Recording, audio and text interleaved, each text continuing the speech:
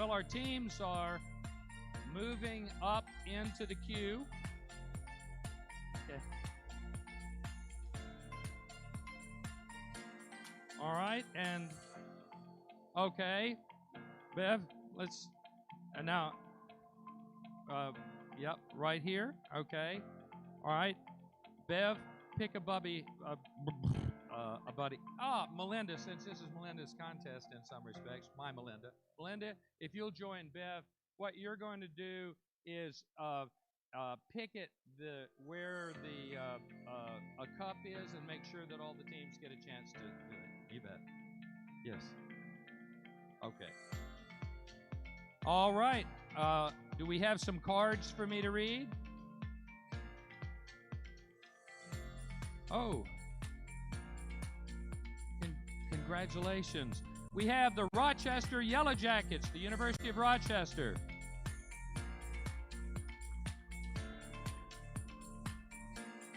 We have UT Orange, the University of Texas at Austin.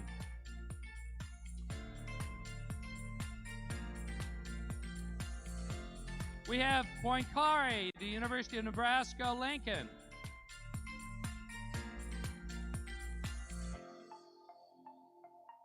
We have Oak Nation Armada at Iowa State University.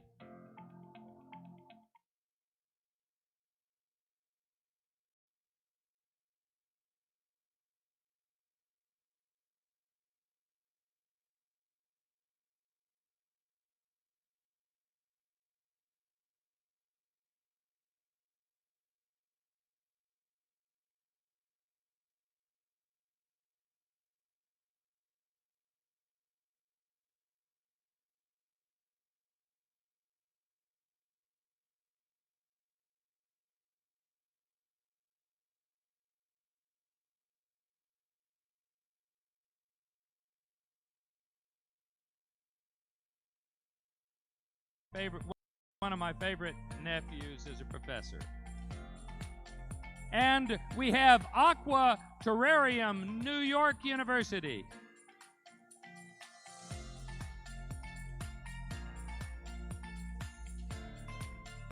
And we have 46 as a prime number, Virginia Tech.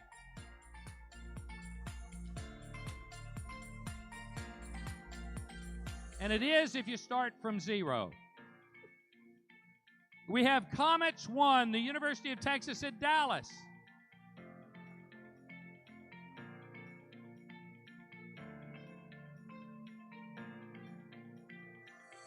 We have the Panthers from Florida Institute of Technology, FIT.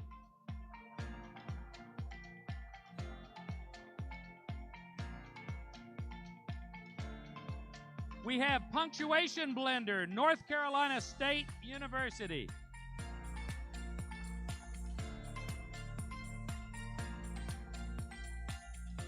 We have Dunder Mifflin Scranton, Dakota State University. Great name, by the way. We have Unordered Cartographers, Texas A&M University, where the ICPC started in 1970 thanks to UPE. We have the UCF Camino, University of Central Florida, that are hosting the programming camp later on this round. We have SD Mines Blue, South Dakota School of Mines and Technology, former host of the World Finals in 2017.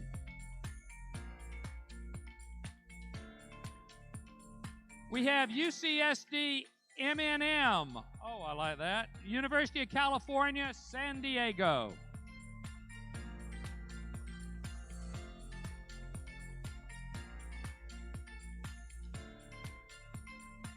We have actually the victors at the University of Michigan at Ann Arbor.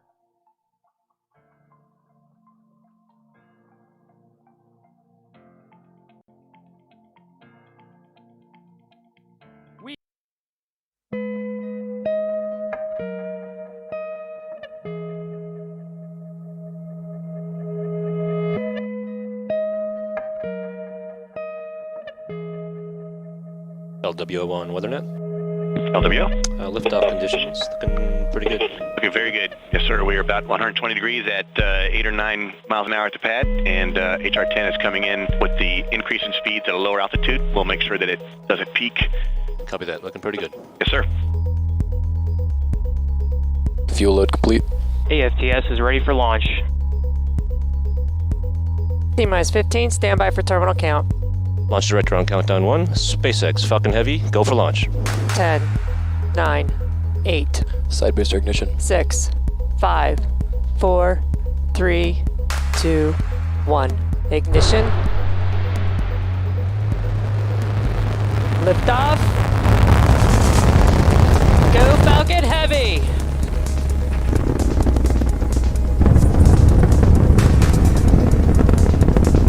Vehicle is supersonic. Vehicle has reached maximum dynamic pressure. Stage 1 propulsion is nominal. Vehicle is pitching downrange.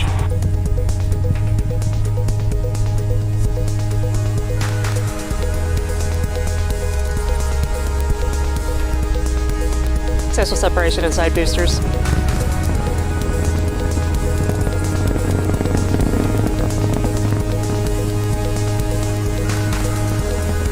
Stage separation confirmed.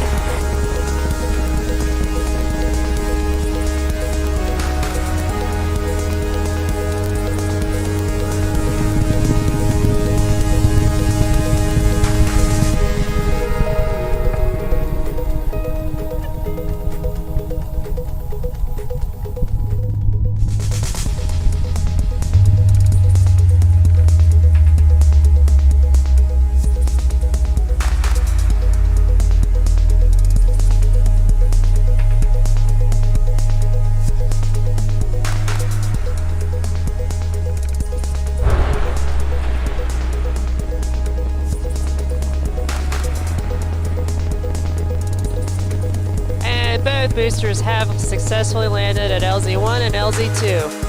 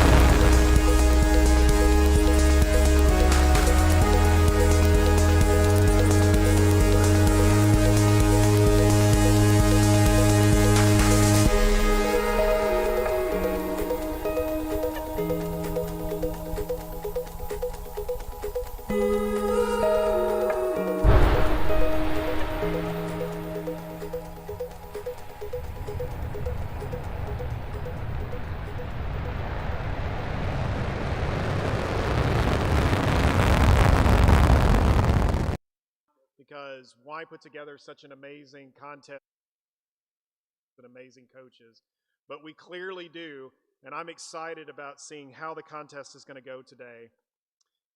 So I just want to, at this time, thank the College of Computing at the Georgia Institute of Technology. Let's give them a round of applause.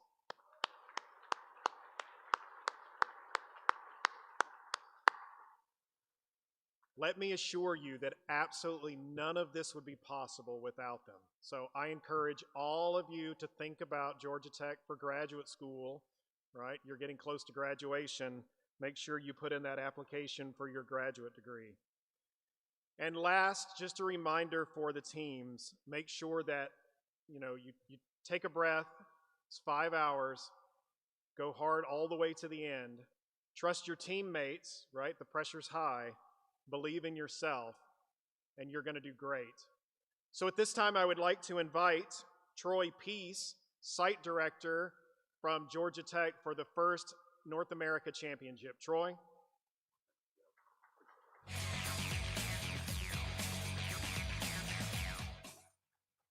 Good morning. On behalf of Dean Charles Isbell and the College of Computing, I'd like to officially welcome you to the inaugural North America Championship. It's been a long time planning, and a lot of time and energy has gone into it, but the time has come to compete, and I'm super excited for you. Thanks to all of you and your coaches for all that you've done to make this event a reality. Please take your time, work together, and the best of luck to each and every one of you. Thank you.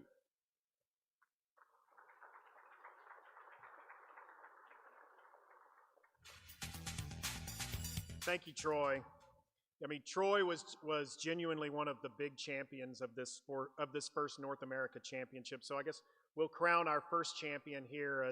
Troy Peace has worked so incredibly hard with his team at the Georgia Tech College of Computing. All right, a few rule things.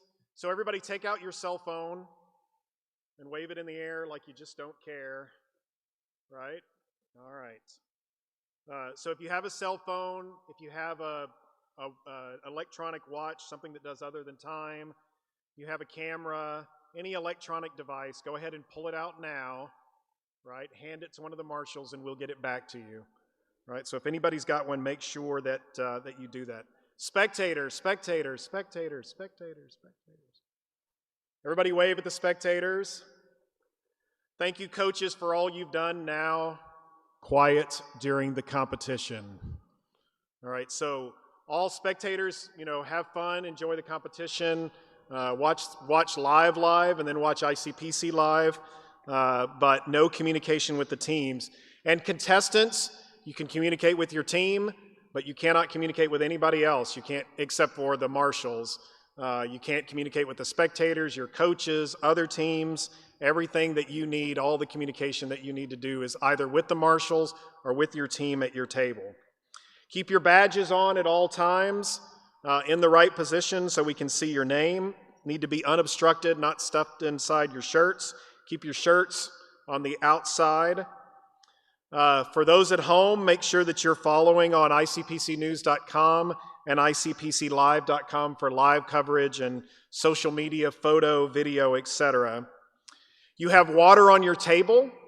If you need more, please let one of the marshals know and we'll bring you some additional water. And of course, you know from practice yesterday, but I'll remind you, those doors at the very back, not the ones you came in, but the ones on the opposite side, will take you to the restroom. All right. So at this time, I would like to invite the NAC Technical Director, Mark Furon, to the stage to give you a few technical details. Mark?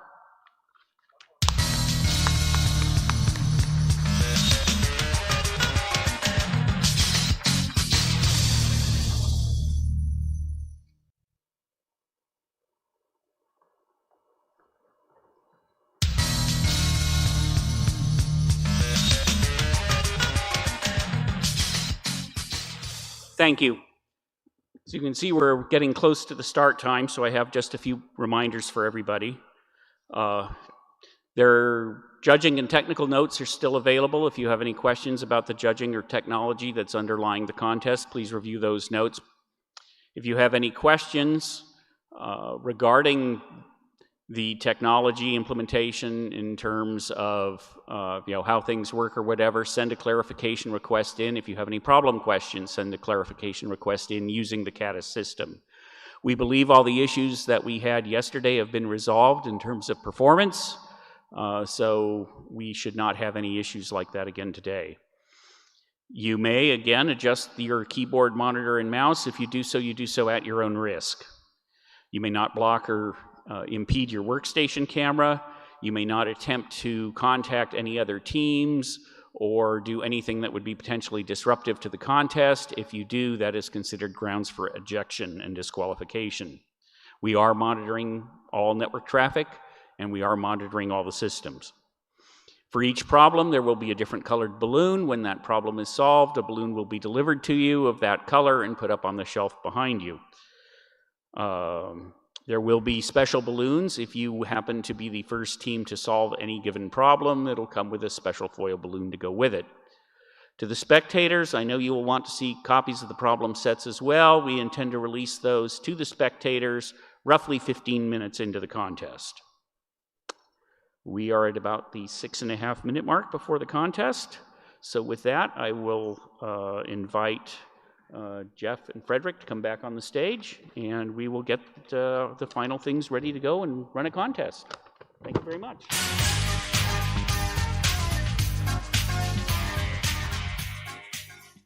All right, thank you, Mark. So as you can see, we've got about 6 minutes before the start of the contest. So I want everybody to take a deep yoga breath, relax for a few minutes, and when we get down to about 1.5 minutes, we'll start the countdown to the beginning of the contest. So everybody just relax, take a deep breath, and prepare yourself. How many problems do you think there are?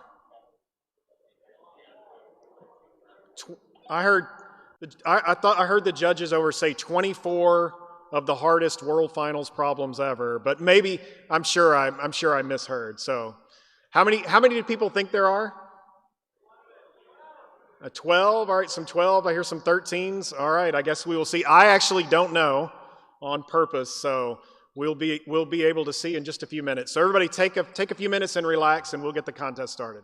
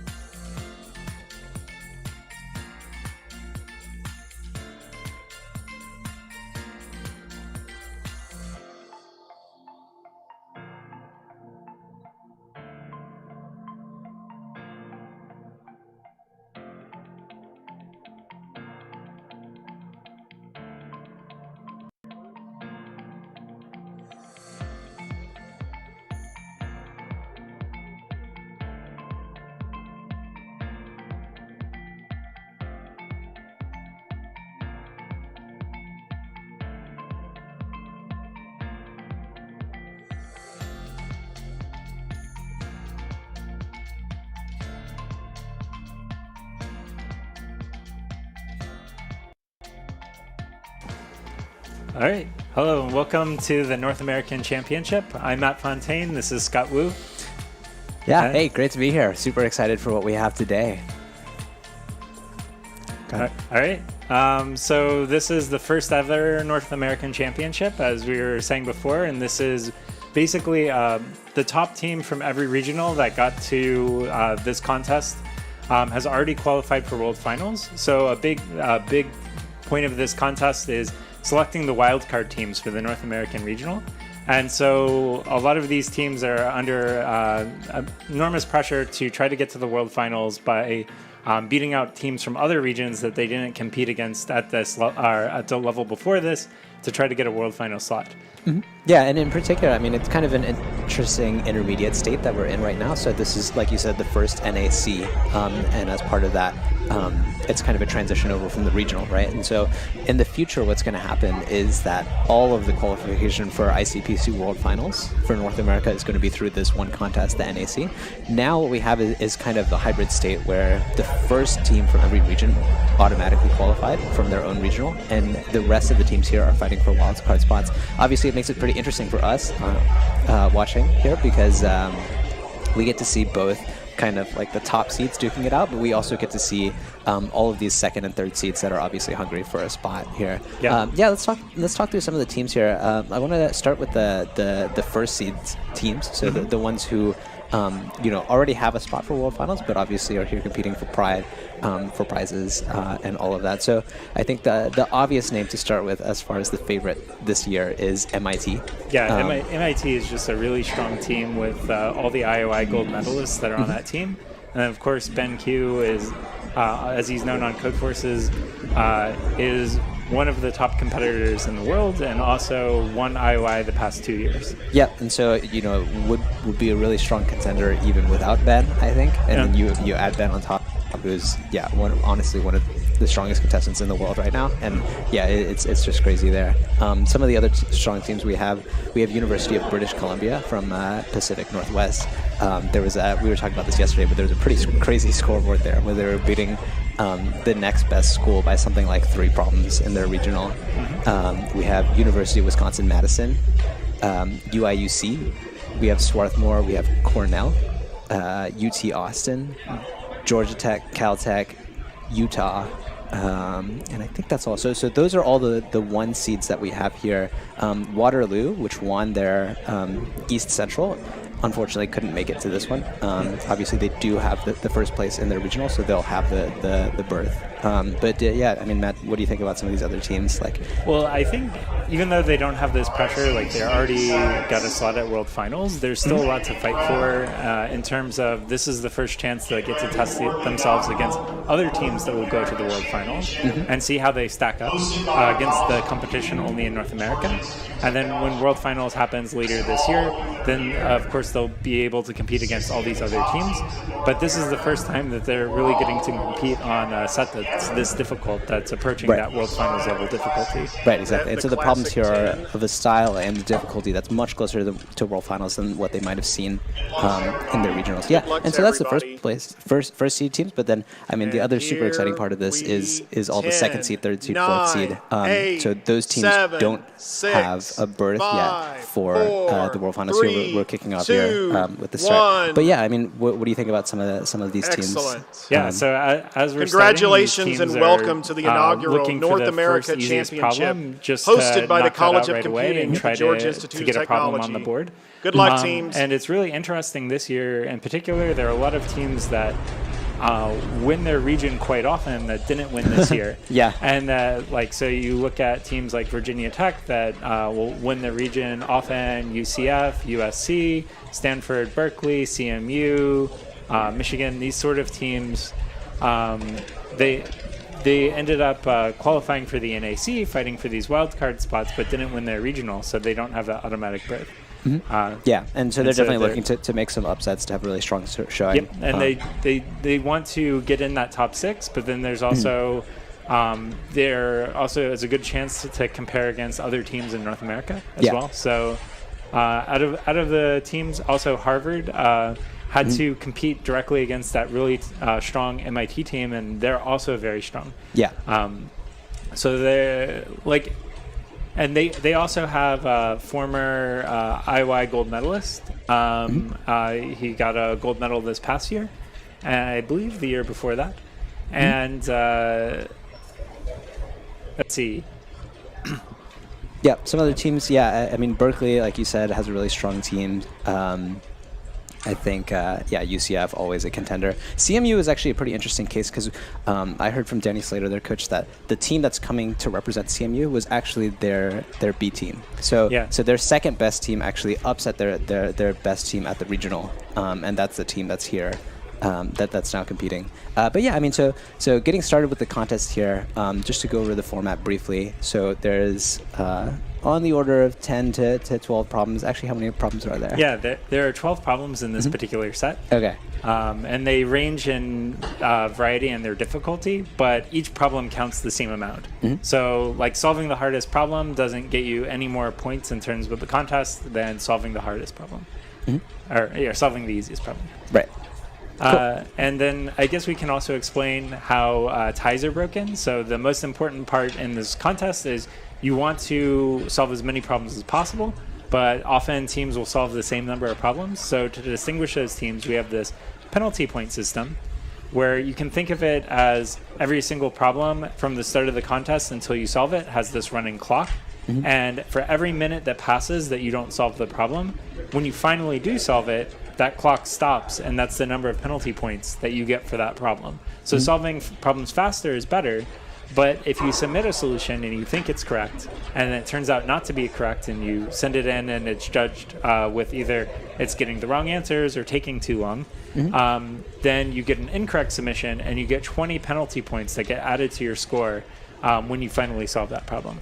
Yeah, and as a contestant, you're so used to seeing this, like you have the kind of few canned messages that the judge shows you, right? Wrong answer, WA is what we call it.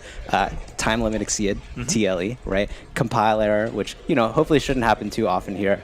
Teams should be compiling their programs. Yeah, you actually don't get any penalty for submitting for a compiler. Yeah, I guess it's just because like they assume that it's more because of the OS and not because you intentionally, right? Yeah, and then there's runtime error, right? If there happens to be a seg fault or invalid access or division by zero or something like that. There's a couple other ones. Presentation error. I don't know if we have that for this particular contest, but yeah, for sure. Right. So it's problem solved first of all. If you solve more problems, then you're automatically ahead. But the tiebreaker is mainly on speed, with an added kind of penalty for each wrong submission you have.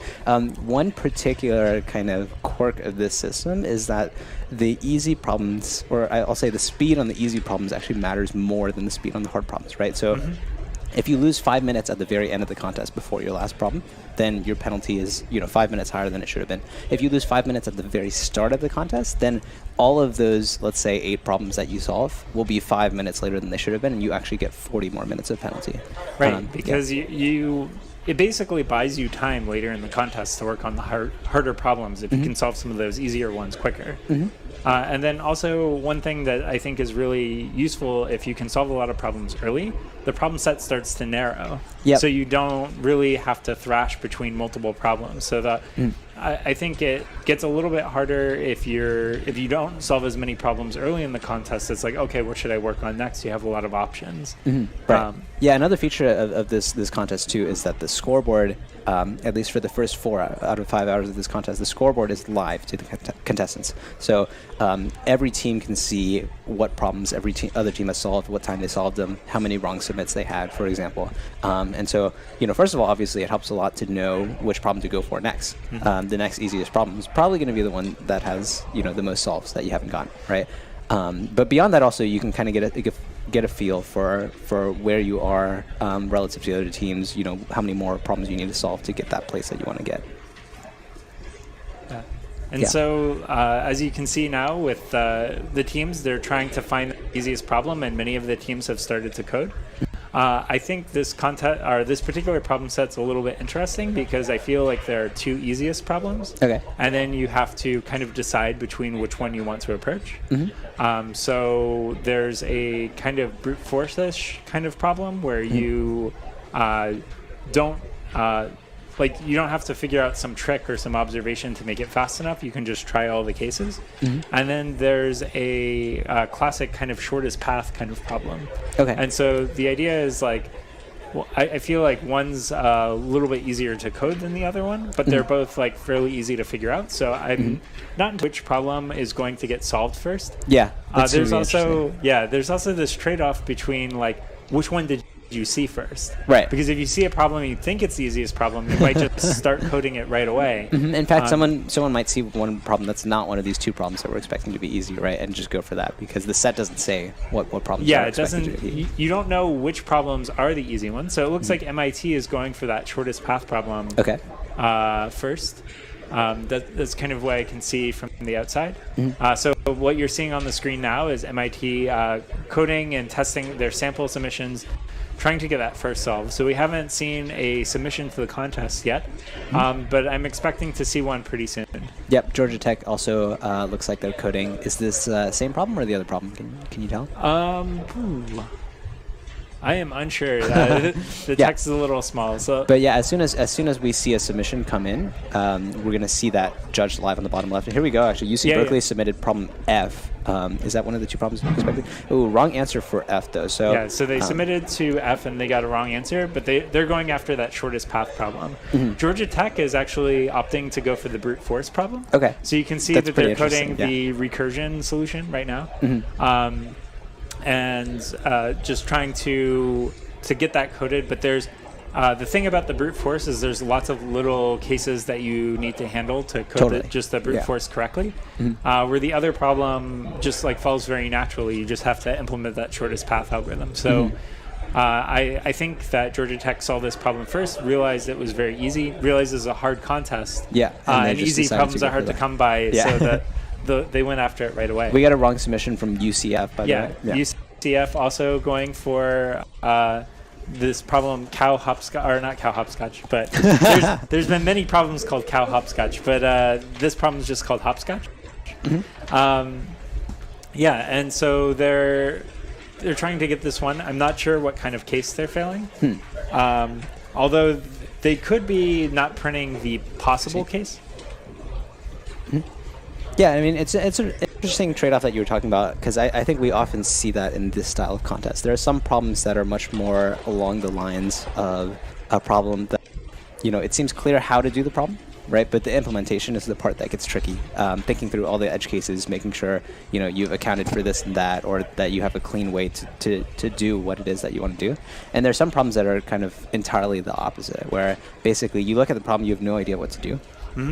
But as soon as you see that right idea, then you just get it, and the implementation is easy. And it kind of sounds like that's a little bit of what we have. MIT actually just got the first solve on problem B, by the way. Oh, wow, yeah. So I misread what problem they were going for. And so they actually went for the brute force problem. And once again, they're an incredibly fast team. So lots of strong competitors on there, on top of being fast. So I'm expecting to see lots of correct submissions early in the contest from them. Cool. Yeah, and honestly, like this is a 8-minute mark. We can see the scoreboard here. Obviously, it's gonna start to fill up. But yeah, I mean, I feel like 8-minute mark is towards the late end for our first solve. Partially maybe because this set is as hard as it is. Yeah. So in a regional contest, usually you'll have a really short to code problem as your easiest problem. And in this contest, although the teams can recognize what that easiest problem is, it still takes enough time to code that we're already 8 minutes into the contest before we see that first submission. Yeah. And this is something you see at World Finals too. Like sometimes it takes up to 10 minutes to get your first solve. So the level of contest we're going for this kind of contest is something that's a lot closer to that World Finals level. Exactly. Yeah. Another neat little quirk with this ICPC contest, by the way. So what we often do is when a team solves a problem, they get a balloon. So we have a different colored balloon for each problem. I actually saw 13 balloons on the way here, so I thought there were going to be 13, but I guess there's 12 problems. But yeah, so each contest or each problem solve for a team is a balloon. And there's kind of this intimidation factor, actually, if you look around and you see a team, if you look at MIT and they have a balloon already, right? And it means that they already have a problem. UCF with their second submission on problem F now. Let's see. And they get it correct. So they get first solve on problem F. So the first two solves were each of the easiest problems. And so each team decided to go after a different one. And I've also heard that there are first solve plaques for every problem. So if you are the first to solve that problem, you do get a prize.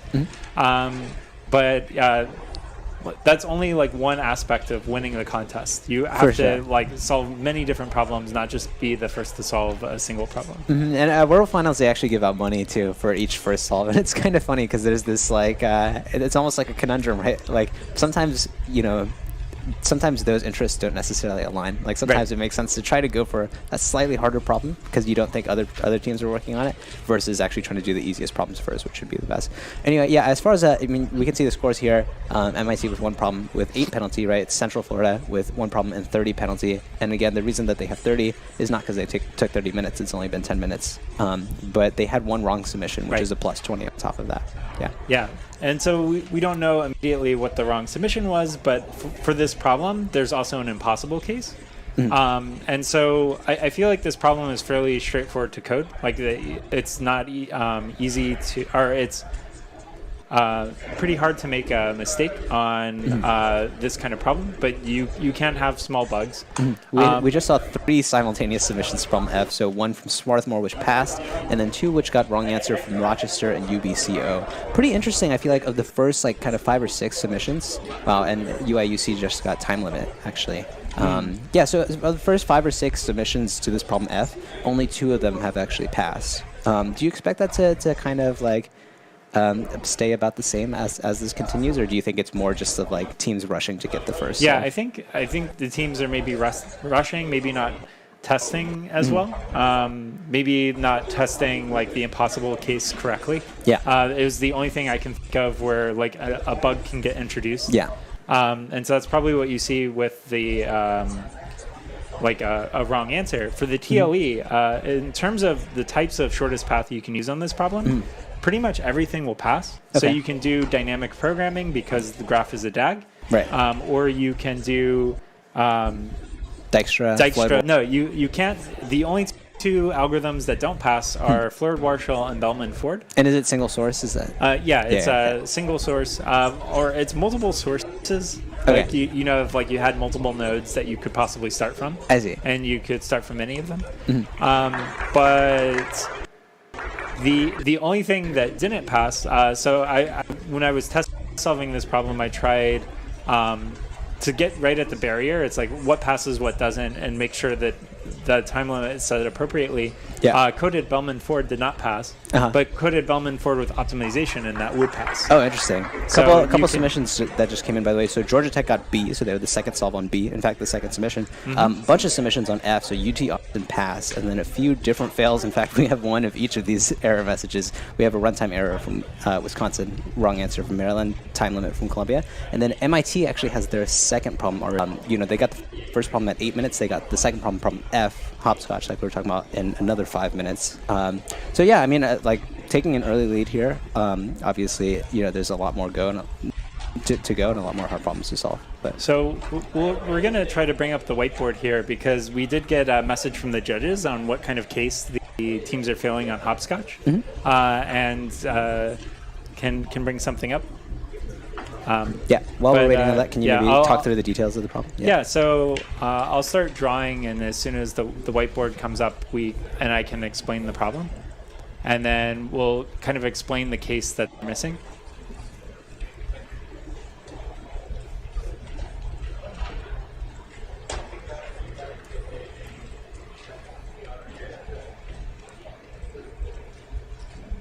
And so once we get vision for this, we'll be able to start explaining. But it's basically a shortest path problem. Oh, great. Shortest path problem on a grid. So we have these numbers that are on a grid, and you start at one of the ones. Okay. And then you try to end up moving to some number k that they give you. So in this case, if k equals 5, then you want to move to 5.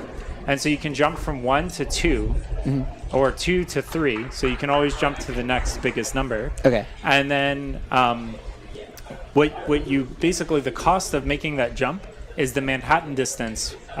So like horizontal or vertical distance is Manhattan distance. And that you can move from one cell to the other. And so then the length of the shortest path to go from 1 to 5, any of the 5s, from any of the 1s, is just the sum of those lengths. And so what a lot of teams are missing is just if we have a single cell with a 1. And what they're doing is they're printing out -1 that it's impossible instead of printing out the correct answer, which is 0. Because you already don't there. have to make any jumps. So they're kind of assuming that you have to make at least 1 jump in their solution. So there is that room for that little tiny bug.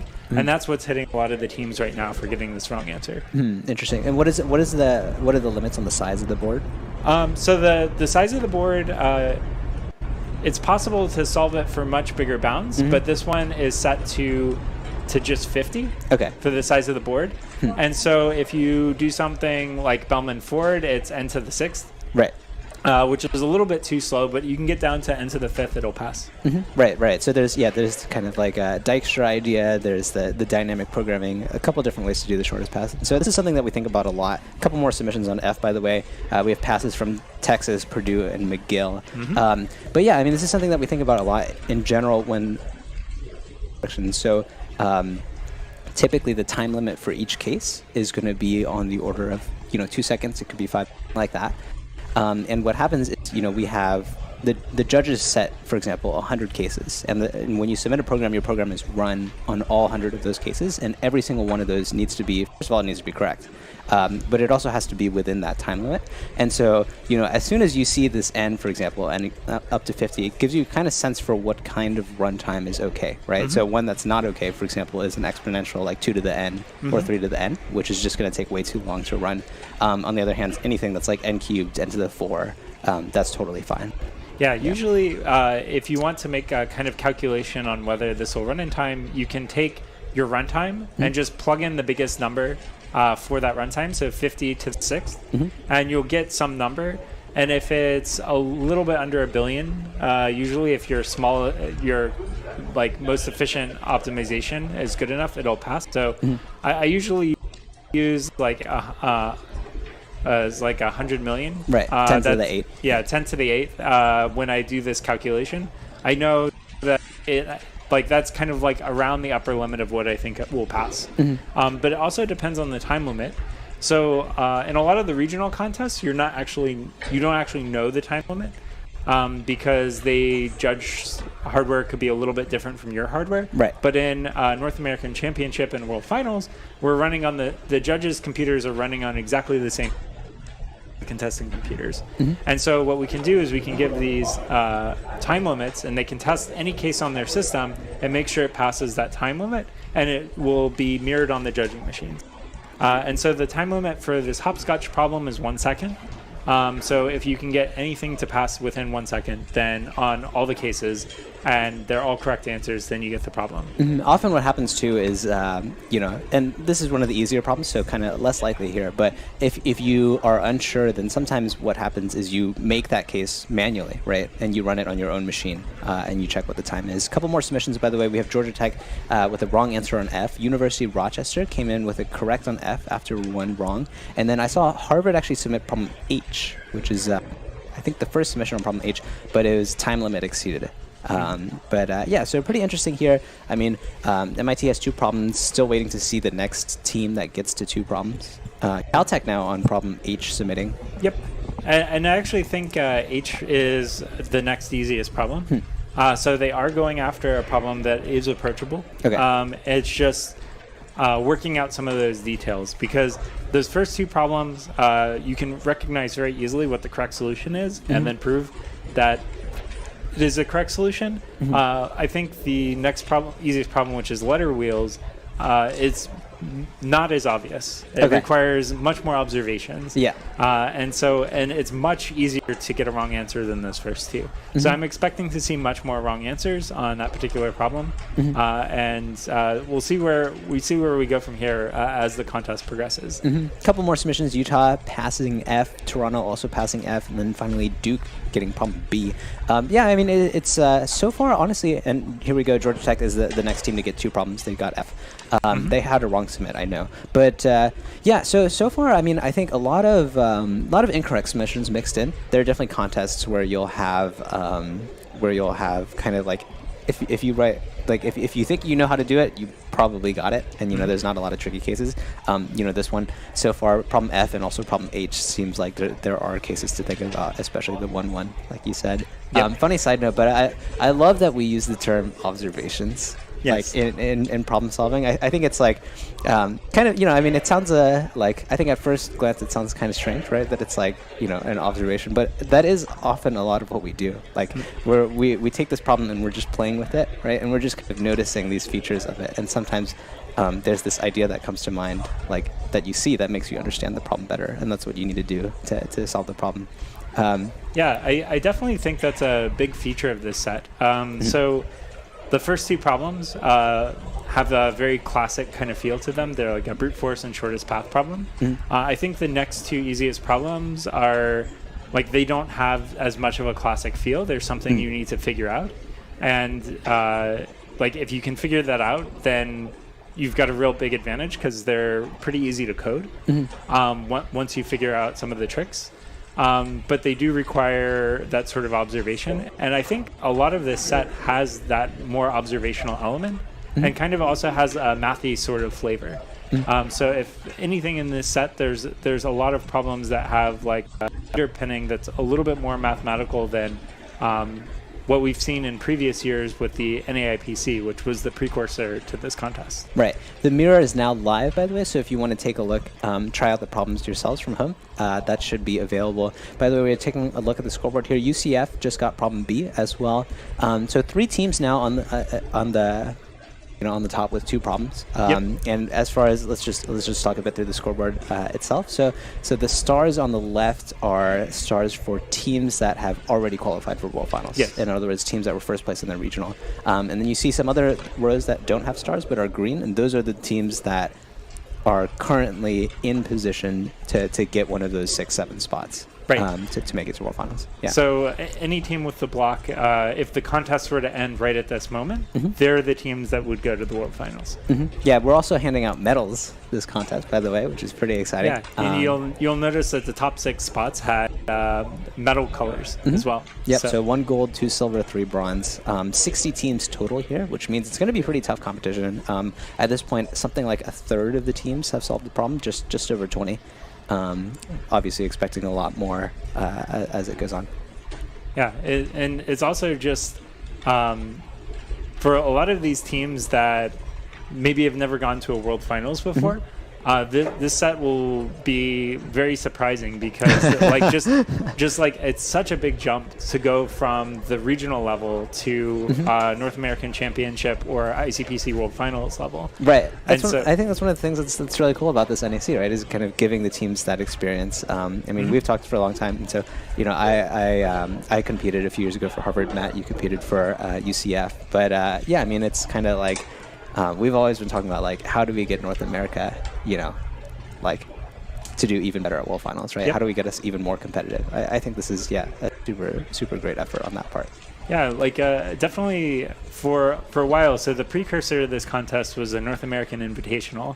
So it started as a Chicago Invitational contest, and really one of the tests was getting teams ready for World Finals because the jump from North American regionals to something that was like a World Finals level set was pretty big, honestly. And so a lot of teams found that this like really helped in their preparation in terms of like not getting nervous or not getting shocked by just how difficult the World Finals level sets are. Yeah. And so there's that side benefit of getting this like dry run of basically something that feels very much like World Finals before actually going to World Finals, I think is really valuable. Yeah, honestly, I mean, something that we don't talk about enough are these problems are really hard. Like, we're saying that, this is a step above the regionals, but the regionals too are very hard, and these are the strongest teams from that part of the continent that are all kind of coming in for this North American Championship. So. Yeah, and I should also clarify that even though we're saying that, these 2 problems are the easiest problems are straightforward, is like for majority of the teams that have competed in this contest, this would be like a 5th or 6th hardest problem in a set, as opposed to being the easiest problem in this level set. So the problem even the easy problems are still very challenging, familiar with that kind of contest. Yeah, it takes a lot of time, to get good at these. A few more submissions. U Chicago just got their first problem. NCSU, UNC. Starting to look like the consensus is that F is the easier of the two problems. I mean, it has more wrong submits, but B, it just has fewer submits total. MIT coming in on K, which would be their third problem, and they pass. Wow. Oh, yeah. So they get a first solve on problem K. So problem K is a rooted subtrees problem. So this is really exciting. I wasn't expecting this one to be solved this early. I thought if the teams invested some time into it, that they would eventually figure it out, and a lot of teams would solve it. But there's a lot of mathematical notation in this problem just to formally state exactly how the problem is specified. And a little bit of figuring out. So you kind of have to play with cases on paper to figure out some of the ideas. But once you figure it out, the code is not very long. Right. So somebody working offline, because I guess we should explain, the teams only have one computer. Right. So 3 people that have to share one computer. So when I say working offline, I mean they're not going on the computer and working on the problem. They're working on paper. They get the idea. They go on the computer and code. It's very much you're trying to parallelize the workload between your 3 team members so that you can code on this one computer. And the computer is really the bottleneck. So you have to come up with a strategy that allows you to share the computer as much as possible and get as many problems in the 5 hours as you can. And we talked about this a little bit in the dry run yesterday, but teams will often, even if they have a bug, for example, they'll print the code instead of debugging on the computer. And so that way someone else can come on and type the next problem while you're looking at it on paper, right, and debugging. You definitely don't want to break that flow. And it's a really big deal that MIT is getting first submit solves on all the problems they've submitted, because that's a really smooth start to the contest, because then you can drop that problem from your brain, forget about it, and then start looking at a new problem without worrying about how do I fix my current solution. Right. So they obviously have a really big advantage coming in right now in terms of the rest of the contest, because they don't have any of those wrong submissions. By the way, NYU actually, it turns out, submit 2 problems back-to-back, B and F, I think within a minute of each other, and passed both of them. I wonder if it was just they had the bug on F that they didn't know how to fix, and then they finally got it at the same time as they finished the other problem or something like that. But pretty funny to see there. Yeah, with our team, when I was competing, our strategy was you would go on the terminal, but if you're not passing your test cases, you print out your code, somebody else would jump on the computer and start coding their problem. And if you figured out what was wrong with your problem, you could say quick fix and just jump on the computer, put your fix in, and then hopefully fixes your code, and then test it on whatever cases you made, and then submit right away. And so I think that's maybe what happened there. Was somebody had a small bug. They didn't want to waste the computer time figuring it out, so they printed it out, looked at it real quick, and then jumped back on, and so you get that back-to-back submission. Exactly, yeah. And totally agree with what you're saying about the wrong submits, by the way. You can get into some pretty tough spots. For example, let's say you submit the first problem and you get it wrong, right? And maybe you try to fix it and you're still getting it wrong. At some point, there's a question of, should we just cut our losses, move on to the next one, right? What happens if you get the next one wrong too? I think we've kind of all had that experience of being in a contest where you have multiple problems that have bugs, right? And you're getting them wrong and you have no idea why, but then it's also you don't even know what to work on. And so you're saying, super clean for MIT that they're getting it on their very first submit. And in fact, they're also getting first solves. They had a first solve on problem B and also a first solve on problem K. Super clean start for them so far. Yeah, definitely. And so we have several teams with 2 problems. Smart just came in. So we see a lot of things that you're not going to see outside. You work with it every day, and it does this magic thing that you've never seen before, and makes everything work, and that's always fun. We get to play with supercomputers and stuff. It's real fun. Yeah, it's awesome. It was almost like a miracles lab in a way, where I was seeing all these new inventions coming out, and at the same time literally seeing the innovation of tomorrow coming out today. It's kind of cool that you could be part of something that feels groundbreaking. If you're looking for a place where you can work and you can grow from day to day. Increase your skill set while still giving back to others. NSA is the place. I'm doing a program we call After Hours, where you get full tuition assistance to do like a master's program. So I'm right now pursuing my MBA at the University of Baltimore, and the agency's paying for my tuition. And there's no way I could have continued my education without the agency paying for my tuition. We routinely have to take classes to learn new skills or to learn new programming languages or something like that in order, for a new project. I love the people I work with. I think that's what makes me excited to go to work. You get to meet people from every facet of life, and they're amazing. You have some extremely talented individuals at NSA. Everybody's very friendly. Everybody's happy to teach you things, happy to explain things. The best part for me is working with a bunch of other very smart, very highly educated people that I relate to well. They don't want people to always get so focused on the job that they don't take the time to spend with their families. Work-life balance at the NSA is great. I've never had anybody say, like, no, you can't do that now. We need you here for this time, or, you can't take all these days off. Through work, we get you get government discounts, which is pretty nice. So a bunch of us all grab some season passes to theme park. Every Monday or Tuesday after work, we head out, and it's a lot of fun. So the best part is we can't take work home with us, which is a blessing in disguise, because when you go home, you can focus on your friends and family. It's nice to do something meaningful, like to go into work and know that you have a purpose.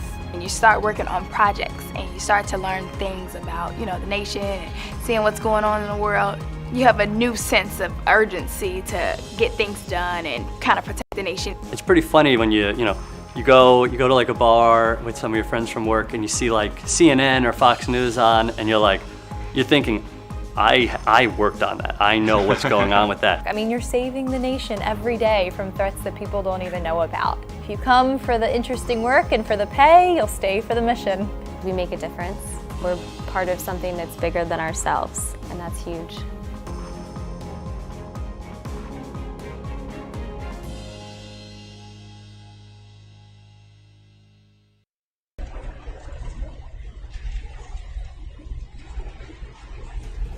And we're back. Hi, we actually switched commentators while we were listening to that message from our sponsor. So I'm Andrew. I'm Nick. And it looks like during that message from our sponsors, Swarthmore actually is the second team to get 3 problems with the first solve on G. Yeah, so here's where you can see that different teams are not always going to try to solve the same problem. So MIT came out here and solved problem K. And it's quite likely that maybe problem K, maybe someone on MIT has seen a problem like that before, or something like that. And similarly, Swarthmore might have seen a problem like G before. But we're going to start to see a little bit of divergence here. There's pretty much unanimous consent among the teams that problems B and F are the 2 easiest problems of the contest. F has been solved by, it looks like around at least half of the teams, and problem B has been solved by around 10 of the teams. And so moving forward, you'll start to see teams that maybe specialize in, say, tree problems like problem K. I might actually go and try to solve problem K. Problem G is not actually a tree problem. Yeah. And so a different team might. Yeah, so problem G is actually, problem G was considered one of the easier problems. And it's actually, problem K, on the other hand, was actually a little surprising. It was generally thought to be one of the harder problems, and so MIT solving it early might actually be bad for the other teams, because other teams might come and see this, and comes and see MIT solves it, but not have the requisite knowledge or not have seen similar things to this, and then they might actually get sucked into trying to solve a problem that is harder than they thought. Yeah, so one important thing to keep in mind when you're reading the scoreboard is if a team solves a problem, the bit of information that should tell you is that team is capable of solving that problem. Most of the teams here should know that MIT is one of the top favorites of the contest, and they are likely to be able to solve maybe all of the problems, or if not all of the problems, and most of the problems. So in this situation, MIT probably looked through the problems and they realized problem K was something that they were able to solve fairly quickly. But that's sort of something that maybe they are the only ones that are capable of doing that. And if a team isn't aware that like MIT sort of has this perhaps big advantage, they might waste a lot of effort on a problem that is actually much harder to solve than another problem. Actually, while we were just talking about that, Harvard came in and was the first team to solve problem H, finally fixing the bug that they had earlier, which I think was a TLE. Right. I think Harvard's. I heard from the judges that Harvard's solution originally was actually an n cubed solution, and in this case, the size of the string is about 5,000. And so using the trick that Matt was talking about earlier, if you take 5,000 cubed, that gives you to about like 100 billion, which generally won't run within the time limit. One way of thinking about this is that computers run about 1 billion cycle processors cycles per second, or a couple billion. And every instruction that you write actually takes several cycles. Yeah. So 100 billion is definitely way too slow to run within the required time limit. Yeah, if you look at the bounds and you see 5,000, the bound that you're probably looking for is something in the order of n squared. If n is 5,000 and you run an n squared algorithm, that's 25 million, which is comfortably under the 1 billion number that has been stated. Right. Yeah, and so so the other problem that was solved recently was problem G by Swarthmore, right? And this is actually one of the easier problems of the set. I guess, we can quickly talk through some of the ideas, but the main ideas here are so I do expect other teams to kind of see that and maybe be able to kind of guess some of the easier ideas. I think it turns out that many of the ideas are actually pretty straightforward. You can actually just pick the greedily pick kind of the best things to take at every step. And I think later we'll go through some of the problem analyses and we'll show some of the pre-prepared videos that will explain this better. But I do expect that many more teams should be able to see the solve on G and be able to get it without much trouble. Yeah, so hopefully now that now that teams have moved on from solving problems B and F, now we see that problems G, H, and K are the ones that have been solved. We should now expect teams to start to sort of maybe split up and put some effort into looking at each of these problems. We know that multiple teams have actually made attempts on H, so it looks like H is likely to be fairly approachable in that manner. And we should probably expect to see teams working on G and H.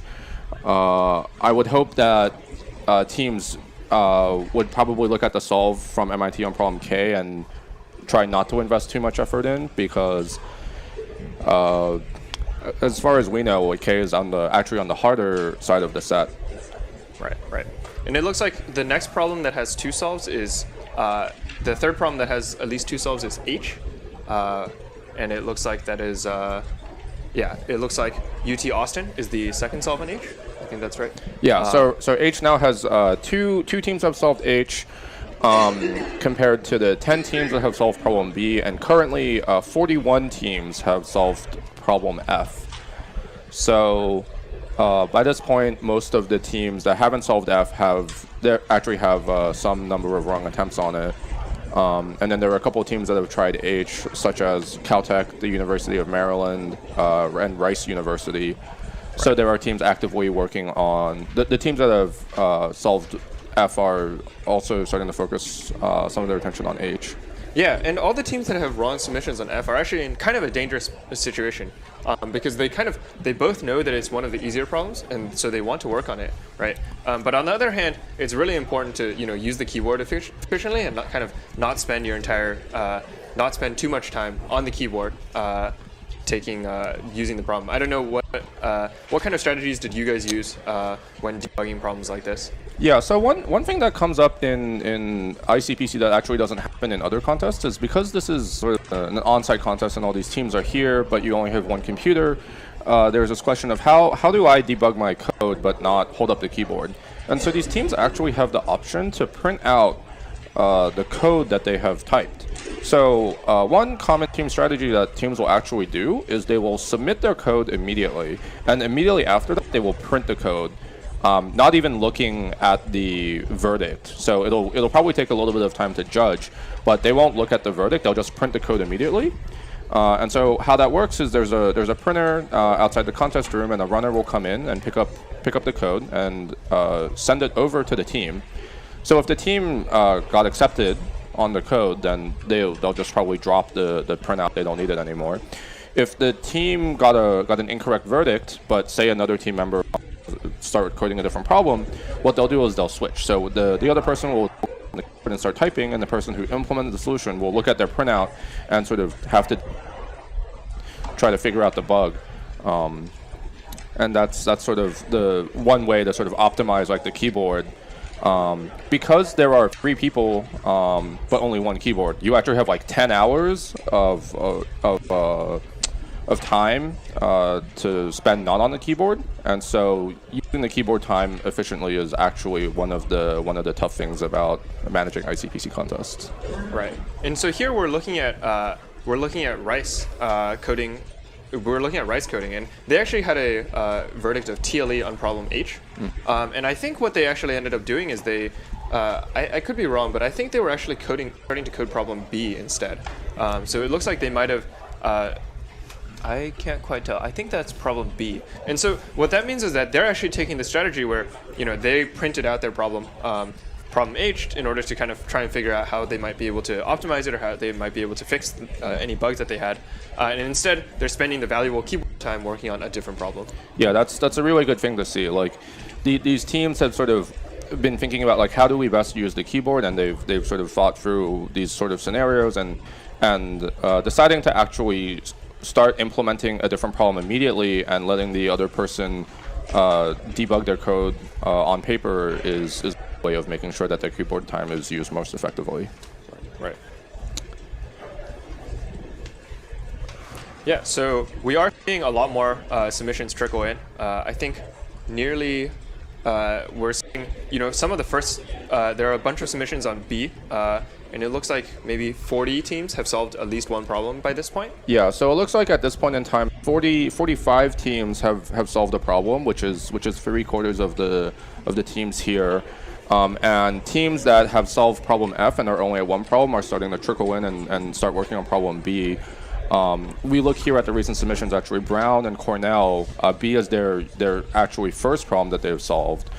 And then USC and UMichigan have solved problem B as their second problem. So as mentioned earlier, like B and F were the easiest problems, and the teams have diverged a little bit on sort of which problem do they tackle first. Teams that maybe have an affinity for like that shortest path sort of problem, they probably want to target problem F first, but teams that maybe are better with like the sort of brute force, caseworky, like implementation heavy sorts of problems, they probably went for problem B first. Right. Yeah. So, yeah, it's obviously a goal for the problem setters that, kind of every team solves a problem. And we are seeing that kind of trickle in. And I think given the strengths of these problems, given the strengths of these teams, like, we should expect that probably most of the teams will be able to solve at least one problem within, like, the next 15 minutes. Yeah, so one, along that vein, it's this being like a contest for like all the teams. It's not just a contest to see like who's at the top. It's a contest for all the teams that are present. And so the problem setters don't actually want to just set like 12 incredibly hard problems, because if no one solves a problem, then everyone's just kind of sitting there and they're not really able to solve a problem, and it's a pretty bad experience. So the goal of these problem setters is to ensure that there are a couple approachable problems, so that every team is able to solve a couple problems, get a couple balloons. They feel like they were able to accomplish something in the contest. And then on the higher end, there are these two other goals. So one goal is you want every problem to be solved. So if a problem is completely impossible, and I think we're going to quickly Okay. cut to some analysis. So next of we're going to paths. be talking about editing explosion. And the edit distance or Levenstein distance is a common problem that we see in early programming contests. And So our idea here is we want to be able to, instead of just calculating the edit distance between two strings, we actually want to count the number of strings that are a particular edit distance from a given string. So let's review how we calculate the edit distance. So in order to calculate the edit distance, what we do is we make a table, a two-dimensional table, and we put one string at the top and one string down the left. And we initialize the first row with just 0, 1, 2, 3, etc. And this represents the total edit distance between an empty string and the initial given string. And then we add additional rows to this table according to a simple dynamic programming algorithm. We look up and we say, what happens if we insert a new character into our given string? What happens if we delete a character from our given string? And we look diagonally to say, what happens if we change, or if the characters are actually the same, don't change the character from one string to the next. So in this case, you can see this element of the table, which is the difference between G and G, is 0. And the reason we got that is because we went diagonally. And in this case, the characters were exactly the same, so there's no difference there. Now over here, since we have the option to delete, change, or insert, we want to take the minimum of those three. So if you look at this entry here, 1, the reason that's 1 is because we actually said we can just add an R to the G, and that gives me the distance between GR and G is actually to delete the R from the GR to get the G, okay? So we can construct this table row by row, and it gives me an ON squared algorithm to calculate the edit distance between any string and any other string, okay? So that's a pretty straightforward, simple dynamic programming algorithm. But for this problem, we don't have two fixed strings. We have only one string, and we're trying to calculate all possible second strings and enumerate the ones that have a particular edit distance. So you notice how we did it row by row. This means that given a particular character and the previous row, we can calculate the new table row. Okay, so we have a state machine that transitions from table row to table row based on character. Okay, and that's exactly the same as your elementary edit distance calculation. So what we do is we use a map from a vector of ints, which is my row, to a count, how many times that row can occur among all the possible strings of a given length. So we initialize our map with a single element that's got the entry 0 through n plus 1 if the initial string has n characters. And then for every length, for every single row in the map, we say, what are the possible characters? We calculate a new row for each possible character, and we accumulate it into a second hash map, and then we swap them. As we run, we walk through each row, and we find all the entries that are equal to D, and we accumulate those. So if we see a particular row can occur in 7 strings of length 3, and in that row there are 3 entries that have a value of D, then it's 3 times 7 is 21. We add 21 to our running total. That tells us there were 21 strings that had the edit distance of D. Okay? There's an optimization you can perform that says any row values greater than D are equivalent. Once our edit distance gets to be greater than D, there's no operation that's going to decrease it. So we can saturate each entry at D plus 1 to help minimize the number of rows. And that's how you solve. All right, we're back. All right, so you just saw a solution to problem I, which is one of the problems that hasn't been solved yet, but is actually one of my favorites in the set. A pretty hard problem. It's an interesting twist on a really classic idea, which is the classic edit distance. Right. But like you flip the problem around basically, and it just becomes this really beautiful, really interesting problem. Right. So while we were discussing problem I, we actually MIT actually solved problem C, which is another first solve for them. Mm-hmm. And it's pretty interesting that they once again are kind of solving going off the beaten path and solving problems that no other teams don't seem to be looking at. Yeah, and to a certain extent too, like C is not an easy problem, and they're going these problems that the judging group largely viewed as not being easy problems, being a lot harder problems, and ended up getting the problem. And on top of it, problem C is a geometry problem, which have the reputation of you don't want to go after these problems early, you don't want to, or they can be difficult to bring down and solve on their submit. But they were able to bring that one in and get an early solve on that, which is definitely a huge advantage in this contest.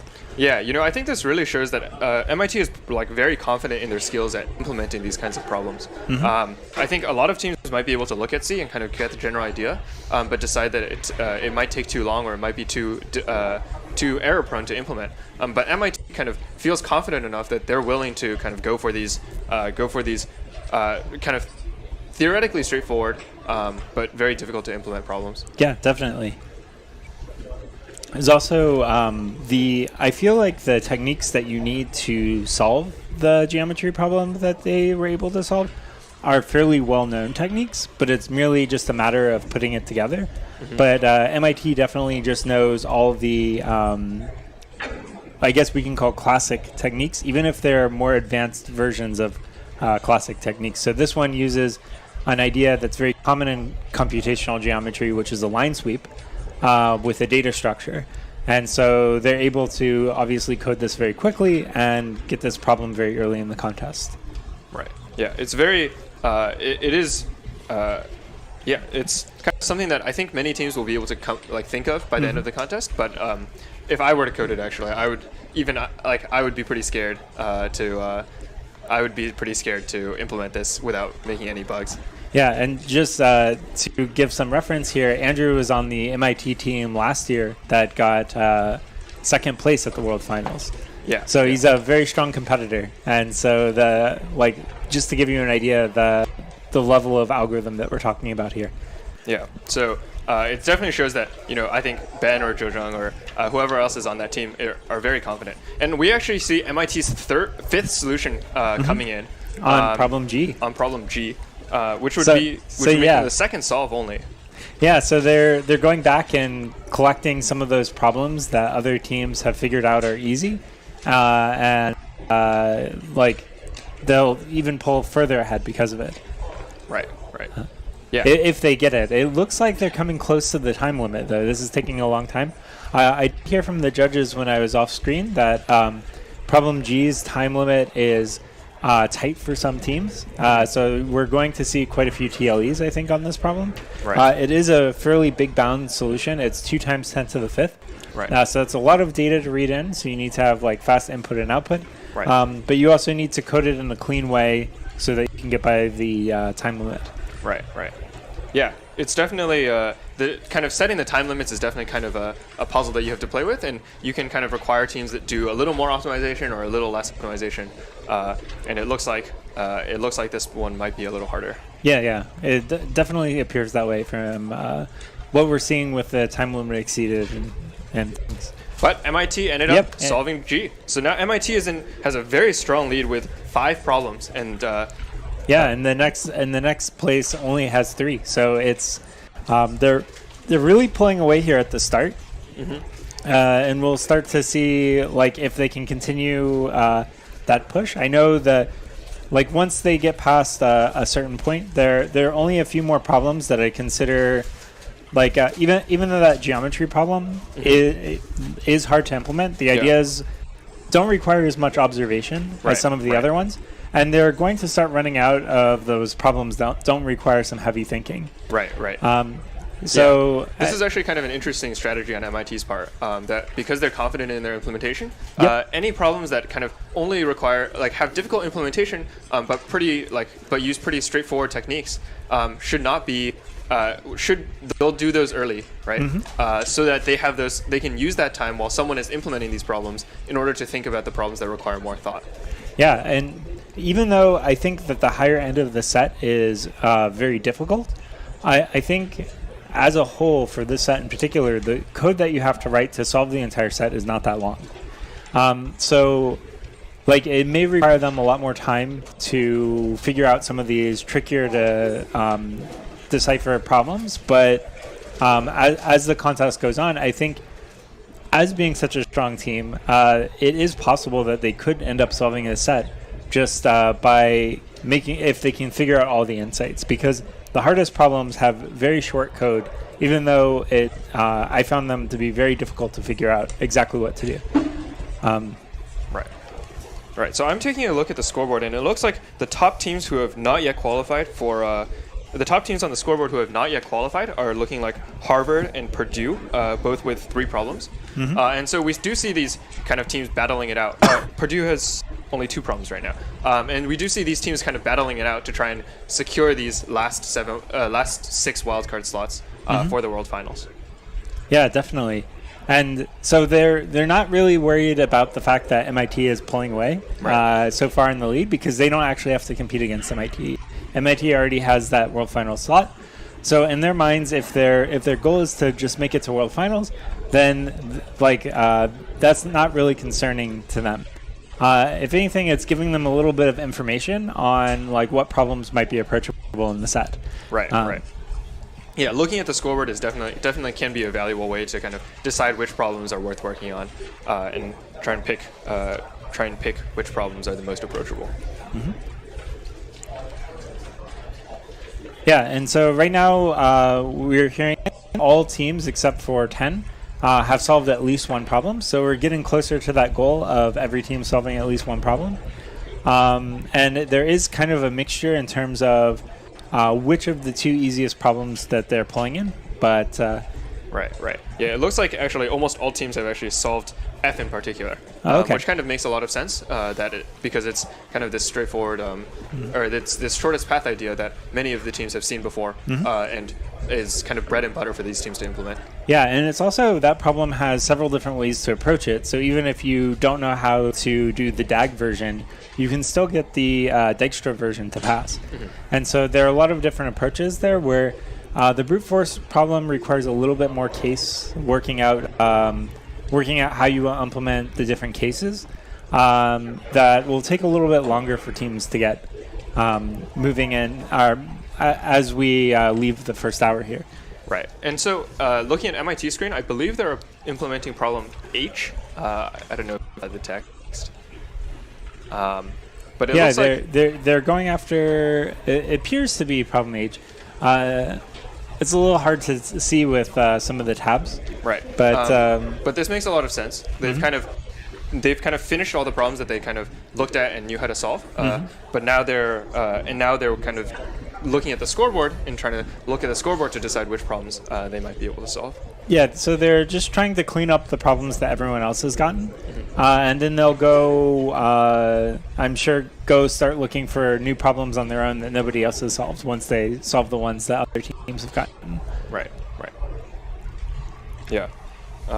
And especially since multiple teams have solved these, they're kind of safe bets for problems that shouldn't be too hard, and should kind of just require a little bit of thought and a little bit of implementation to solve.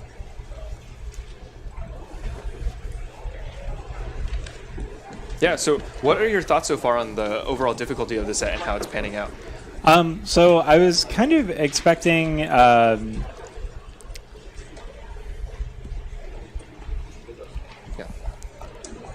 Yeah, I was kind of expecting that the problems early that were a little bit more classic ideas would get solved pretty early. I'm actually a little bit surprised that we haven't seen solution to problem L, because if you've participated in CodeJam, there was a very similar premise to a problem that appeared in CodeJam, and this one has a slight twist on that idea. So I thought that maybe some more teams would start looking at that problem. Right. But once you leave like this first 6 or 7 problems, the set starts to get a lot more difficult in terms of what you have to observe and what you have to problem solve for. Right. And so in a few seconds, we'll take another look at sponsor from JetBrains, sponsor video from JetBrains.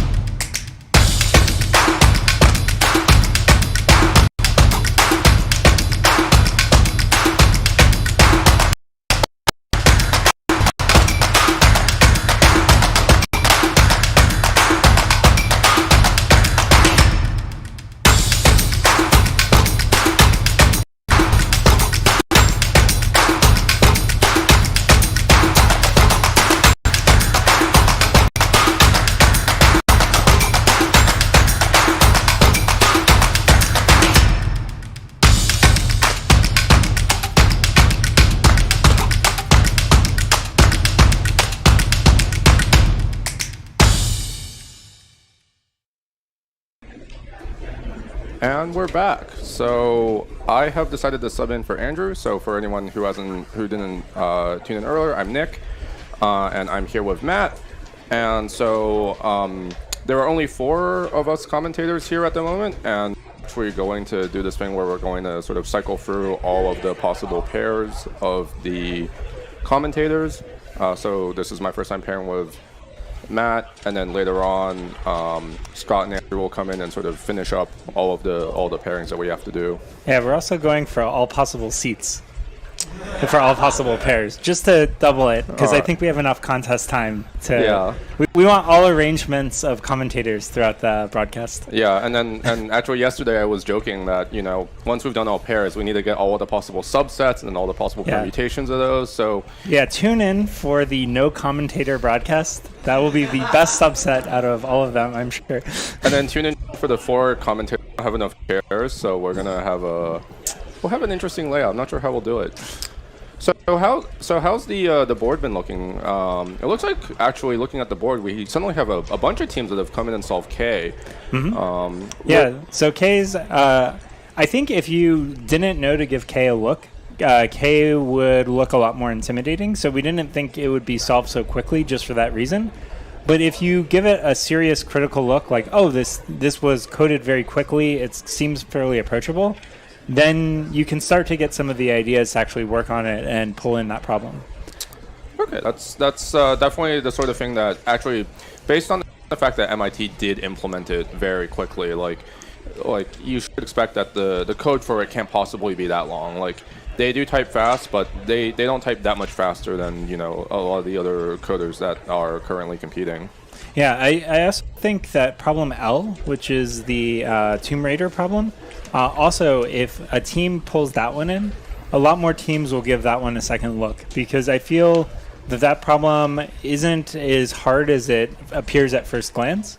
You just have to figure out a fairly standard idea, but maybe it's a little more disguised than we originally thought. Did you expect that problem L would be solved in the first hour? Like, would you have expected that, or are you not surprised? I thought first hour, second hour, somebody would come in and figure out that, like, even though maybe it looks intimidating on the surface, is actually not that scary of a problem. It uses a classic technique, which is either binary lifting or LCA, and so. But the idea that you can do that even is maybe somewhat disguised. So it requires a little bit of sitting down, playing with cases, and doing a little bit of analysis before you can get to that coding stage. So it's definitely not like you read the problem, you know what to do right away. Yeah, there a lot of these like medium to hard problems are going to definitely require a little bit of thought, a little bit of deciphering, and more thought. Coming in. Looking at the recent submissions, we can see that NYU is currently in 5th place, having just solved problem H. And then looking further down the board, we can see that MIT was going for their 6th problem. So they're trying to now solve problem H, which we have seen a few teams solve, but they currently have a wrong answer on it. Yeah, there's definitely, as opposed to the early problems in the set, there's a lot more things that you can get wrong with problem H. So we're not entirely sure right now exactly what's challenging on what cases the teams are missing, but I'm sure we'll get some of that information from the judges. Yeah, in fact, the judges are telling us that they're surprised about problem K. Like, they didn't expect problem K to have the third most number of solves, especially this early in the contest. Yeah, well, I think these kind of like tree binary lifting ideas have become so popular in recent years in programming contests that maybe that idea is not so scary. It could also be that there's similar contests may have appeared in the past, and similar problem may have appeared in the past, but maybe the judges hadn't seen it. Because that's always a possibility, even at the World Finals, where there's a problem that appeared in some place where the judges weren't competing themselves, and they've missed that idea had appeared in the past. But I'm certainly not aware of exactly the same problem. But there are classic techniques that are used in the problem, like the LCA or binary lifting idea. Yeah, there are definitely these sorts of more advanced concepts that you don't see sort of in your regular algorithms courses that you might have taken in undergrad. These concepts often appear only in these competitive programming scenarios where there are these problems that sort of lend themselves well to needing these specialized techniques, but they're so specialized that it's kind of hard to motivate teaching them in the context of an algorithms course because the problems tend to be very specific, and the techniques don't sort of generalize all that well outside of that context. Well, I feel like there are a lot of algorithms and data structures, but I feel like the criteria for them appearing in contests is they need to be short to code, because this is a 5-hour contest, not a 5-week contest. So something that's like extremely complicated would take a really long time to code, but like general connectivity or something like this. But then these like cute or simpler data structures that are only a few lines of code, even if the thinking to originally create them was more complicated, they actually appear much more in contests. So a good example of that is the Fenwick tree, or binary index tree as it's known. And that is very prevalent in contests because it has a very short implementation, even though it may not show up in algorithms courses. Yeah. Taking a look at the scoreboard now, UBC actually just jumps into second place. They're the first, or they're the next team actually to have 4 problems, and in fact currently the only team with 4 problems solved, having to solve problem H. UCF came in with also an AC on problem H, and now they move into 5th place. MIT is resubmitting problem H, and it's looking good. It hasn't immediately wrong answered, which is what happened on their first run. Earlier in the submission log, actually, we saw, and they get it. Yeah, they got it. So now they're at 6. They're pulling very far ahead. And I think at this point there were no other problems. The only other problem that I think has been attempted but not solved was Rose-Hulman Institute of Technology. They submitted problem A. And actually, the judges tell us that their submission failed one of the sample cases, unfortunately. Problem A, maybe problem A is actually the next problem to go for. Do you think MIT will go for problem A? Yeah, it's entirely possible. I think that, once again, like I feel like this set skews on the observational and even mathy side in some cases. But on this problem, it's a lot more like analysis. And then once you get what the real problem is, it's a classic kind of technique to end up solving it. So that, like, you have to get through that first layer of analysis to figure out what the real problem is. But there's also a lot of strategies for problem A that are incorrect that seem like they might be reasonable. And so that's one thing where, like, I'm also do wrong submissions on A. So I do expect it to be solved fairly soon by some team, but I'm also expecting some wrong answers. Yeah. So actually, looking at the online mirror, so for those of you tuning in at home who want to try your hand on these problems, you can go to Caddis, and you can open.caddis.com, and if you go to the contests tab, you can see one of the running contests is the open division for the 2020 North America Championship. And you can actually try to submit the problems and solve them. Looking at that, actually, we see that a couple teams have solved problem A. So one individual from China and the World Finals team from Seoul National University actually solved problem A as well. Seoul National University actually also solved problem J, which we have not, I believe, seen an AC on quite yet. At least not on the official scoreboard. So. Maybe we'll see MIT jump to problems A or J. Yeah, I think so. One of the things that is really interesting about problem J is it's kind of this like clever brute force kind of problem, and so if you see that and you can code it, it's actually fairly easy to code. But thinking about something that'll run in time is not so easy. Before solving this problem. When we were testing this set, I was actually able to get a cheese solution by the data early in the testing, or late in the testing, and so we actually added some extra cases to make this problem a little bit tougher to solve. So I should explain what a cheese solution is to everyone. So there's the hack solution where cheese comes from like the esport community, but it basically means you have a solution that's not going to pass on all possible test cases, but is good enough to pass all the cases that the judges made. And so a lot of times when you do some of the judging, you want to anticipate some of these wrong cases that teams will try and make sure there's data to secure it.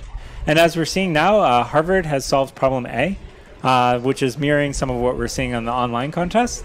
And so now MIT might start looking at that one and look for their 7th solve. Yep. And then it also opens up the possibility for other teams to start considering that problem. Right. So we're going to come here and see a solution to problem F, the easiest problem. So tune in for that.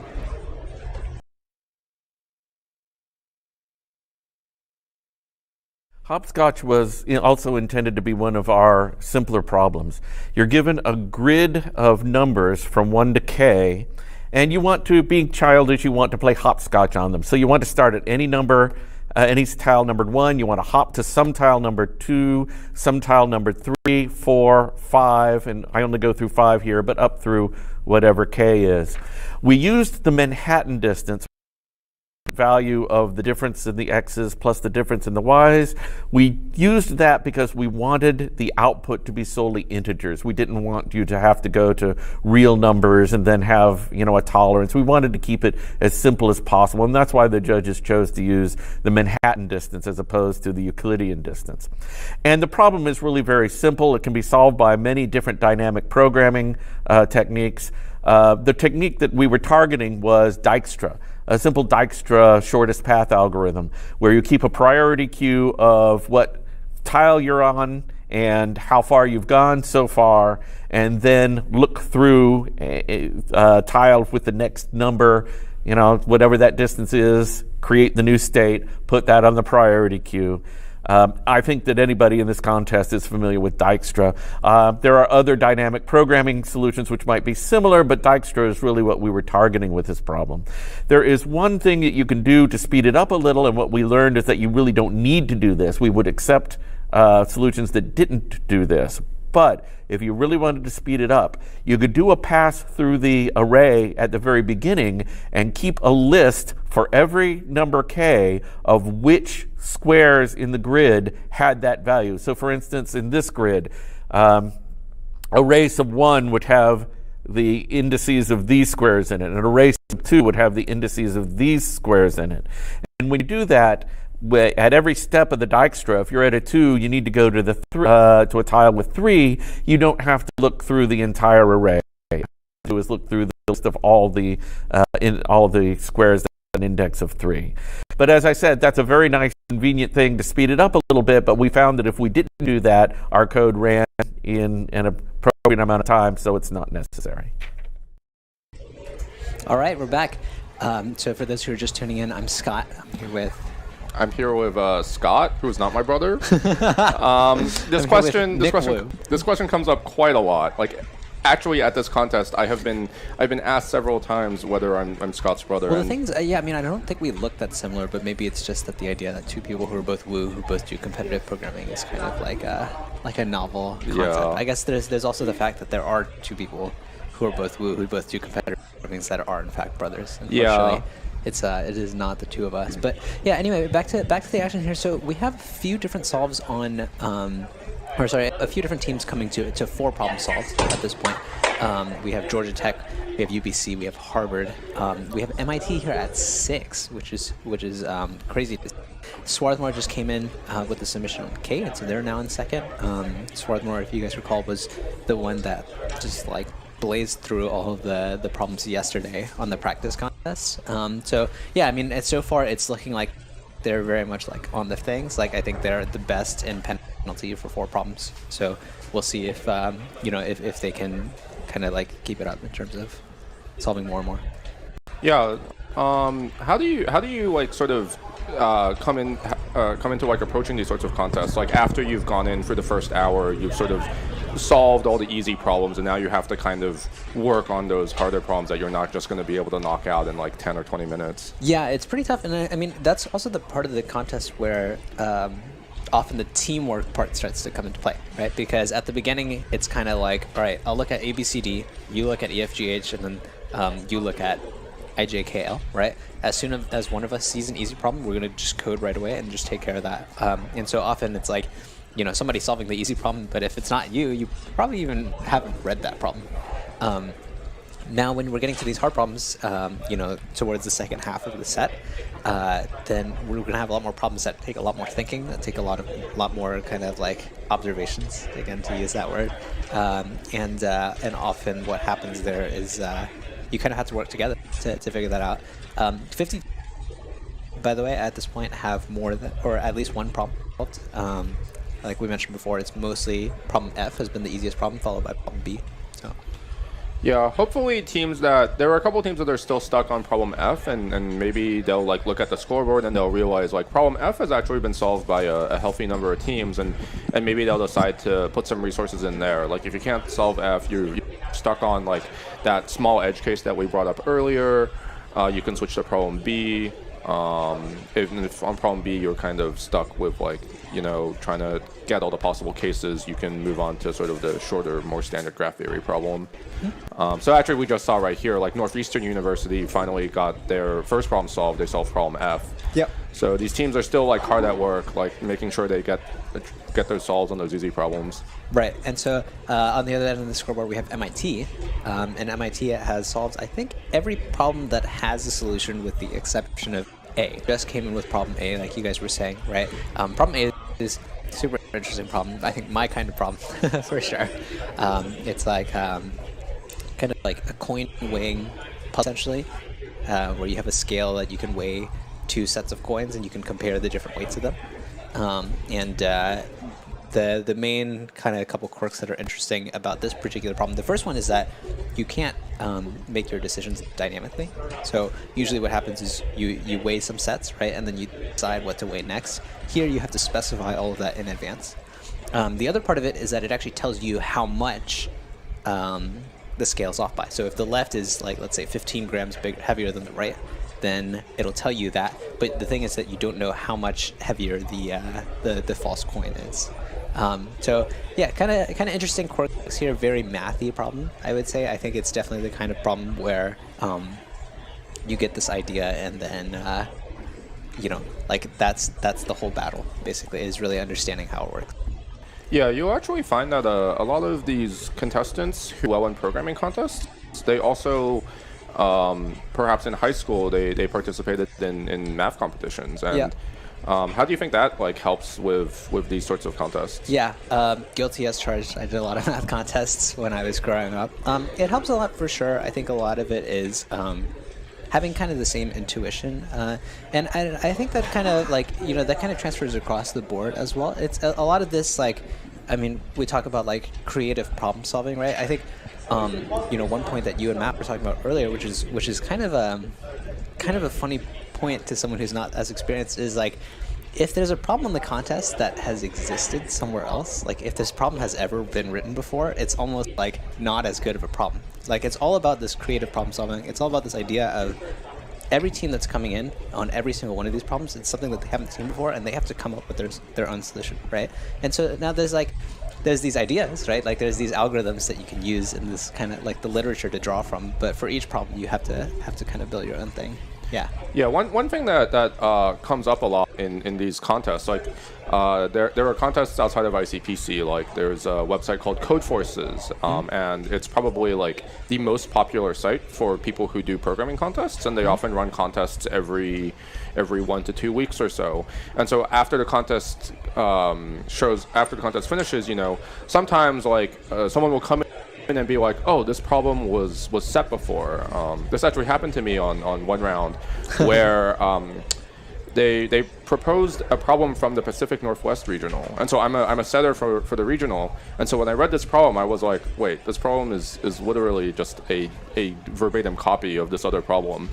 And so I got a problem for free because I knew how to solve that problem. So I immediately just got a free solution. Yeah. And it felt really dirty, actually. I was like, I don't feel like I deserve to solve this problem. I just was in the right place at the right time. Right, and so it's like, it's totally an accident, right? It's not like someone came in. I mean, okay, I guess we've had notorious coincidence, but like, it's in general, what happens is kind of like, two people independently come up with the same idea. And in 2020, there's just so many different contests, so many different problem sources that you can't possibly go through all of them, or any group of testers. And so it does kind of happen sometimes that way. But yeah, I mean, in general, it's kind of like more than 90% of the problems that we propose are problems that no one has ever considered before this particular problem came up. So yeah, it's kind of amazing. We're in 2020. ICPC is going into their 45th year, I think.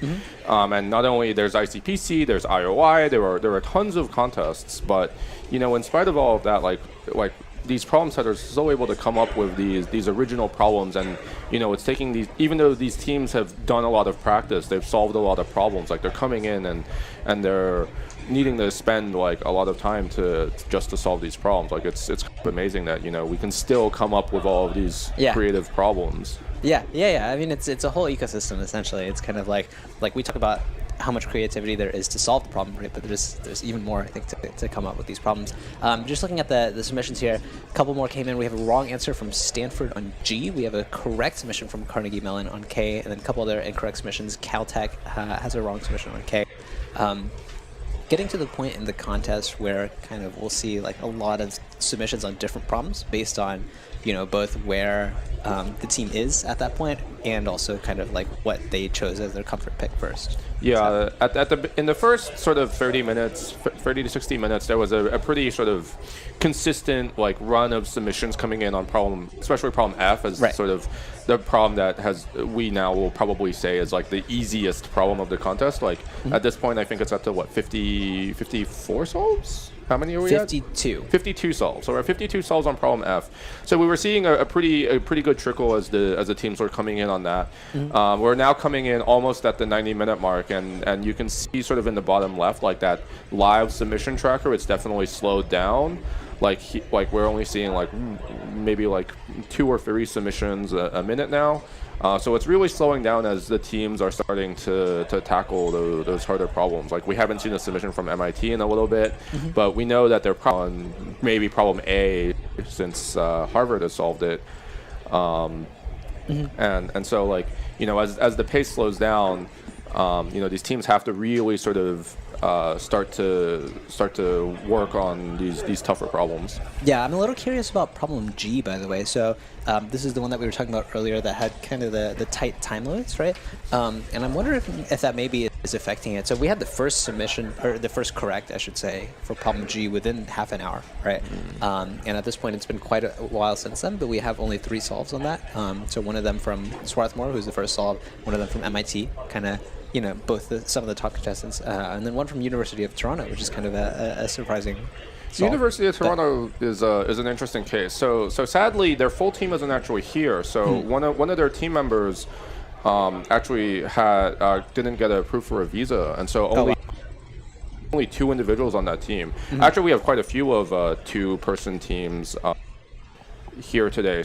So we're looking here at the big scoreboard. Georgia Tech actually in 5th place right now. They're actually only a 2-person team. Really? Wow. Yeah, actually their 3rd team member Animesh is sick. He's actually not able to come in because he's sick, and it's actually really disappointing. Georgia Tech is hosting the North American Championship, and he's not able to compete in at the host. At the same time, super impressive that they're doing as well as they are with only 2 out of 3 people, right? Yeah.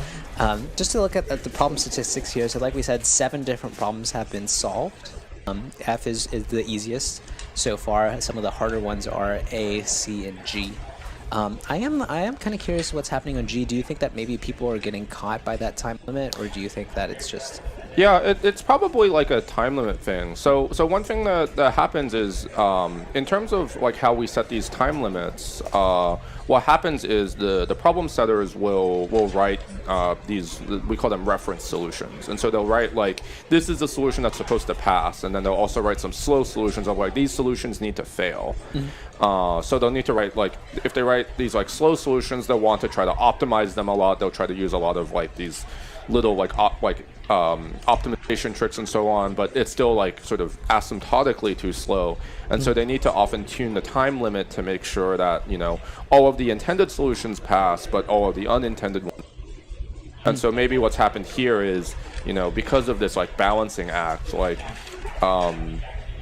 there's like an observation that you need to make that actually makes your code fast enough, and these teams are like, they haven't yet made like that sort of final observation that makes their code fast enough. Right. And so they're running into the tight time limit as a result. Real quick, Swarthmore with a wrong submission on problem H. It's actually their second wrong submission. But yeah, I mean, like what you're saying, yeah, in this one in particular, like, I think the intended runtime is log squared, if I'm not mistaken. And that's one that does get kind of, is well known for being tricky sometimes, because sometimes that log squared, if you don't write it very well, is as slow as the quadratic solution, right? Yes. So yeah, there's some optimizations that are needed there. MIT coming in on J, we'll see how that goes, but that is the first submission, I think, at all for this problem. Yeah, in the open mirror, as mentioned earlier, we have some teams that actually did solve problem J. Okay. So it's not too surprising given that information that they're going on problem J. The teams here are probably thinking they're going to go for problem A since Harvard solved it, but they're also just sort of diverging, and they're gonna try to solve it. It looks like it's about a third of the way through judging, and it's actually like going.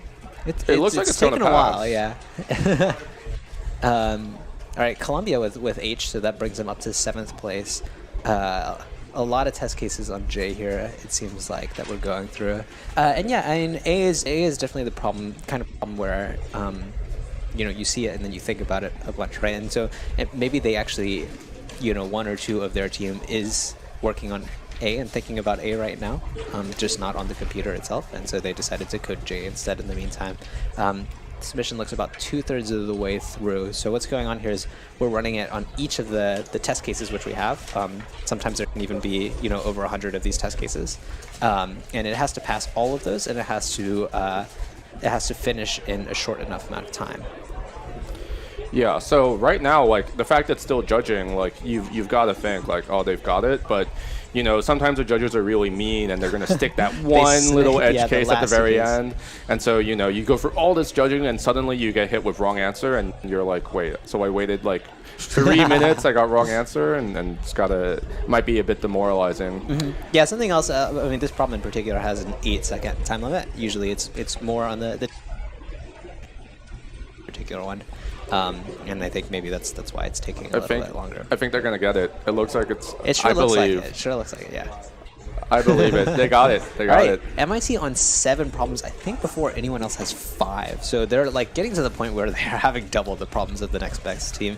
Caltech just got to 4 problems, by the way. We see them dancing in the little view here. There's Kevin and Spencer and... Zhezheng and Ben. Yeah. From left to right. Yeah, so it's really impressive. Like, we knew that MIT were like one of the favorite teams, but I don't know what they're doing in there. Like, I think Ben's a little embarrassed. He's like, my teammates. Is this my team? Yeah, Kevin's really happy though. You can see Kevin's all about this. Yeah. Kevin's super happy. Stanford with a wrong on G. We got Virginia Tech on K. Calgary and Washington St. Louis both with wrong submissions on F. Yeah, hopefully Calgary is still like working hard on that F. Make sure they like gotta catch those edge cases as they come in. I have a quick message from our sponsor, IBM.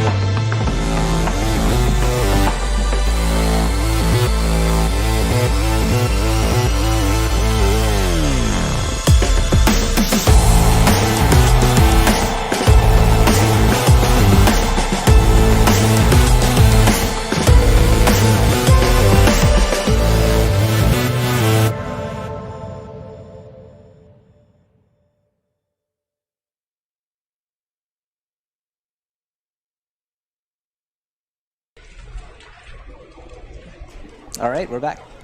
Hey, I'm Andrew, and this is Scott. Yep, and we're actually on the last of the pairings here, or I guess the last of the first round of pairings, we should say. We'll go through another round. But yeah, we went through all the 4 choose 2. It's kind of funny. We were talking about this last night, basically. But it turns out, this is kind of an interesting sub-puzzle, but it turns out that if you have 4 commentators, and let's say that your goal is to have 2 on at a time, right? And every time you want to switch one off and bring another one on, and you want to get through all 6 of the pairings, that you can do. Right. But if you want to make it so that one person isn't commentating, 3 blocks in a row, because presumably people, need break or something like that, then that's actually not possible in this. And it turns out that what happens is you're building an Euler tour. Right. It's not an Euler cycle, I guess, but it's at least an Euler path. Anyway. So you have to either swap out both commentators at once, which we did earlier, or one person has to take 3 shifts, which we're all too tired to do. But in the context of this problem, both of those are strictly not allowed. Anyway, we have another solve from Georgia Tech, which brings them to 5. Again, crazy impressive given that they have only 2 people competing today. They just got problem H. Right. Swarthmore had a wrong submit on H, so they're in 3rd place with 4. Their penalty is super solid so far. If they get stuck with wrong submissions and it kind of keeps going on this way, that can change quickly, obviously. Right. It's worth remembering that penalty isn't added in until the team solves the problem. So if you don't solve the problem and you have wrong submits, it doesn't end up counting against you. Yeah. But in this case, we'll probably expect them to solve H sooner or later, and so these 40 points of penalty are probably going to get added into their scores. Yeah, and the reason that we do that is because we don't want to disincentivize people to just not submit because they're scared they'll get something wrong. We want it to be that it can only work out better for you, right? Right. So, yeah. And then a lot of different teams at 4 problems. 3rd through 8th place right now is all on 4 problems. You can see Chicago is actually looking at the scoreboard on the side, so we can kind of peek through them. But and it's not all the same set of 4 problems too. So Swarthmore has G, Harvard has A, a couple other kind of different combinations of how they have their sets of problems. Right. And it looks like the top teams that have not yet qualified are Harvard and Columbia. Is that right? There's UBC as well, I think. UBC is you're right. So UCF. UCF is also contending for these 6 wildcard slots. Yep. So these teams all have 4 problems, which puts them in pretty good position. I think they've all been here for a little bit, hopefully they've actually started working on their 5th problem already for a good amount of time. Yeah, and all these teams too, they've been to World Finals before. Matt was saying this earlier, but a lot of these teams actually got upset in their own region, and that's why they're here competing for the spot in the first place, right? So the top 4 teams, I think, were all already auto qualified from their regional, and then it's pretty interesting that 5th, 6th, and 7th are actually all competing for these spots. So we'll have 6 or 7 spots here for the teams that are competing for it. Right. That will get them to World Finals. Right. Yeah. So at this point, 7 out of the 12 problems have been solved. Right. I think that's 8. Actually? 8. Okay. Yeah. So what do we have left? We have D, E, I, L, I think. Right. So I'm kind of curious to hear your thoughts. You've seen the whole set. I haven't. Right. Kind of curious to hear your thoughts on, first of all, what problem do you think will get solved next? Yeah. But also, do you think all of these problems will be solved over the course of the contest? Yeah, so looking at this, especially with how much time MIT has left, I actually think they might actually be able to get to a lot of these problems. Many of the problems that are remaining are kind of mathier problems, so we actually might see them slowing down a little bit on the keyboard. But I think they might be working on A off the keyboard. Kind of a quick run through of the problems. A is the problem that you mentioned earlier about weighing coins, and one of the twists, there's some twists like you have to specify all of your weighings in advance, and also each bag has multiple coins in it, and you can choose to put any number of coins on the scales, and that can give you some information about which bags which bag is the fake one. Right. Problem D is a problem it's another kind of probability problem. It's about kind of computing some probability that that a team manages to finish a contest, given that they have some probability of solving each problem at any moment in time. So that's another problem that I totally expect a lot of teams to kind of work out on paper, and and I think the actual solution that will be implemented could be very, very short. So that's another interesting problem.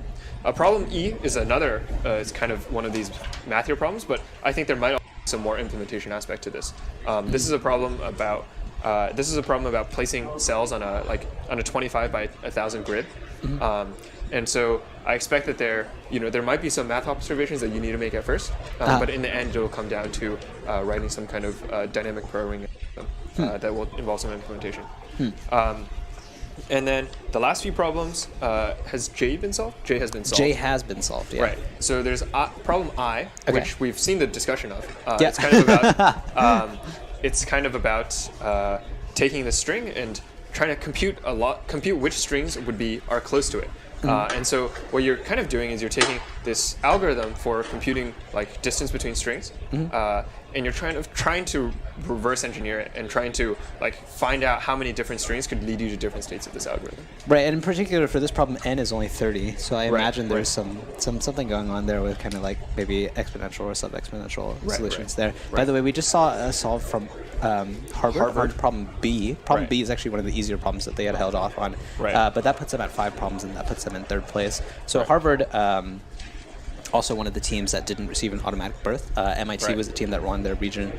So I think we have Harvard, UCF, NYU also got to 4 problems, and then we have Columbia. So NYU and Columbia are actually both from the same region. Potentially we could see all like 3 teams from that region go to World Finals. And I think that's kind of one of the great things about this newer system, which is that in the past we kind of had to guess how many good teams there were from each region in order to kind of allocate World Finals slots. But now kind of all the teams get to compete directly against each other, and we get to see the head-to-head for ourselves. UIUC now at 4 problems, by the way. Yeah, and I think and it's cool, right? Because if a region just happens to have a lot of strong teams one year, then sometimes it can just turn out that one of the strong teams won't get a spot that maybe they deserved. And now they get to really show their skills here. USC now also have 4 problems. So getting to the point where we have a sizable chunk of teams at 4 problems, I think something like 7 or 8 teams. We have 2 at 5 problems. We have Georgia and Harvard, and then we have MIT at 7. It looks like MIT is working on problem L, which is kind of the last problem that we haven't talked about. That's actually a problem about a grid that Matt mentioned earlier, and it involves some similar ideas to a Google CodeJam problem, and it actually looks like it won't be too hard. It's mostly an implementation problem and isn't too hard to come up with the ideas for. And did you guys mention that this was one of the problems that you expected to be somewhat like on the easier end, at least of the ones that are remaining? I think it's definitely going to be one of the easier problems. The ideas, I guess the idea is like you're shooting a laser through this grid of mirrors, and that's kind of an idea that's shown up a lot of times, and a lot of teams know how to code kind of the basics of how to understand the basics of this situation and code the basic reflection code and things like that. Some more submissions here. Stanford got K, which brought them to 4 problems as well, now in 12th place. So I think a little bit of the slow start from them earlier, but definitely starting to heat up. They're also looking for a spot here. Georgia Tech tried G, but got it wrong. And then finally, DSU got their first problem with that. So, So things are definitely heating up, and hopefully we will see more of the teams able to solve some of these problems like A, C, and J. Yeah, I'm very, very impressed with MIT so far. Like, not only have they gotten 7 problems, but they've actually gotten the first solve on 4 problems. That's hard for multiple reasons. Obviously, first of all, because you have to be fast, but also because you kind of have to go figure out like what are the next problems worth solving. And I think that there's a lot there. Like, if you don't know how hard a problem is, it can be a lot trickier to solve. Harvard's still the only one with a solve on A. Expecting to see some more solves coming in the coming minutes, but we'll see how that goes. Calgary now with their first mission on F, and they get a runtime error. So we can talk a little more bit about what these verdicts actually mean, and what kinds of things can trigger them. So runtime error is what happens when you're. So I guess the first most important verdict is AC, which is all correct. And it means that your solution, after running on all the cases, printed the correct answer in the required amount of time. I mean, that's the only verdict you need, really. I think, maybe we should just stop here. I don't know if you're a good team, you don't really need to get the other verdicts. But so runtime error. So the other verdicts are runtime error. And this can be caused by a lot of things, and it's actually somewhat tricky to debug. So runtime error is your program does not execute successfully, and it could mean a couple different things. Sometimes it means that you just have a complete bug that causes you to do array index out of bounds or something, and sometimes this will cause a runtime error. And those are the kinds of runtime errors that are sometimes hard to track down, but they indicate that there's a bug in your code, right? And then sometimes there's things like you could have assertions that fail, and depending on how you write your assertions, that could mean that either some invariant that you assumed was correct is incorrect, or it could mean that you have the data, something about the data that you thought would be correct is incorrect, right? And it also could mean you have something weird like divide by zero or something. Yeah, and this problem in particular, it was a runtime error on problem F, right? Right. And that's the hopscotch problem. And I can totally imagine, we were talking about there's this tricky case where if it's just a 1 by 1, where n equals 1, then it's easy if you don't catch that case to print the wrong answer and do a -1. But depending on how you write that, it's also potentially easy to have a seg fault or something if you're accessing the wrong piece of memory. Yeah. And wrong answer, one of the other cases of wrong answer, and wrong answers are actually also very hard to debug because it's often very hard to tell whether your algorithm is wrong or whether your code, your implementation of the algorithm that you thought of is wrong. I think wrong answer is probably the roughest verdict, dreaded WA. Yeah, it's very easy to get into wrong answer hell, where you kind of, you try changing one thing, you find one bug and you try changing it, and then you have to decide whether to submit it again, right? Yeah. You have to decide whether, that was the only bug, right? And also whether the rest of the algorithm is even correct. Yep. Speaking of wrong answer, we have a few wrong answers here. We have Swarthmore with a wrong answer on H, Washington as well with a wrong answer H, and then Cornell also another wrong answer. Yeah. So right on topic. But yeah. Okay. Yeah. Yeah, I think wrong answer, like you're saying, often tough to figure out whether it's coming from the algorithm or whether it's coming from your implementation of the algorithm. We see the Missouri School of Engineering also has a wrong answer, right? MSOE. Yep. And I wonder what if there's any particular case that's causing all of these wrong answers. I think there have only been a handful of teams that have solved H without multiple submits. There's tricky cases on H too. The same string, for example, if you permute it different ways, can have different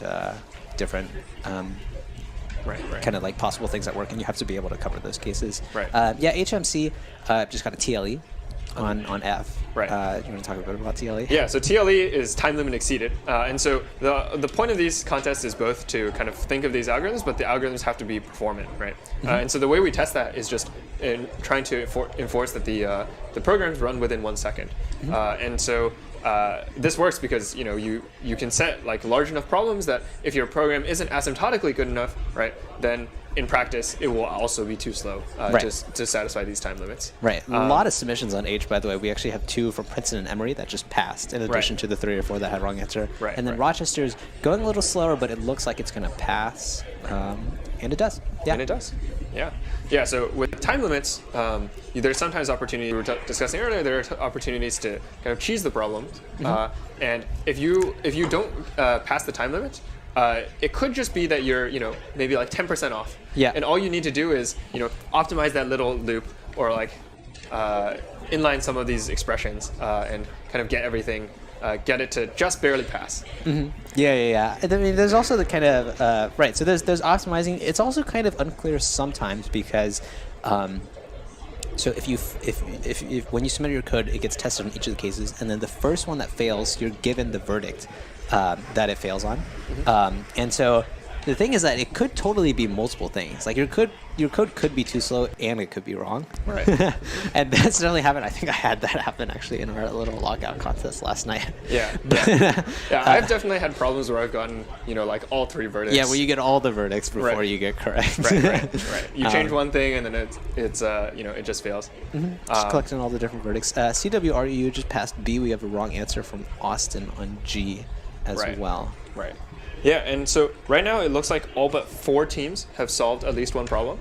So we're really getting there, and it's been about a third of the way through the contest now, right? So we're definitely kind of chugging our way along. Yeah, it tends to be top heavy, right? The easy problems get solved quickly first. We're going to take a quick look at solution sketch on problem B.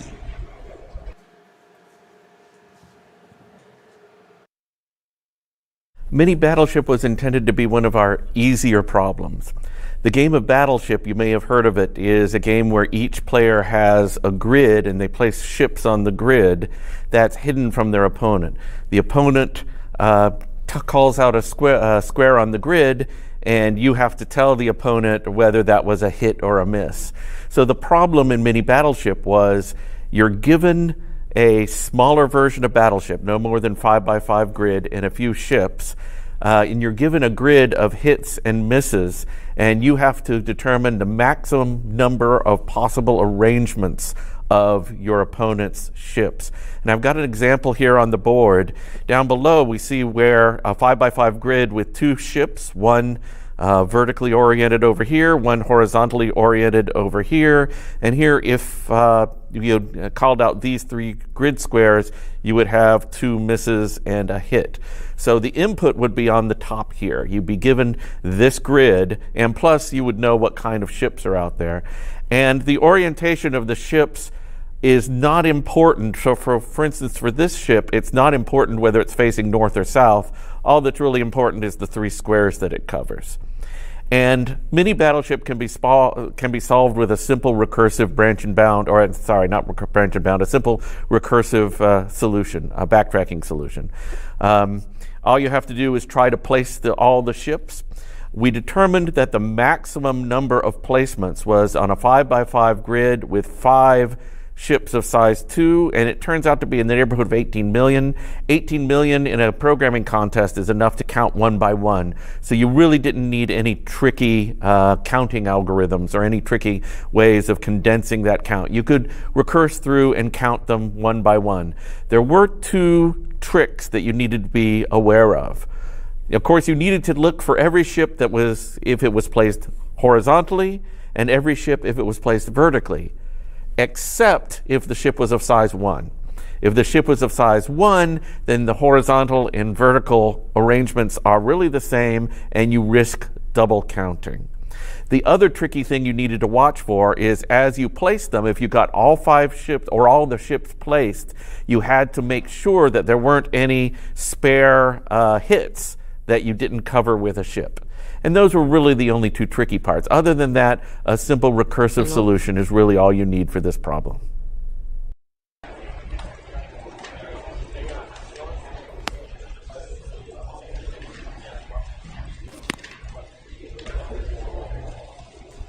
Cool, we're back. This is Matt. Yep. And we're back and looking at the scoreboard. And so we actually have a special guest with us right now. So we mentioned earlier that Georgia Tech is actually missing one of their team members because they're out sick. So we actually managed to call them in, and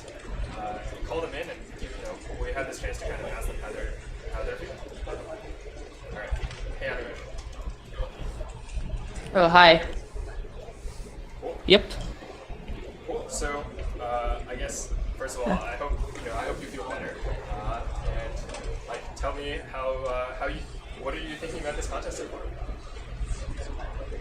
far? Exciting to see that Georgia Tech is still doing pretty well, even though I'm not there. Yeah, and the scoreboard's shaping up to look pretty cool, I guess, because there are many different problems that have been solved. Right. And yeah, it seems that every team has like at least 2 or 3 problems to look at. Right. So Georgia Tech is actually doing very well. I'm pretty impressed at kind of your whole team's performance, and I assume that you guys will do much better with all 3 of you guys. So that'll be pretty exciting to see. How do you guys practice? How have you guys practiced for this kind of contest? I actually graduated last semester. So for NAC, we sort of went with a different approach, and I was doing it remotely, and we did some contests on Code Forces.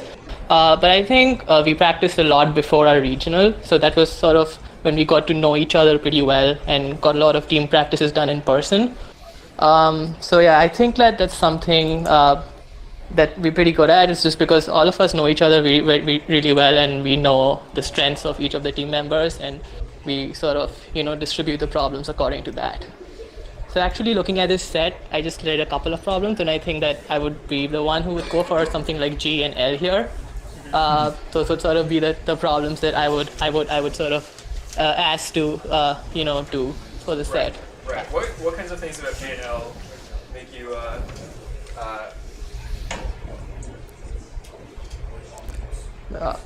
Yeah, what looking at problem G and looking at problem L, like what aspects of the problem make you think those are interesting for you to go for?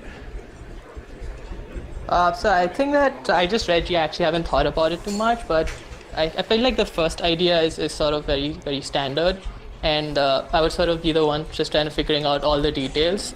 And also about L, it seems more like an implementation problem, I feel like. And I'm sort of the one who goes for all of those tasks. So I think just generally our strategy is to, if there's something that's not too hard to sort of come up with but requires a lot of implementation, that's something that I go for usually. And so that some of the more I guess mathematically inclined people on our team get time to think on the other problems. Right. Sorry, there were some audio bugs, so I guess we'll kind of reintroduce the guest really quickly. This is Animesh. He's the third team member from Georgia Tech who wasn't able to come to today's contest. But their team is still doing very well. They're still actually in second place, right behind MIT.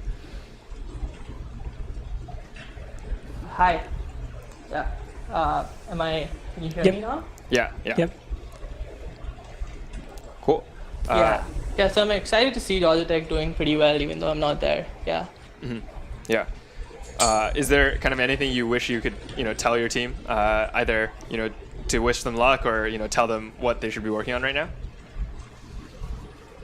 I don't think so. I think they're doing pretty well. I mean, they've already attempted G, I think, so Mm-hmm. it seems that they have at least some idea. I would assume that they would get that sooner. Right. So yeah, it doesn't look too bad. Yeah. Mm-hmm. Yeah. So, what do you think they're kind of, what kind of process do you think they're going through to debug G? Like, what kind of things do you guys usually do? I think usually we don't try to hold up the keyboard or at least terminal time, but right now I'm not sure if they have something else ready to go. So if that's not the case, then I guess I saw briefly like Yuka was looking at the screen, so maybe they're actually using the computer to debug G. But usually we just print it out and someone else starts coding something else and we debug on paper. Mm-hmm. Right. Yeah, that sounds. But yeah, I think at this point I'm not sure if they have anything else ready to go. Yeah. Right. Yeah. Right. That's kind of an interesting state to be in. That kind of you have one problem that you're not able to solve, but there are a lot of you also don't have. You have one problem that you have a bug on, but you also don't really have a lot of progress on other problems. Do you have any tips for kind of getting unstuck?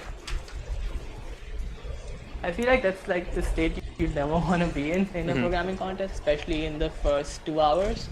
I'm not sure if that's because maybe I'm not there, so maybe we haven't really thought about the other problems too much, or I feel like sometimes what we do when we get stuck is we discuss problems in groups of 2, and that helps us. At least that seems to have helped us in the practices that we've done so far, and also in our region. So maybe not being able to do that might be a disadvantage. Yeah. Right. Because I think usually we after we finish the easy sort of 4 or 5 or 6 problems, we try to solve the medium and the harder ones in groups of 2. If we cannot do it ourselves. So yeah. Right. Yeah, it definitely helps to be able to bounce ideas off of each other. Yeah.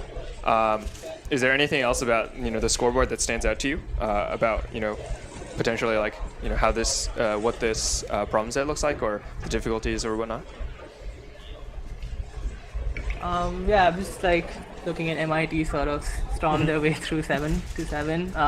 It's interesting to see that Harvard's the only team that solved A, so we actually have I guess 8 problems solved now by teams. And yeah, I mean second place is still on 5, so yeah, I think like MIT is probably really at a really strong place at this point. It seems unlikely that they would lose on penalty, so I feel like unless some team solves more problems than them, And also I guess it sort of shows that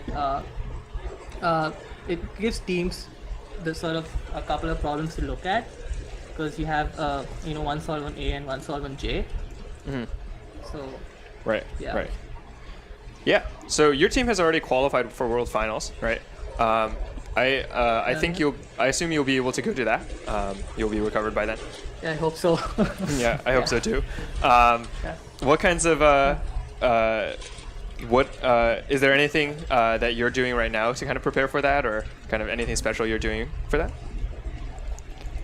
I think right now we're just trying to sort of stay in touch with code forces. I feel like we didn't train as hard as we did for regional for NAC, just because of I guess we were a little more relaxed and prioritized other work that we had because because we knew that we already had qualified for World Finals. Right.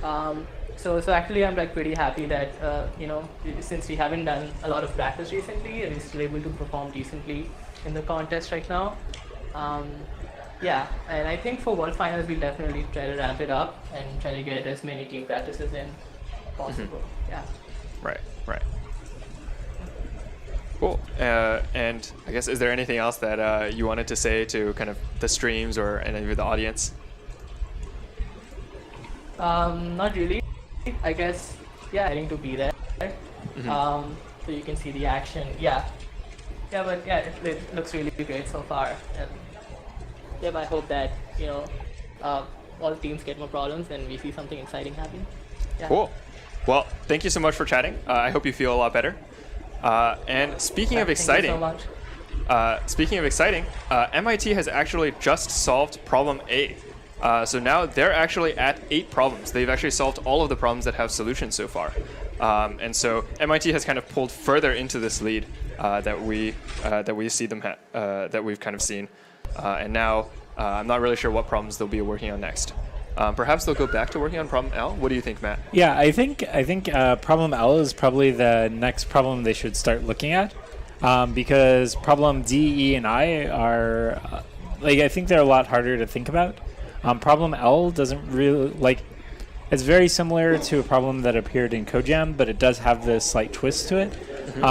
And I think it looks like the next most approachable problem, and it actually is. I think that D, E, and I are on a much higher level of difficulty than problem L. So, but there is a little bit of implementation, as Animash was saying. He was looking at problem L, and that would be the one he wanted to take for that reason. So it does take a little bit of time to implement, and there's a possibility of making a bug too when you're trying to implement it. So that's something to keep in mind just for safety. But they should really be parallelizing at this point with those remaining 4 problems to pull it in. With 3 hours left in the contest, we're not even halfway through. To solve more than half the contest is just such a huge advantage. And the set has basically narrowed. So they're not going to if they get a wrong answer on something and thrash, they don't have that many things to thrash between. As opposed to the other teams that have less problems solved. Right. So it'll definitely be pretty cool to see them work through the final few problems. As you said, problem L has more implementation, so maybe that'll give them time to think about the other harder problems. Yeah, I definitely think once you get the idea for D, E, and I, the code is a lot shorter. So even if they only get the idea in the last minute, they can solve it. So we have a quick message from Prodigy Finance. Stay tuned. We set out to change something, just a very human, very real problem. Going to business school, seeing a whole lot of people that don't arrive on campus because they can't fund it. You've got this group of amazingly talented people from around the world who can't access financial services to enable your journey in life. As an international student, I was struggling to find banks or lenders or financial institutions who would give loans to international students. Every bank had some kind of limitations. Some of them were providing really steep interest rates. They just ask for a mountain of paperwork, and you got to put up a property as collateral. Traditional finance, as we have known it for many years, is broken. The first thought for me was, let's solve a problem for these real people that I've seen, and how can we do that sustainably? So our funds are sourced from private and institutional investors who have an interest in higher education. They're looking for a financial but also social return. Our bonds are listed on the Irish Stock Exchange, and we have a number of different types of bonds, from school-specific bonds to regional bonds, which provide investors with diversification across multiple classes and schools. Each of these bonds has a separate pool of students. The funds that we get from these bonds then allow us to fund many of our student loans. So we're always looking to diversify our funding sources. So along with our bond program, we have investment bank facilities, and this enables us to lend to students from 150 countries at top universities around the world. So investing in our bonds gives you financial return, but most importantly, it enables students from around the world to fulfill their potential regardless of their backgrounds. Unlike traditional banks and lenders, we look at a future earning potential, and we believe a person should be assessed on that potential. So we have a wealth of data, over 10 years of data that we've compiled in order to build a credit risk model and work out what people's future earning potential is. And we've used this data to eliminate the need for cosign or collateral. And this allows you to get a loan approval based on what we know you will earn once you complete your studies. The teams work very carefully to ensure that we make the process as clear and simple as possible. So you go online to our website at prodigyfinance.com and you fill in a short application form, and then you are able to get a provisional offer within a couple of minutes, which will include your loan amount and your interest rate. At the heart of what we do, we care. We're there to support the student through their journey and to be able to complete their studies, but we see it as not just completing their studies as the finish line. For us, we hope to keep a relationship where we're able to work with our community of students to help them prosper. What's amazing about Prodigy in the next phase of our journey is we've really spent the time setting up the foundation, but what we're building in doing that is really a platform to think about borderless credit and borderless finance, and also about how to enable this group of people from around the world to be able to realize their own potential. The possibilities and where we go in the next 2-3 years are phenomenal.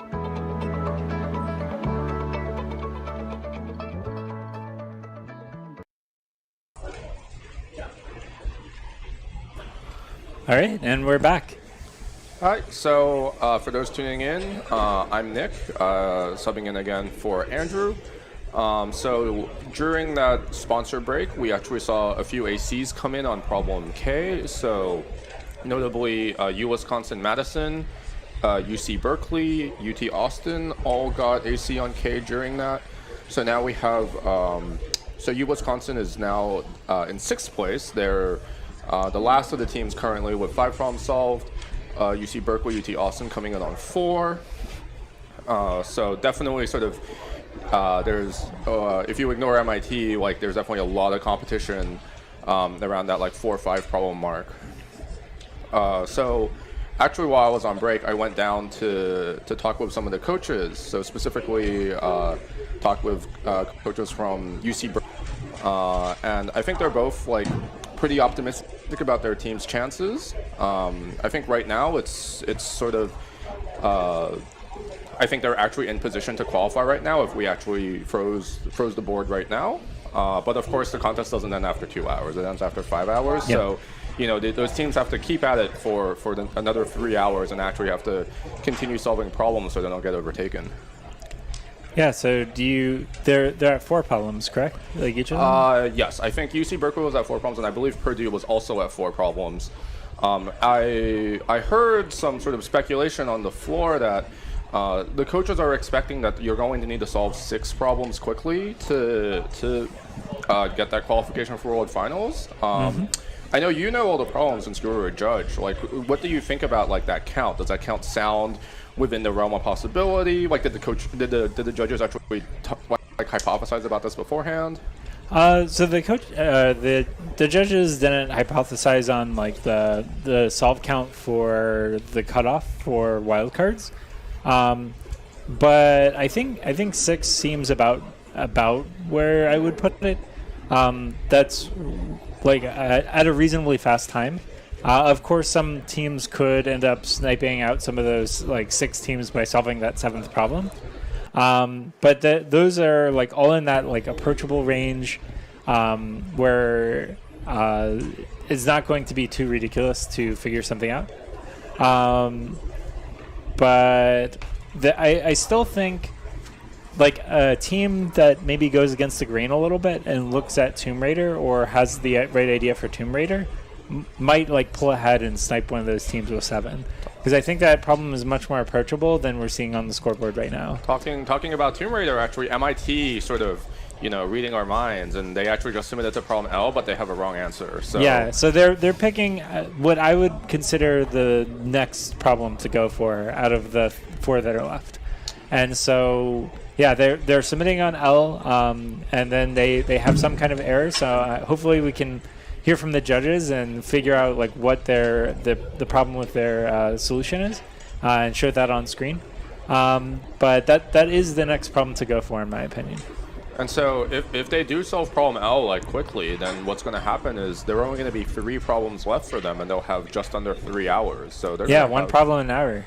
That's going to be a lot of time. Yeah, and I think if you know the solution to D, E, and I, like the amount of terminal time you need to code all 3 is maybe 20 minutes. So it's not like the implementation is very long for those, but they do require a significant amount of thought. And so I think that's really where the challenge will be.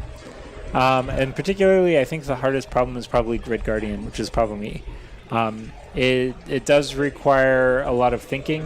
We did have a World Finals judge test solve that problem, and he thought it was pretty hard. So, I think, and then also problem D, I think it has a very simple solution. A small story: when I was test solving this problem, I looked at it and saw the solution, and I thought the problem was stated incorrectly, because the solution is very surprising and doesn't take into account things that I didn't think would take into account. I actually had to write a brute force sampling algorithm to just try the probabilities and to verify that it was even correct for myself. And then eventually, something clicked and it started to make sense for me. But I feel like that problem isn't very intuitive on the approach that you need to take. So it'll be interesting to see how MIT approaches it and what they can think about solving it. Do you think that any of the teams right now are going to maybe attempt the unsolved, are going to try to follow MIT? I think a lot of the teams will follow MIT. I think that's just typical that you see in the contest. But I actually think that there is an advantage you can gain by going after something that hasn't been solved in this case, if you're going after problem L. Because I think that problem, a lot of the teams know the technique that you need to solve that problem. It's just seeing that you can apply that technique is really the trick into that problem. So kind of just talk about how this relates to the Google CodeJam problem. This Tomb Raider problem is very similar to a 2SAT problem that showed up in Google CodeJam.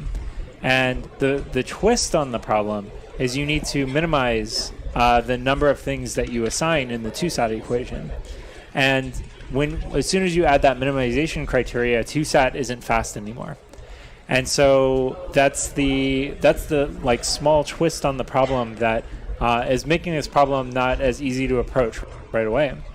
But you also have to realize that 2 coloring is a special case of 2SAT. And so if you can realize that it's not just 2SAT, but it can actually be set up as 2 coloring, then the counting element of the problem is a lot easier. And so that's where a lot of teams, if they haven't seen that 2 coloring, but 2 coloring is very easy to code. It's just DFS. So if they can figure out how to set this problem up as a 2 coloring problem, then they can solve it and gain, I think, a really big advantage. Because I think every team at this level knows about 2 coloring, or at least how to code some kind of DFS or BFS. Yep. It looks like right now on screen we have the Georgia Tech team, the host team. If looking at the variable names, it actually just looks like problem G. It looks like they're straight up just recoding it. If I'm reading that correctly. How do you feel about this sort of tactic? You got wrong answer on a problem, and you tried debugging the code, and you just straight up were just I don't know what's going on, and so you decide you scrap your code and you're going to rewrite it from scratch. How do you feel about that? Well, it could also be, do we know what language they submitted their first solution in? So I believe that everyone on the Georgia Tech team codes in C++. Okay. So one problem could be some languages are slower than others. So if you're getting up against a tight time limit, you might not be able to get it passed in Python, for example. So that could be a reason for a re-implementation. But recoding it from scratch, I think it makes a lot of sense if you have like completely the wrong idea, like, and then you've been tweaking your solution to be correct. Because sometimes you just realize that that approach is completely wrong, and then you need something new. But I'm not sure if they're like changing their approach completely, or if they're coding something entirely, or if they're just re-implementing something they already implemented to get around the fact they had a bug. Yeah, it looks like looking at the code that they're writing, it looks like they have the right sort of skeleton. Like they're doing this like binary search, which is I think the very start of it. Like firstly realizing that you can do this like binary search operation is definitely like the right start. So maybe they just had a small bug and they really couldn't like debug it, and so they decided if we just rewrite the code from scratch all over again, like we won't write it with a bug this time, and then they'll actually solve it. Yeah, and if we could figure out who was on the terminal, and like I don't remember who was on the terminal when they first started coding this, but they might also have like a different person try implementing it, just to get around the issue. I'm willing to bet that if they're having someone re-implement it, they're probably having their Yugal on the board. I believe he is their highest rated Codeforces member. And I believe like I did chat with them sort of before the contest, and one of the team strategies is sort of like, if you really need to re-implement something from scratch, like they're going to put him on the keyboard to actually type out the problem. That's sort of a tactic I think that a lot of people will do. I actually just like briefly was trying to look and see, but it actually looks like he's the one who's not on the board. So maybe something came up. Maybe he's actually just thinking about like problem number 7, and they're gonna just get G like later on. Looking at the board here, we can see so all the universities with green rows are the ones that are currently scheduled to auto-qualify. So the ones that are going to qualify. The ones with stars already qualified from being first in their region. So if we look at it right now, the teams that would qualify are Harvard, Purdue, UCF, NYU, Virginia Tech, USC, and Columbia. And then just outside, like at that 4 problem mark, you can see Berkeley, Princeton, Stanford, UW, McGill, and Duke. So, earlier I mentioned that like 6 problem threshold is like what might be needed to qualify 6 problems fast. Well, it's also, you look at the like huge amount of teams that are tied. So even though like MIT is running with first place, as far as the wildcard competition goes, this is very exciting because there are only 2 wildcard teams at 5, and then the rest of them all tied at 4. It's pretty much anyone's game still at this point for qualifying for those last wildcard spots. Yeah, and this is where like penalty is really going to be a thing. Like if all of the teams have 6 problems solved, but no team was able to solve like that crucial 7th problem, then they're going to be tie broken on that penalty, and that's where it's going. Like the speed matters. Like if you have a lot of wrong submissions, you're going to have a higher penalty than a team that was a little bit slower but more consistent. Like right now, here we're looking at Cornell. Cornell's actually one of the teams that auto-qualified from the Greater New York region. Their penalty is quite low, or their penalty is quite high actually, but because of their, they didn't have any wrong answers, but just because their first AC came in at 42 minutes, and then 50 minutes, and then 75 and 119. So that's why their penalty is a little bit higher than some of the teams that just jumped right out of the gate and solved like problem F in like 10 to 20 minutes. Mm-hmm. And so now we see Drexel just got the problem B with a correct submission, and Michigan with problem K with an accept. So moving up in the scoreboard for them. It looks like what we're going to see next is the solution idea to problem H, letter wheels, which has been a problem that many teams have been getting wrong in interesting ways. So now you can see the general approach for it. This problem is called letter wheels, and the problem is to determine for 3 separate strings what rotations of those strings work, where work means that in no column there's an identical character. Okay, so each string has got A, B, and C in it, and we want to be able to rotate them, so we're going to actually wrap them around, so the end goes around to the beginning. Okay, and it's pretty straightforward to check whether for 2 strings they're compatible or they work, and that is you just simply scan it, and if you see the same character in the same position, then you know that's a false. You can't do that. So if I was going to write this code, the naive solution is just to iterate for all possible offsets of the second string versus the first. Does it work? And if it does, then we try all possible offsets of the third string against the second. And if that works, then what we do is we need to compare the first string against the third string. If we've already defined the offset between the first and the second and the third, we know what the offset needs to be between the first and the third. It's just the sum of those, the absolute value of the sum of those. So we can check that. And if that works, we're good, okay? And we iterate through all possibilities and we calculate the minimum. This is straightforward code, and it works very well because it's nice and simple. Unfortunately, it's not very fast. So the statement where we check here if A and B are compatible, we're going to execute that order of n times. And this statement in here, inside the inner loop, we're going to execute that potentially orders of n squared times. Now this check itself is linear, so the total thing is going to be os of n third, os of n to the third, and that's not going to run in time. So we need to improve that. But before we get on how to improve that, let's talk about this where we check for the minimum. What does that mean? What are we doing there? So I've already said that the sum of the distance between the second and the third string, the distance between the first and the third string can be calculated from the distance between the first and the second and the distance between the second and the third, according to this calculation. But our total cost is actually just the number, how much we rotate the first string, how much we rotate the second string, and how much we rotate the third string, the sum of those things. So how do those relate?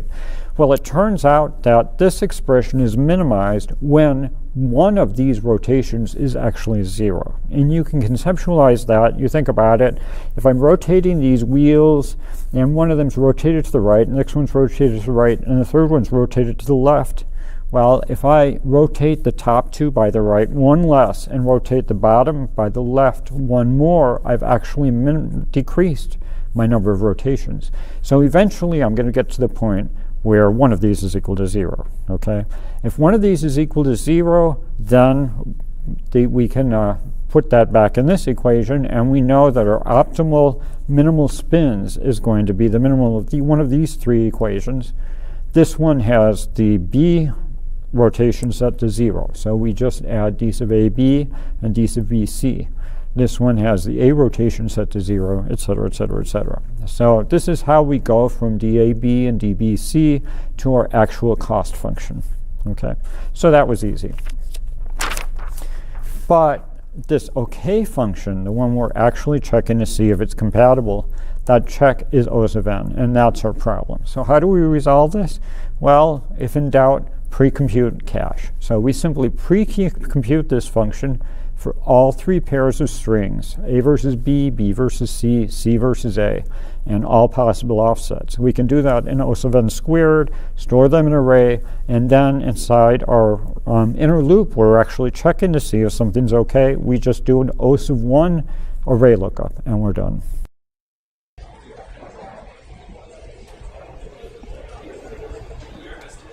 All right, and we're back. I'm Scott. I'm here with Nick. A couple updates while we were watching that. So Georgia Tech just got to 6 problems. They solved problem C. NYU, or sorry, which one did they solve? No, they solved problem G. They had C already. NYU solved problem C, and so that makes them the third team to solve it. And now they're in 5 problems. So we have MIT in 8, Georgia in 6, a bunch of teams in 5. Getting to the point, pretty much to the point where every team has solved at least one problem. Pretty exciting. Yeah, and we're looking at the official board. Like MIT still hasn't had a submission since their first attempt on problem L. Mm-hmm. So definitely sort of looking like there's definitely a lot of anticipation. Like when are they going to solve problem L? On the open mirror, actually, there's a team that solved 10 problems. They solved L, and then they solved problem I afterwards. So maybe this is we'll see if MIT follows that. Right now, we have an active sub from the University of Kentucky. They're actually currently the only team that doesn't yet have a solve. And they're getting TLE on problem B, yeah. So probably we'll see a couple more submissions from them there on that problem. It's likely just kind of like one more idea that they have to figure out there, or maybe some kind of infinite loop or something. Yeah. Yeah. Over the break, I actually got to take a look at problem E. Which is a pretty interesting problem. I know you and Matt were talking about this one before, but the core idea basically is, and we have a submission on Ella from MIT, by the way. But yeah, the core idea is you have an n by m grid that's initially empty. you want to take out the minimum number of cells possible, such that any 2x2 sub-block of that n by m is contains at least one of those cells, right? So that minimum number of that's a known problem, and that's something that we know how to do. But then the question on top of that is, how many different schemes are there that achieve the minimum and allow that? MIT actually just passed L, by the way, which puts them at 9 problems. So they're 3 problems ahead of the second place team. Honestly, a really, really, really strong showing from MIT at this point. It's yeah, I mean, at this point, it's tough to imagine them not nabbing that first spot, but obviously still half the contest left to go, so a lot that could happen here. Yeah, and meanwhile, on the sort of in the middle of the pack, we have like this large group of teams at 5 and 4. Georgia Tech is currently uniquely at 6. Earlier we were talking to Matt about like what he thought about the World Finals cutoff being. Some of the coaches believe it's going to be 6 problems quickly, and Matt seems to also be of that impression. Mm-hmm. Like, what's your opinion looking at this board? Like, do you think 6 problems fast is going to do it, or do you think that? So, yeah, that's a good question. I could see 7. The main reason I say that is because, so I think looking pretty clear that B, F, G, H, and K are almost the like must-have, right? So that's 5 problems that a lot of teams are solving. In fact, a lot of teams already in the top 10 have all 5 of those problems, but definitely by the end of the contest, you're going to want to have those 5 problems. And then there's this next tier, which is, I'll say, A and C, and maybe also L. Where all 3 of those problems, they're tough, but they're doable, and I could see it that you need to have 2 of those to make it in. 6 problems fast or 7 problems slow, something like that. So pretty close guess overall, but I think it might be a little bit higher. Yeah, it definitely has to come down to sort of, you know, all these teams are gonna be trying really hard to take, once they've like hit that 5 problem mark, like they're all going to be working on that crucial like 6th problem. Harvard is actually sort of in this interesting position where they solved A. Mm-hmm. They actually have the first solve on A in the contest, but they haven't yet solved problem G. Yeah. So maybe they have an easier path. Like maybe they'll be the next. So team. Yeah. We also have NYU who kind of similar, but they solve C instead, and they haven't solved K. But yeah, I think I think what you're saying makes sense to me. Like they have one of the harder problems, and I think one of the easier problems, like.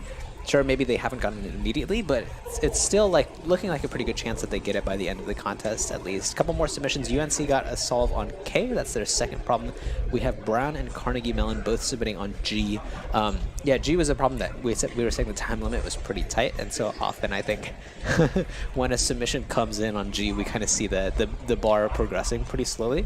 Probably because there's a lot of cases in addition to that time limit too. But so far, I mean, it looks like they're passing. KSU just put in a submission on J, which is incorrect. Right now, MIT is the only one to solve J. In fact, they're also the only one to solve L. So that's honestly, that's crazy to me. Like, there's 9 problems here that have been solved so far. MIT has solved all 9 of those, and in fact, they were the first solve on 5 of them. It is a very, very commanding position to be in, and indeed, like as you said, it's kind of hard to imagine, like, you know, if they like got up and they all just left, like, do you think they would like stay in that first spot? Like, I don't know if they would keep first, but I mean, I definitely think that, like, you know, they still have 2 more hours to go, and I expect them to solve some more problems too. So no, I don't think the lead is at the point where they would just, you know, they could just stop now and finish. But I think that, like, you know, given that they've got 2 more hours to work on it too, then they're in good shape. We saw Harvard, by the way, which is my home team. Harvard doing pretty well. They're sitting in 4th place right now. The top team that has yet to qualify. So all of the teams except the regional winners are competing here today for spots at the World Finals. We have 6 or 7 spots to give out. Harvard is leading that, and then NYU also doing really well. Columbia doing well also. Yeah, looking here, Cornell was currently at 4. They're trickling up. It looks like they're going to get G, so now they jump into 13th. Wow. And Harvard, actually, we thought they might go for G. Actually, they're going straight for L, they're just going like for MIT. L. That's interesting. Yeah, I wonder what's going on there with G. Maybe they just don't see the idea. I think, yeah, and that can happen, honestly. I mean, it's like a little bit less likely when you have 3 people, right? But can totally happen. Yeah, Duke is also now joining the party with that AC on K. So definitely we're seeing a solid set of teams like climb up into that 5 problem space, and that we're probably going to see a lot of teams get stuck at 5 problems for a while, right? Yeah, and I could be wrong, but I think at this point the cutoff for the the 6 or 7 automatic teams is already at 5 problems. So like we have 12 teams that are at 5 or higher. Maybe 13, 12, 13. But yeah, some of them are already qualified, obviously. But even of the ones that haven't, I think they're enough to fill those spots. So. Yeah, so definitely that sort of core set of 5 problems, B, F, G, H, K, like that's definitely sort of the set of 5 problems that if you're looking to qualify for World Finals, you should definitely, like, if you're haven't solved all of them quite yet, you want to definitely get there quickly. Like Princeton coming in with problem G. So Princeton's now looking to get to 5 problems as well. Yeah, and it's going slow again, like we were saying, but it looks like they're going to get there. Princeton also competing for a spot, so. Yeah, so the competition's definitely very, very close. And I mean, at this point, it is kind of anyone's game. Like, if we're looking at these penalties, like the lowest penalty, like Harvard has the lowest penalty of the teams that haven't qualified yet at 326. And at the top end, you have Stanford, I believe, at 493. Right. And so, that's like almost 200 penalty minutes. But the thing is that, if you have a few wrong submissions and you suddenly you've sort of submitted a couple too many incorrect programs, that penalty lead can suddenly evaporate. So, right now, like 200 minutes might sound like a lot, but a couple wrong submissions can quickly like flip that for you. Yeah, totally. Or just beating them on number of problems, right? Because they have these 5 problems now, but it's going to be about who gets these hard problems, and if you get one more, then you win automatically. So Princeton just passed, by the way, which means they're now at 5 problems. I think honestly, so far one big story that we're seeing is Greater New York as a region. So yeah, Greater New York. I mean, historically, absolutely a strong region, but here especially, like they're doing it incredibly well. So Cornell was their regional winner, and so they've automatically qualified. But other teams from Greater New York that are here are Columbia, New York, Princeton, Yale, and in fact, Columbia, New York, and Princeton are actually all on 5 problems. So I think they're right now, if the contest ended right now, I think all 3 of those would get into the World Finals, in addition to Cornell, who automatically qualified. So yeah, pretty exciting to see. McGill with the submission on 8. McGill might be they're the next team at 6. They just got it, so they're also doing really well at 6 problems. So they're making a statement here. It's looking like they're sort of looking like a very, very strong contender for one of those World Final slots. Yeah. Going back to the Greater New York story, Columbia is also one of these 2-person teams. One of their team members is also, I believe they're also out sick. I think I heard that. So very impressive too. Like, Georgia Tech is a 2-person team. They're currently in 2nd, and Columbia, a 2-person team, and they're in 10th. And some of the other teams too, like University of Toronto and so on. Mm-hmm. Yeah, and then as far as overall regions, another strong one that we have to mention is Northeast, right? NENA. They have MIT, obviously, but they also have Harvard. In fact, McGill is also part of Northeast. So looking like those 2 are kind of like really, taking a stand as far as getting some of these spots. Obviously, a lot of other teams here that have a strong case for it as well. UCF. Is a team from Southeast that's doing very well so far. So. Yeah, my home region is Pacific Northwest, and I'm a Stanford alum. So, but I'm cheering for all the Pac Northwest teams: Stanford, Berkeley, UW, University of British Columbia, and University of British Columbia Okinawa.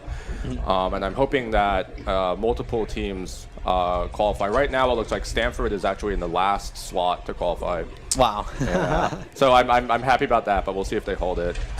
Yeah, and it's crazy because, we were saying, Princeton, for example, has 5 problems. My name is Nilesh Samanta. I'm studying MS in Management of Technology at New York University. My name is Omoefe Onojego. I'm studying Information Systems at Carnegie Mellon University. I'm Akash, studying here at the Duke Masters of Engineering Management program at the Pratt School. My name is Roberto, studying at the School of Computer Science at CMU. I'm Abhishek Singh, studying Engineering Management at Duke University. My name is Sampath. I'm studying electronics here in CMU. I'm Jaideep Soni. I'm studying my Master's in Operations Research at Columbia. Education abroad gives you more opportunities, not just to learn about what you are going to study, but also an experience that you will not learn back in home. The environment, you get to be surrounded by a lot of smart people. Being here has actually made me step up my game. Every day, every moment, you interact with someone and you get to learn something. I was looking for a program that would give me a more diverse perspective into a lot of different fields. So when I opened that letter and I saw that it was accepted, it was amazing.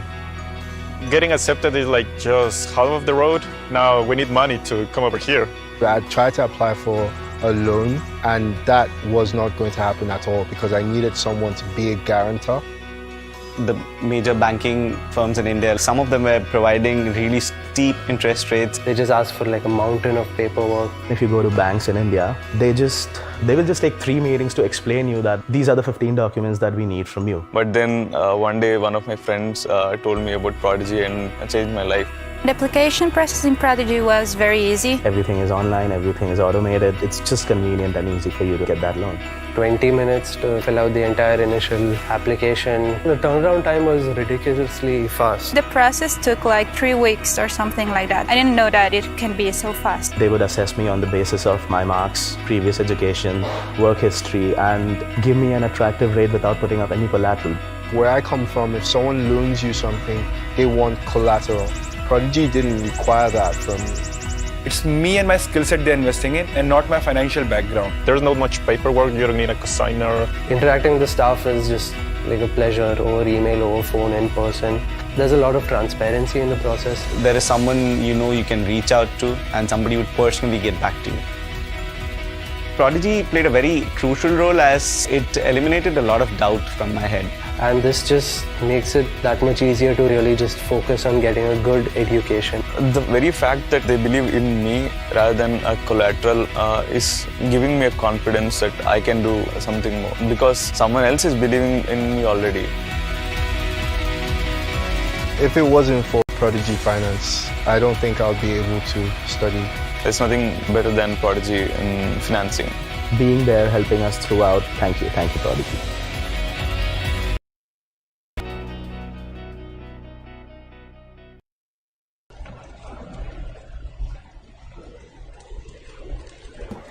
All right, so we just passed halftime. I'm here with Andrew Eknerwala, as you guys might know. And yeah, it's a pretty interesting spot here. I think basically a lot of the other teams know what they need to catch up on us now. So Harvard just got L. I believe that makes them the second team to solve L, which puts them at 6 problems as well. So we have MIT at 9, Georgia, Harvard, McGill as this contingent all at 6. And then we have 10 or 15 teams at 5. Right. Yeah, the next couple teams that are looking like they'll qualify are Harvard, McGill, Purdue, right? Mm-hmm. And then I think Purdue has a spot, but I'm not 100% sure. I think Purdue doesn't. Okay, I believe you. Yeah, I think Purdue. Oh, you're right. Right. Yeah. Purdue was in ECNA, right? Where the winner and was the winning Waterloo. team, Waterloo, didn't get to make it out here. Yeah. So NYU doing super well. Also, Columbia to Stanford. Other teams that are kind of in the running, Duke also. But yeah. So we were just talking a bit about like World Finals and our own World Finals experiences as well. Right. Some happier than others, I'd say. But do you want to share a bit about kind of your path to World Finals as a contestant and what that was like? I guess the first year we both went to World Finals was 2016, right? That was the World Finals in Thailand, which was beautiful. It was so much fun, actually. It was amazing. Yeah, it was an amazing experience. The weather was very warm. Right. Very warm, very humid. But yeah, I mean, our hotel was like on the beach and everything. It was amazing. Right. When we were, they also had a chill zone, just like here. Right. Except that chill zone was the only air conditioned place in the building. Right. So. Scott was saying that all the Russians were calling it the cool hall. Right. So it's like maybe something got lost in translation there, but maybe it didn't. It was pretty cool. Right. But yeah, okay, right. So you were at ICPC 2016 World Finals. How did that go? And it went pretty well for both of us. I would say maybe even more so for you. So that's right. I would say that as well. Yeah. So Scott's team that year managed to got 3rd place, and our team got 6th, I believe. Yep. And yeah, it was a lot of fun. We went and solved some hard problems. This was our freshman year of college, right? Right. And so we kind of were hot off competing in high school for IOI. Yeah. And we went to World Finals and and it was a lot of fun too. I mean, not just the competition itself, but getting to meet all the other teams, all the contestants, from China or Russia, or all of these different countries, all of these different parts of the world. And it was really cool. It was, I think, a really great experience. I was on Harvard, Andrew was on MIT. Two schools, obviously, with a pretty long-standing rivalry in these particular contests. Yeah, we were actually pretty fortunate that it was still the old system. So I think our region only had 2 advancing spots, right? I thought it was because wasn't there someone? It was because in the previous year MIT had gotten a medal. Right. So if you get a medal, this was the old system, right? If you get a medal, then your team gets an extra spot the following year. Right. But if we hadn't gotten that medal, I think we actually wouldn't have been able to go. Right. Because we beat you at the regionals as well. Yeah. Right. So we got 3rd at World Finals, but more importantly, we beat MIT, and that's what really matters out here. Yeah. Yeah. Well, no, I didn't. It was a great experience. That'll never happen again. We'll see about that. Great experience, and I think, honestly, we were both pretty lucky to do as well as we did. I don't know if we were expecting that coming in. Right. But yeah, so then you went again in 2019, right? And I think right. Then I feel like there were a lot more expectations. Yeah, that year was pretty crazy. I think the MIT team. So I went with Kevin Sun and Yunzhen Su, and we actually had all gone to World Finals in different past years. So I went in 2016. Yunzhen went in 2017 and Kevin went in 2018, and so we kind of pulled the best person from every year, or like the best active person from every year. You just collected this mega team, right? And collected them into a mega team, and we did more practice than I've ever done, I think. Otherwise, we did 5-hour full 5-hour practice contests every 2 or 3 days, 2 or 3 times a week.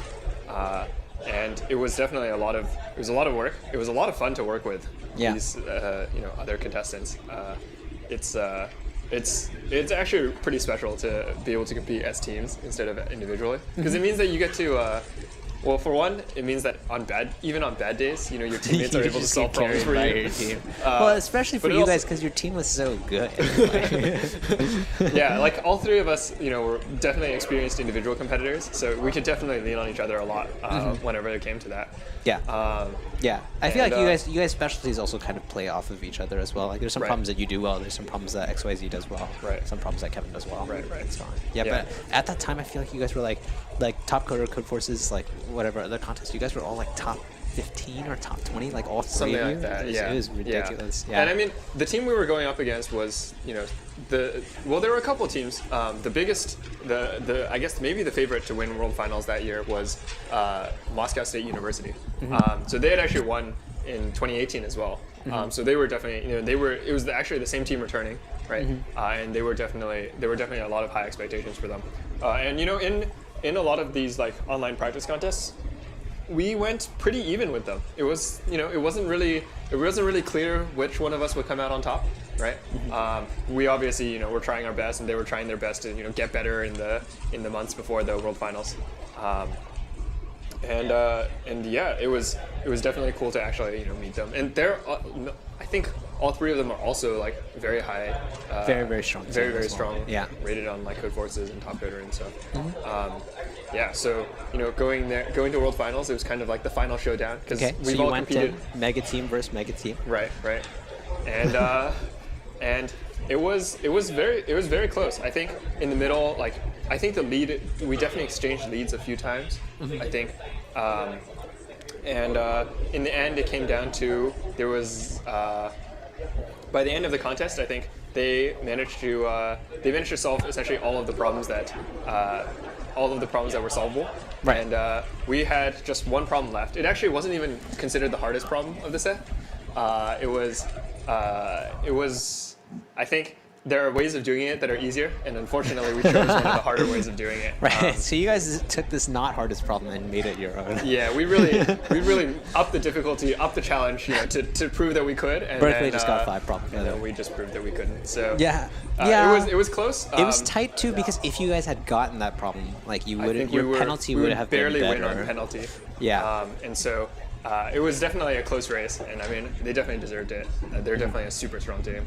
Yeah, super strong team. I honestly lost so much utility in that moment though. I was watching the whole thing live, and they came down to this one problem left, and I was like 100% sure that they would get it because they had already solved much harder problems in that contest. Right. I mean, it was tight. Like there were only like 20 minutes or something left after that last. It wasn't. We had actually typed on it for a good 40 minutes before that. So we spent a long time on it. Our solution was just not good enough. Couple submissions here. Utah, wrong answer on G. Carnegie Mellon, wrong answer on H. Nebraska Lincoln, wrong answer on A. It does seem like sometimes they kind of come in waves. Yeah. I think...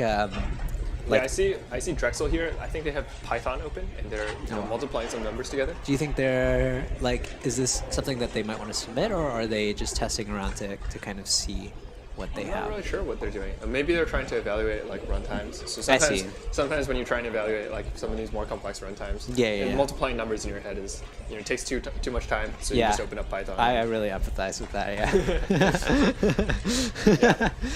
Yeah. And I think at the halfway point now, at the start of the contest, I would say it's super unclear who are the wild cards going to be, who has a shot. At this point, I think starting to get a little bit more established. We have contenders, I would say, for who could get the spot. It's still really up in the air as far as which of those it could be. Berkeley just got their 5th prom, and that puts them pretty close to Stanford, right? I believe so. Yeah. So this whole region, I mean, Stanford and Berkeley both. Is that the region that got upset by UBC? I think that is, right? Well, I don't know if I would call it an upset. Okay, not an upset. They may have gotten destroyed. Whooped by UBC. So Stanford and Cal are we're the 2nd and 3rd. Right. And so they're going to be competing for a world final spot. This is a long-standing college rivalry, right? Yeah. I think right now they are literally next to each other with 13 points of penalty difference. Yeah. So it totally could swing either way. And they might be on the cusp. Right. I think it's right around there because I think there are about 6 or 7 of the teams at the top that did have that auto qualification. Yeah, I mean, so at World Finals in the past, for example, it's happened that, let's say, if the 13th place team, so usually there's 12 medals, right? 4 gold, 4 silver, 4 bronze. If the 13th place team was super, super close to the 12th, then they'll give that 13th place team a bronze medal as well. Do you think there's some kind of effect here where it's if you were, if you barely didn't make it to that berth for World Finals, that they might kind of boost that? I know it's 6 or 7, but I don't know exactly how that logic. I'm not really sure what the number is. It'll kind of depend, I think, because a lot of the spots that are allocated to North America are kind of decided at the World Finals level, right? Because they also allocate spots to other regions, Northeast Europe, or I guess it's Northern Eurasia now, and Latin America, Europe. So all of these. So there's definitely, I'm definitely not sure. Maybe they'll take that into account when trying to decide how to give their extra spots. Right. So speaking of that, I mean, how do you think these teams will fare against at the World Finals against all the other teams? Yeah, the competition at the World Finals is definitely going to be pretty tough. If you look at the mayor, you can see a few World Finals, real World Finals teams competing. I think one of them is Cafe Mountain. They're the team from Seoul. And I think they're right around where MIT is. Wow. Right? So we're definitely going to see a lot more teams of MIT's caliber at World Finals. So there will definitely be a lot of tough competition. And I think, a lot of these teams, they'll have to practice and they'll have to try and do as well as they can. Yeah, a couple more submissions here. MSOE just passed H. Virginia Tech got G, which brings them to 5. And then U Maryland got K. So getting to the point where most of the teams are on their 3rd problem, 4th problem, 5th problem, something like that. Right. We still have a couple at 1 or 2, but those are, pretty rapidly making their way up as well. Right. Yeah. So before this last break, we were talking a bit about problem. Oh, sorry. We're going to watch explanation for problem K. Hi, I'm here to explain the solution to rooted subtrees.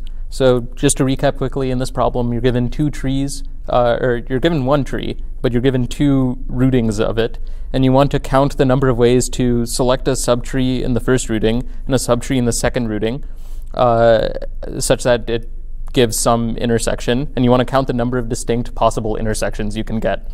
So off the bat, let's just focus on the left rooting. There's n possible subtrees in this tree, right? And you can get all of them by just choosing the root of the right subtree. So we know the answer is always going to be at least n. Now the question is, given the left subtree, or given the left rooting, how many ways are there to get a subset that is not actually a subtree?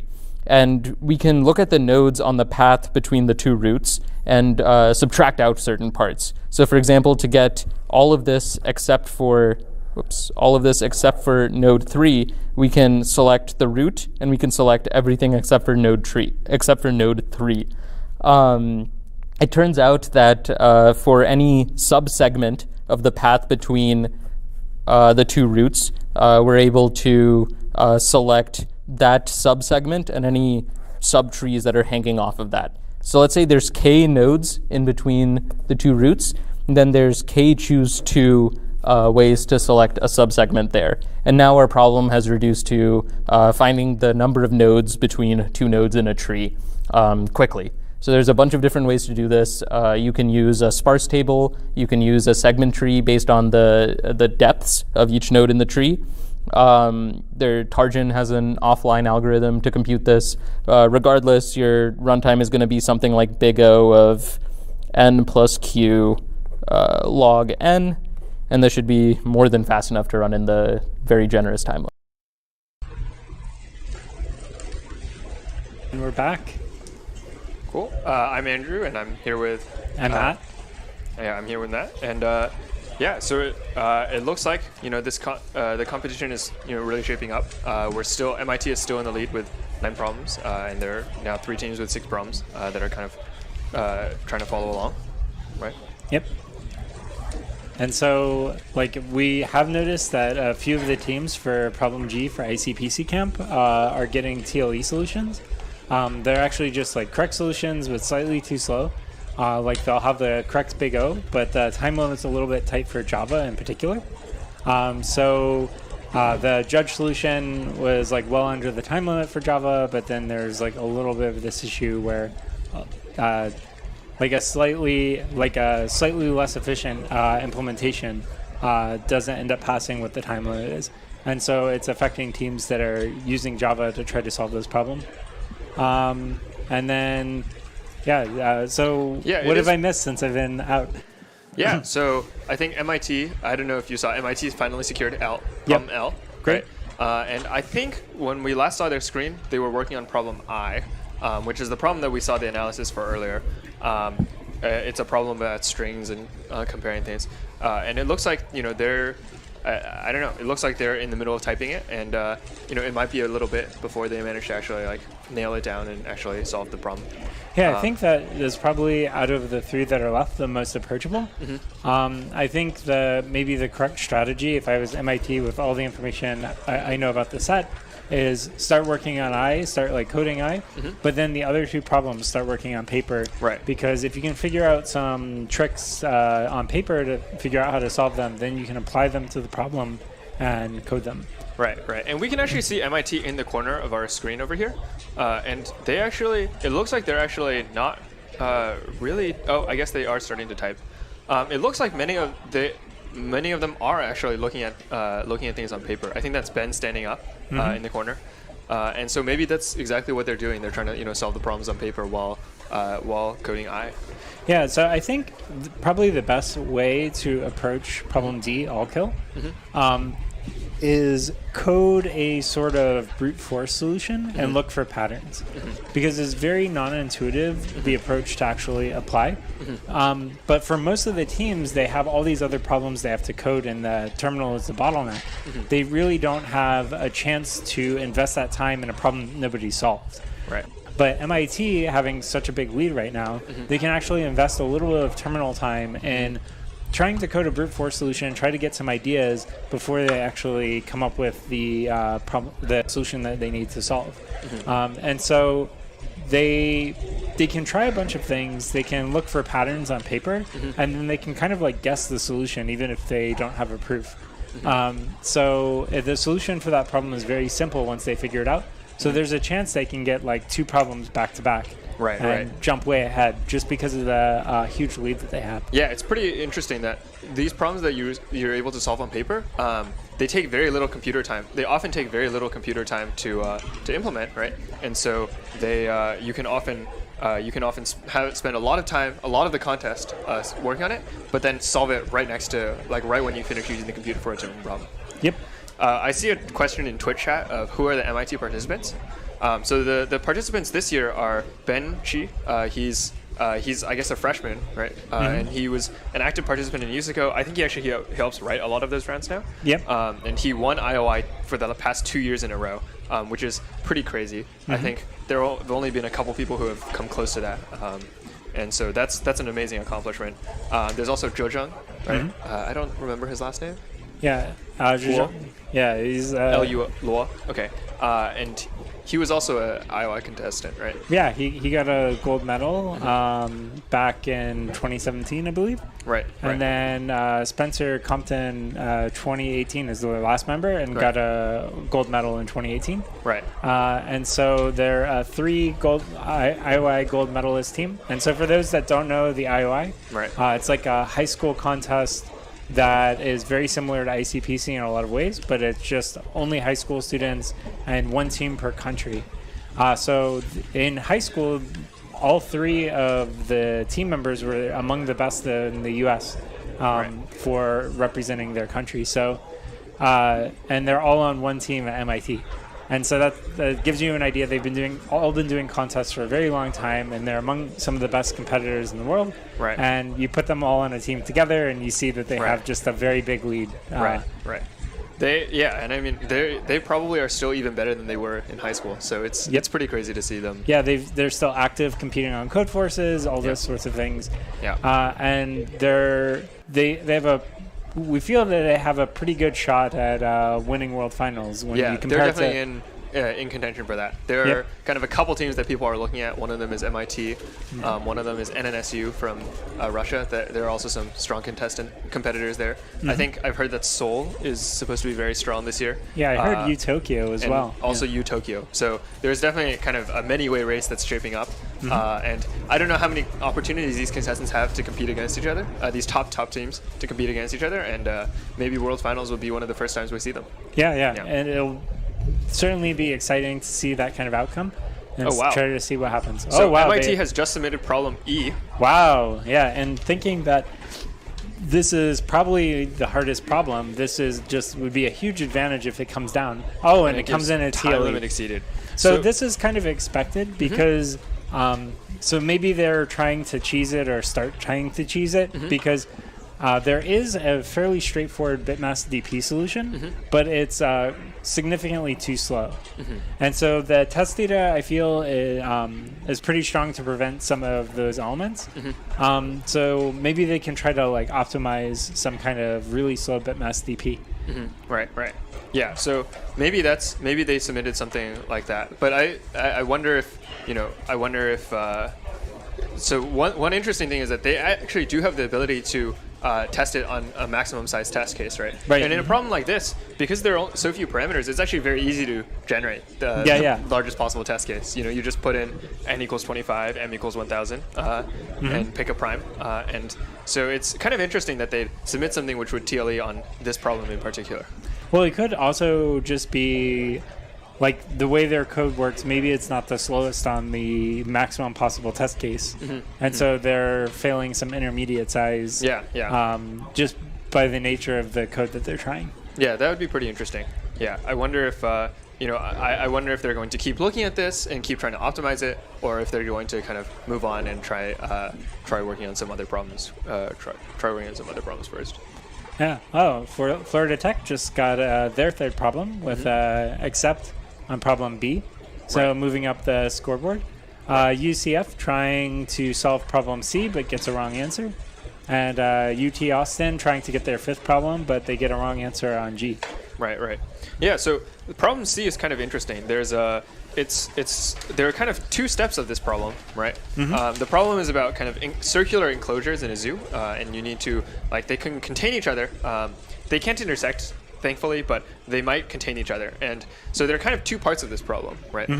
The first part is kind of identifying which circles contain which other circles, right? And the second part of the problem is actually taking these circles and taking this like tree of circles and running some kind of dynamic programming solution.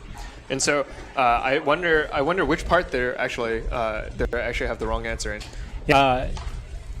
It's a lot easier to make a mistake on the second part of the problem, which is the DP part, because there's also this slight variation. So the DP problem that the problem reduces to is fairly well known, which is independent set on a tree. But then there's a component to the problem that is just where some of your query circles are nested somewhere in the tree. And it's very easy to make a bug where you're not propagating that information from lower levels to higher levels correctly. So the teams that are trying this and they're getting wrong answer, what they're going to need to have to do is come up with some test cases to make sure that those components of the code are actually working correctly. Yeah, that's pretty interesting. Yeah, it is pretty. It's often pretty tough to kind of generate these test cases for these problems. Yeah, and it's also tough, like one of the options you have is to write a slower solution that you can guarantee is correct versus your really fast solution. But sometimes that ends up taking some of your resources away, right? So time is a resource in this contest. So if you invest a lot of time in coding this alternate solution just to test your data, was it better to like create hand data that wasn't taking away this resource on the terminal? Right. And so there's this trade-off decision you need to make depending on like where your team is in the contest and what other ideas you have.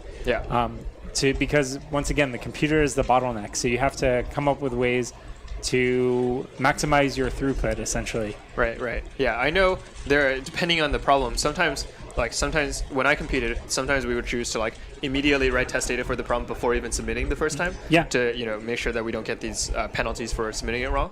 And sometimes, if you're more confident or if the data generator is too slow to write, you have to make the trade-off that you just have to submit it and use the judge's data, right, to test. And you're kind of risking that submission time, and then you're also risking like slowing yourself down, because wrong submissions also have this cost because you can't move on to a new problem as easily, or you'll get one team member kind of like stuck on that problem, but then also all the debug time, you're costing terminal time for your other teammates. So is that definitely interesting balance you have to strike and come up with a good strategy for maximizing your number of problems and minimizing this penalty points. Right. So here on the screen we see Yale. They're on the computer, but they're not typing. So it looks like that maybe they're trying to track down one of their bugs. I don't know which problem we think they're working on. They're maybe working on problem K. Yeah, it looks like they've already had a submission on problem K, and it makes a lot of sense for them to try to attack that problem directly, just because it's seen so many solves. Right. But they have this bug, so they need to track it down somehow. And this is kind of what we were talking about, where like as he's looking on the computer for this bug, nobody else can be on the computer to advance them in other problems. Yeah. So it's always a trade-off you have to be very careful about. Yeah. And cool. So we're seeing more of these submissions trickling in. Kind of a lot of teams are catching up to this 5 problem mark. Oh, and Carnegie Mellon just got their 5th problem, jumping ahead. And so Caltech as well. And so those are teams that are trying to qualify. Well, I think Caltech already has qualified. a berth, but Carnegie Mellon, so this is a big deal, jumping up to 5 problems solved, 18th place. Yeah. All right. Yeah. And so kind of the cutoff right now is definitely looking like it'll be higher than 5 problems. And kind of we'll see where it shapes up in these final 2 hours. I think coming up, we have a quick message from our sponsor, the NSA, and they will have a video for you guys.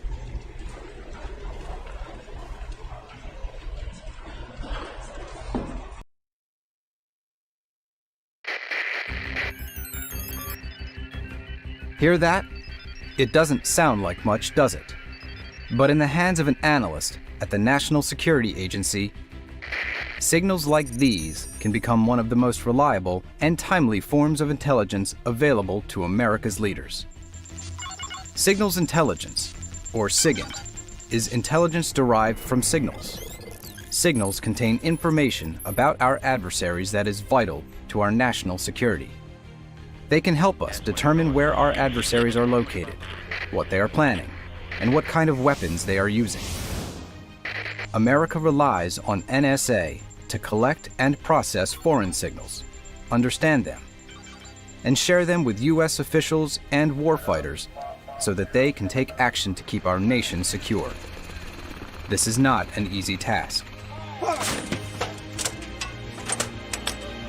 SIGINT is technically challenging to produce. It is both an art and a science. Many of the signals we collect are encrypted, and usually they're not in English. It takes a team of mathematicians, linguists, analysts, and computer scientists armed with the latest technology working around the clock to turn signals like these into usable intelligence. But the results are worth it. SIGINT saves lives on the battlefield. It stops terrorist attacks and disrupts their operations. It promotes U.S. interests and alliances around the globe. It counters the proliferation of chemical, biological, and nuclear weapons. And it helps to thwart the flow of illegal narcotics into our country. Unfortunately, our adversaries also understand the power of signals intelligence. As we target their signals, they try to exploit ours. Hostile foreign nations try to gather information about official U.S. plans, policies, and capabilities by exploiting our communications, information systems, and networks around the clock.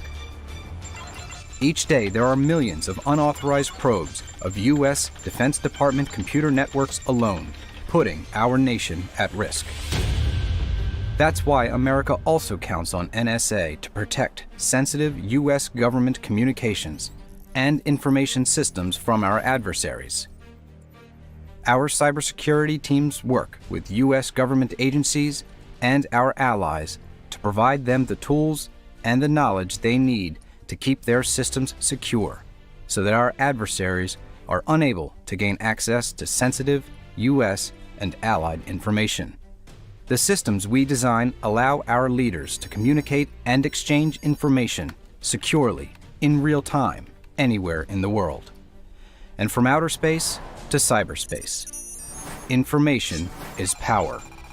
When we know our adversaries' information and they don't know ours, we have the information advantage. And that information advantage is what the National Security Agency, Central Security Service, gives the American people.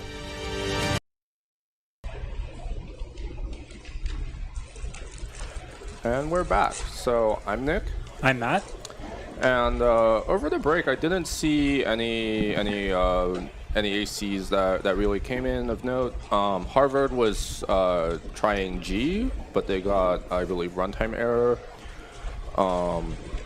We actually heard back from the judges, because the judges are looking to see if MIT is going to actually solve all the problems. And one of the judges noted that the solution that they submitted actually isn't even close to the time limit on an obvious maximum size test case. So the judges are a little bit mystified as to what's going on there.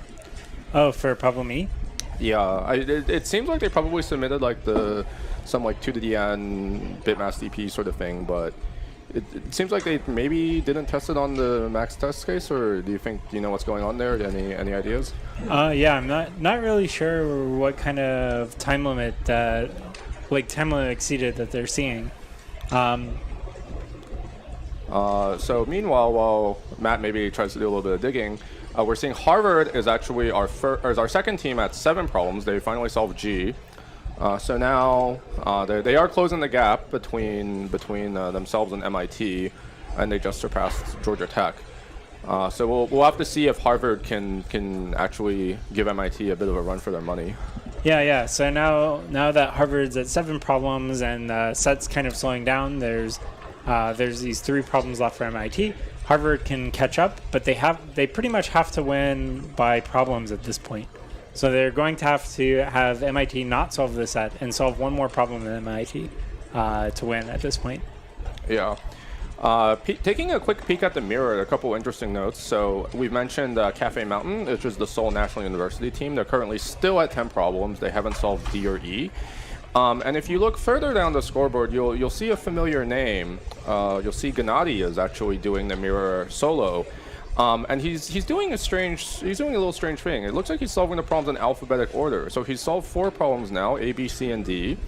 It took him an hour to solve problem D by himself. So we have maybe one data point about how hard problem D is, and he currently has a wrong attempt on problem E.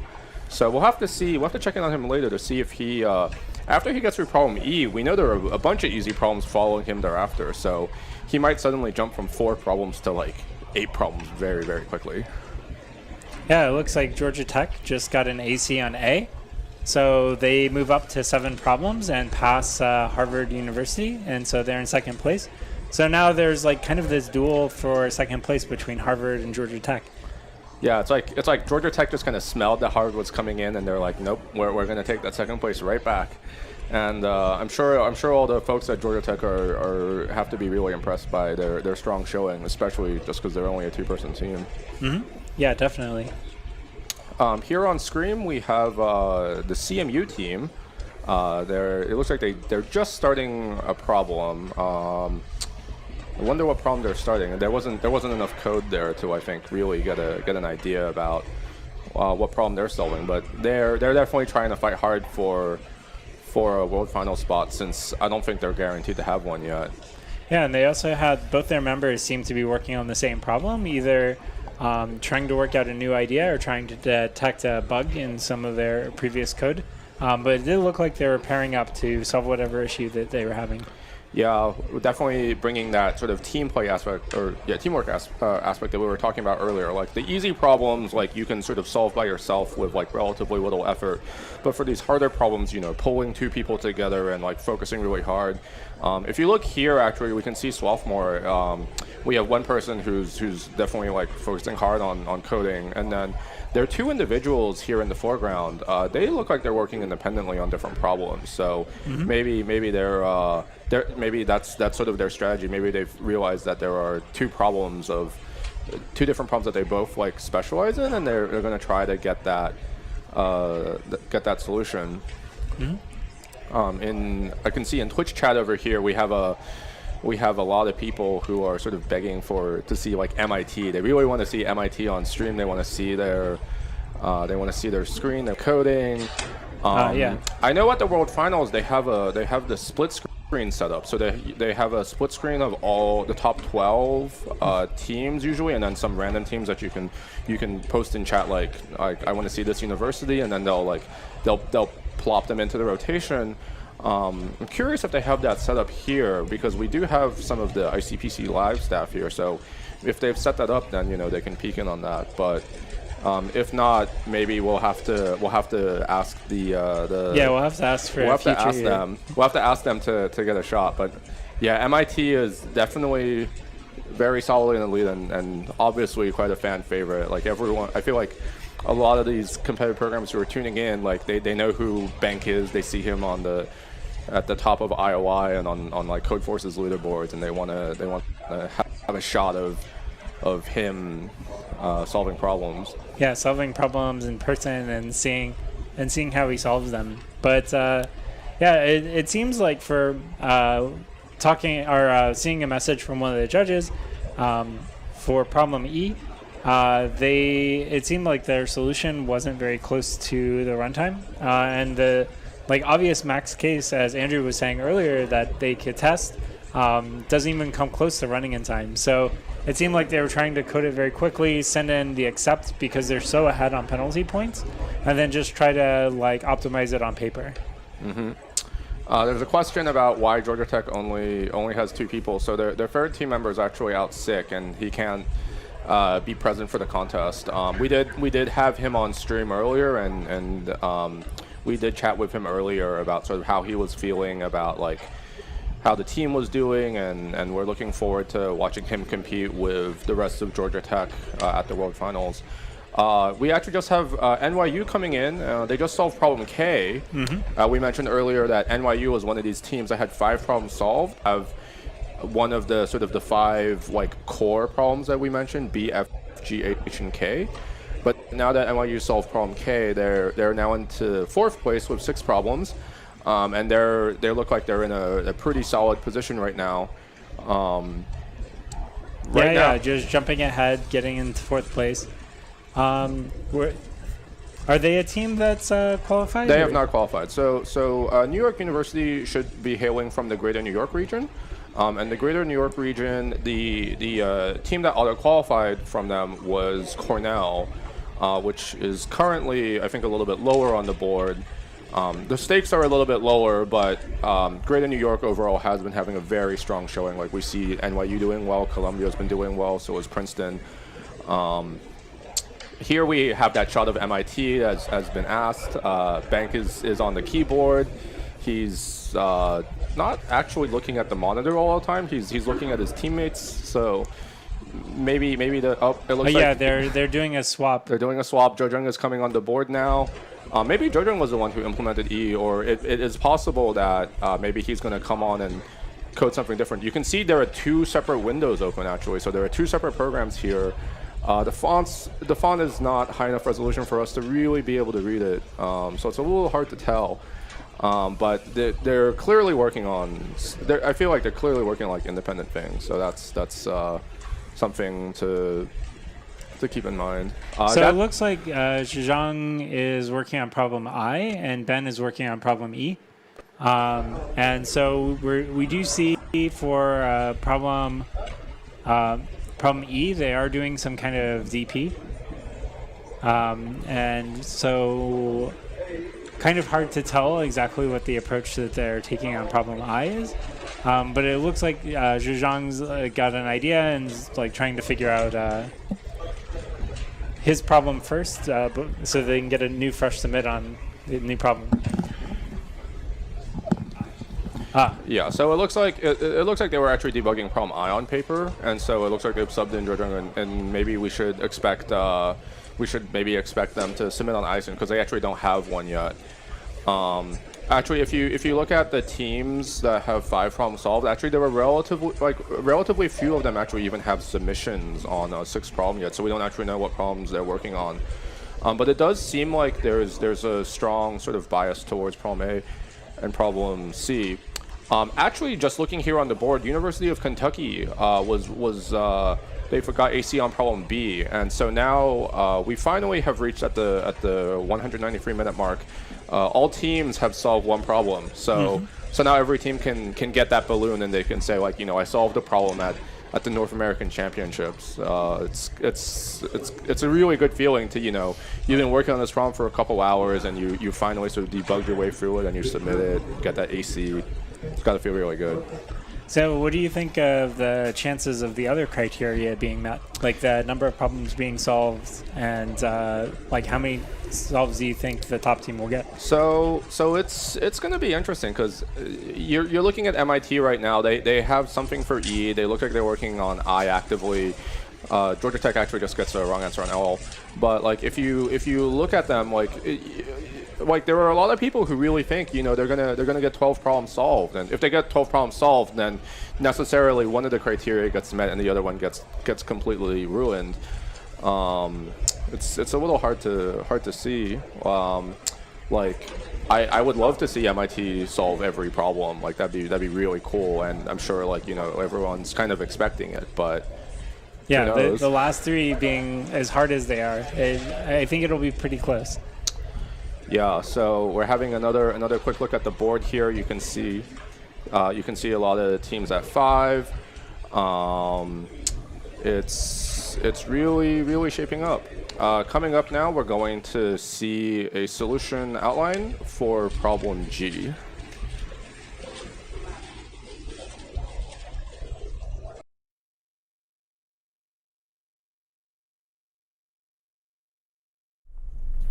let's take a look at the problem ICPC camp. In this problem, you are given two lists of problems, the list P and the list Q. You want to pick two problems for each day of the ICPC camp. You have n days. One problem should be from list P, the other problem should be from list Q. And each problem has a difficulty level.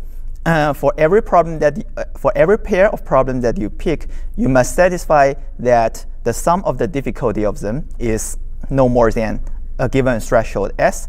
And also, let's take a look at the difference of the difficulty. Say Pi and Qj are a pair of problems you pick for some day. You want their difficulty difference, Pi minus Qj, the maximum of this difference, to be as small as possible. To solve this problem, let's think about given a fixed threshold d. Say d is my maximum distance, or say maximum difference between any two problems on any day. Can we count the maximum number of pairs we can make, or say the maximum number of matchings we can make between the two lists? If this number of matching is greater than or equal to n, then we are good with this parameter d, and we can try to increase our d. And we can use a binary search strategy to find d and then count the max matching based on the threshold n. So how do we know for a given threshold d what is the number of max matching between our two lists? So here we can apply a greedy max matching strategy. So the greedy idea says we should always consider the problem from list P here, which has the maximum difficulty, and we'll try to pair it with a problem from list Q that can be paired with our problem Pi here, but also has a maximum difficulty, Qj. So note that Pi may be paired with like a multiple range of problems from list Q. So among them, we pick the maximum. So there are multiple incorrect greedy strategies here. If you pair Pi with, say, the smallest Qj, it's going to get incorrect answer. And if you start with a smallest Pi and pair it with the maximum or minimum Qj, you will also get incorrect answers. And the reason that this greedy strategy works is because we can construct a swap argument between the max Pi and the max Qj. Suppose Pi is not paired with the max Qj and is paired with this problem. Then there's another pair that looks like this. Then we can show that we can always swap these two pairs by these two pairs. So our Pi and Qj here is always in an optimal set. So how do we find this maximum Qj that works with this Pi? There are two ways. The simpler way may be to construct a binary searchable data structure, say a BBST, and you can find a max Qj that works with this Pi in n log n time overall.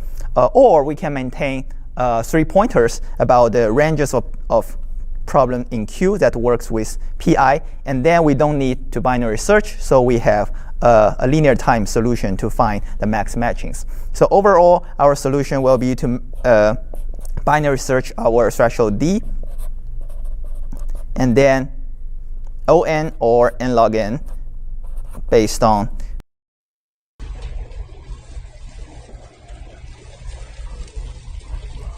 All right, and we're back, switching our way through this Euler tour here. Right here with Andrew. And we're going to talk a little bit more about problem E. So we've mentioned a couple things about it before. We've mentioned that, first of all, we expect it to be one of the hardest problems. Right.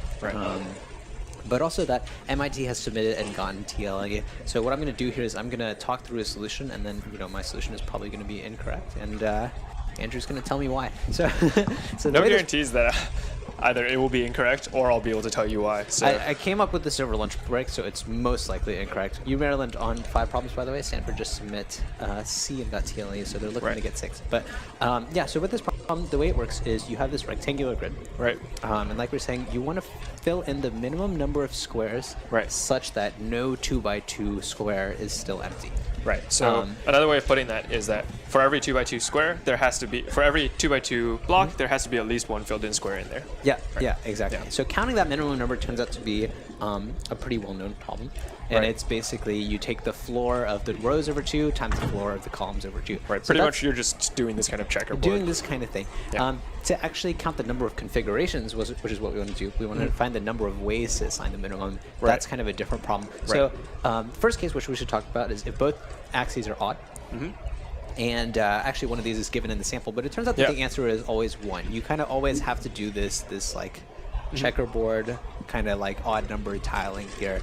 Like on a 5x5, you have to put these in these 4 squares to make it work out. Yeah, do you have a good explanation for why? Yeah, so one way to describe it basically is that actually, do you have a better explanation? Let me think through this. so one I'll give, which is not that clean, is that so you need to, you know that the answer is r over 2 times c over 2, right? And you know that that's the floor of both of them. Right. And so then, like, if you're thinking on any row, these squares have to be filled by the minimum. And so then they have to be on columns 2 and 4, because if they're on any other columns, then you have to take a little more. Then there's going to be 2 in the side. So similarly, all the columns have to be on the even numbers as well. Anyway, so that turns out to be exactly 1, and that's true as long as they're odd. Right. The next case is 1 is odd and the other is even. Right. So in that case, what it turns out is that the row numbers that they have to be on have to all be even. Right. But the column numbers are a little bit more flexible, and I'll just show a couple cases. So there's this one, and then there's how do I show this? So you can get the first and third. So all the ones you take. You have, in this case, it's a 3x4, right? You have to do 2. They have to all be on the second row. Right. Because otherwise the top row, either if there's 1 in the top row, then the bottom row must have some 2x2 square. Exactly. Exactly. And vice versa. Yeah. Yeah. So they have to be in the middle. So it could be the first and third. It could be the second and the fourth. Right. Or it could actually also be the second and the third. Right. It turns out that there's a pretty easy formula, which is just the number of columns divided by 2 plus 1. Right. For each row. So you take that to the power of the. Because you can choose each row independently. Right. And one way of thinking about it is like this center row, right? This center row kind of all the cells in this center row account for the 2x2 square, the 2x2 squares that account for this one, and the 2x2 squares that span these two columns, right? Yeah. And those are exactly what, so they're all essentially independent, right? And they don't intersect with each other. Yep. So that's enough formula to compute once you figure out that that's the idea. Right. So now we have the even case, and that's a tough one. Right. Notably, that means that r is now less than or equal to 24. Right. And which is important if you're writing some brute force. Right. And so it's not a brute force. Okay. Yeah. So you have, and again. Worth noting, like we said, R is up to 24, C is up to 1,000, so it's kind of it's a longer rectangle than it's wide. Right. So maybe we'll be able to do something like in O of R or something, right? Yeah. 2 to the R, something like that. Yeah. So basically, each of the so R and C are both even, right? And so you can split each R by C, like the R by C, into a bunch of disjoint 2x2s. Right. And we know that you have to take at least 1 of each 2x2. In fact, we know that you have to take exactly 1 of each 2x2 since the answer is r over 2 times c over 2. Right. So you kind of are thinking about which one you can take. Right. Now, so for each 2x2 square, you get to choose like top left, top right, bottom left, bottom right. Exactly. Exactly. Yeah. And the important thing is you have to choose these in a way that the 2x2s that you haven't listed out here are also satisfied. Right. Yeah. Right. So there are a lot of other 2x2s that we have to fill out, and that's the thing. Otherwise, it would just be 4. Otherwise, Right. So how many valid ways are there to fill this out? So now we're going to use an idea which is like, I've heard it called row by row DP. Okay. But essentially, the idea is like, let's say we've filled out this row of this column of 2x2s. Right. Is that the right term? Sure. And so we've filled out this column here.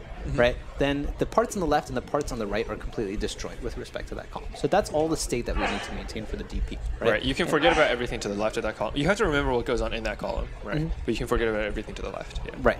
Yeah. And now the question is, how many of those states are there? Well, again, within each little 2x2, there's kind of 2 separate decisions, whether it's on the top half, bottom half, and left half, right half. But can't those play into each other? So they do play into each other, and that's what we're going to get to at a time. So left half, right half, each one in a column is like each one could go either way. So it's 2 to the power of r over 2, 2 to the 12, which is 4,000. Okay, right? So nothing too big there. Right. And then for the up down, right, what happens is on one square followed by a down on the next. So it has to go some sequence of downs, and then from then on it's all ups. Could be 0, could be all of them, right? But in general, what that means is that there's only r over 2 plus 1 cases of the up down, right? Okay. So that's 13. Right. So it's a bunch of downs and a bunch of ups, and the number of downs could be anywhere from 0 to r over 2. Exactly. Right. Yeah. So there's 4,000 for the left, right? There's 13 for the up down. There's 52,000 total. We're going to do this over 500 columns. Okay. So, like, if you think about the whole DP array that we're building, it's 4,000 times, et cetera, et cetera. This turns out to be pretty close, as in like pretty pushing it. So 4,000 times 500 times 13 comes out to about 26 million. We actually want to do a cell by cell DP ideally. Right. A cell by cell DP is like enough to essentially just make it work from here. And what the cell by cell DP will do is essentially at each point in time, you have something. I'm just gonna draw a new. Yeah, I'm a little worried that you're gonna get 2 factors of r in your cell by cell DP because you have to maintain like where the up down is in each of them, right? Right. So you have to maintain the up down in each of them, but in each state, it's a little bit. I mean, here's where I get destroyed. So this is good. Yeah. But yeah, so in each state, you kind of add another cell, and like you're computing the possibilities for this cell. Right. And as you do that, you pass this DP block on down. Right. Yeah. And so I believe what happens. I guess you do have an r squared, but it should be like a rather small r squared, because once you get past a certain point, it's like here, it's like you've either seen it already and you need to know where it is, or you haven't seen it and that's all one state. Yeah, I wonder if we can do a little more like analysis about like how the left, right, and up down interact, and maybe get some insight there. Yeah. So something worth saying is, like, what are we looking out for? There's mainly one particular case that we're looking out for. The sample case 4x4 kind of illustrates that well. So I'm just going to draw that out here. Right. And I'm going to draw it really poorly. It's not so bad. Thanks. So this, this. You're leaving this square in the middle, and in particular, like it kind of this sequence satisfies the kinds of things that we talked about. That it should be, you can't have up into down, right? It should be downs. It into also ups satisfies only. that you can't have left into you can't have left into right. Right, but it turns out that it still fails because of this. This is the main case that you're really trying to look out for here. Right. Yeah. So these are 2 ups on the left, 2 downs on the right, and then rights on the top and lefts on the bottom, right? Submission from MIT on I, by the way, that brings them to 10 problems. Oh wow! And they just solved it on their first submit. So it looks like they managed to successfully debug it on paper. Yeah. So now they have 2 problems remaining in the contest. Right. And now we're racing against MIT. Right. So the runtime that we have now, let's just kind of talk through it. So we have something already that works, which is 2 to the 12. Right. I'll say 2 to the r over 2. Right. Times another r. Right. Times another c over 2, but we'll take the c. Right. Times another r. Right. Is there a third r on that? I think there's a third r. The third r is you iterating downwards through these things. Oh, because so the number of cells is this times r. Okay, I see. Right. And then so r cubed times c times 2. Yeah. So it's like the r here is at 24. Actually, it's like 12, but it's still pretty heavy. 1,000 times 4,000 times 500. It's like going to be like just a little bit too much, I think, especially for this particular time limit. Yeah. So the time limit is 9 seconds. Right. Which suggests that we're not too far off. It's possible that some. I mean, there's some cases too, but yeah, I think you're right that probably the idea is to cut off one more r. Yeah.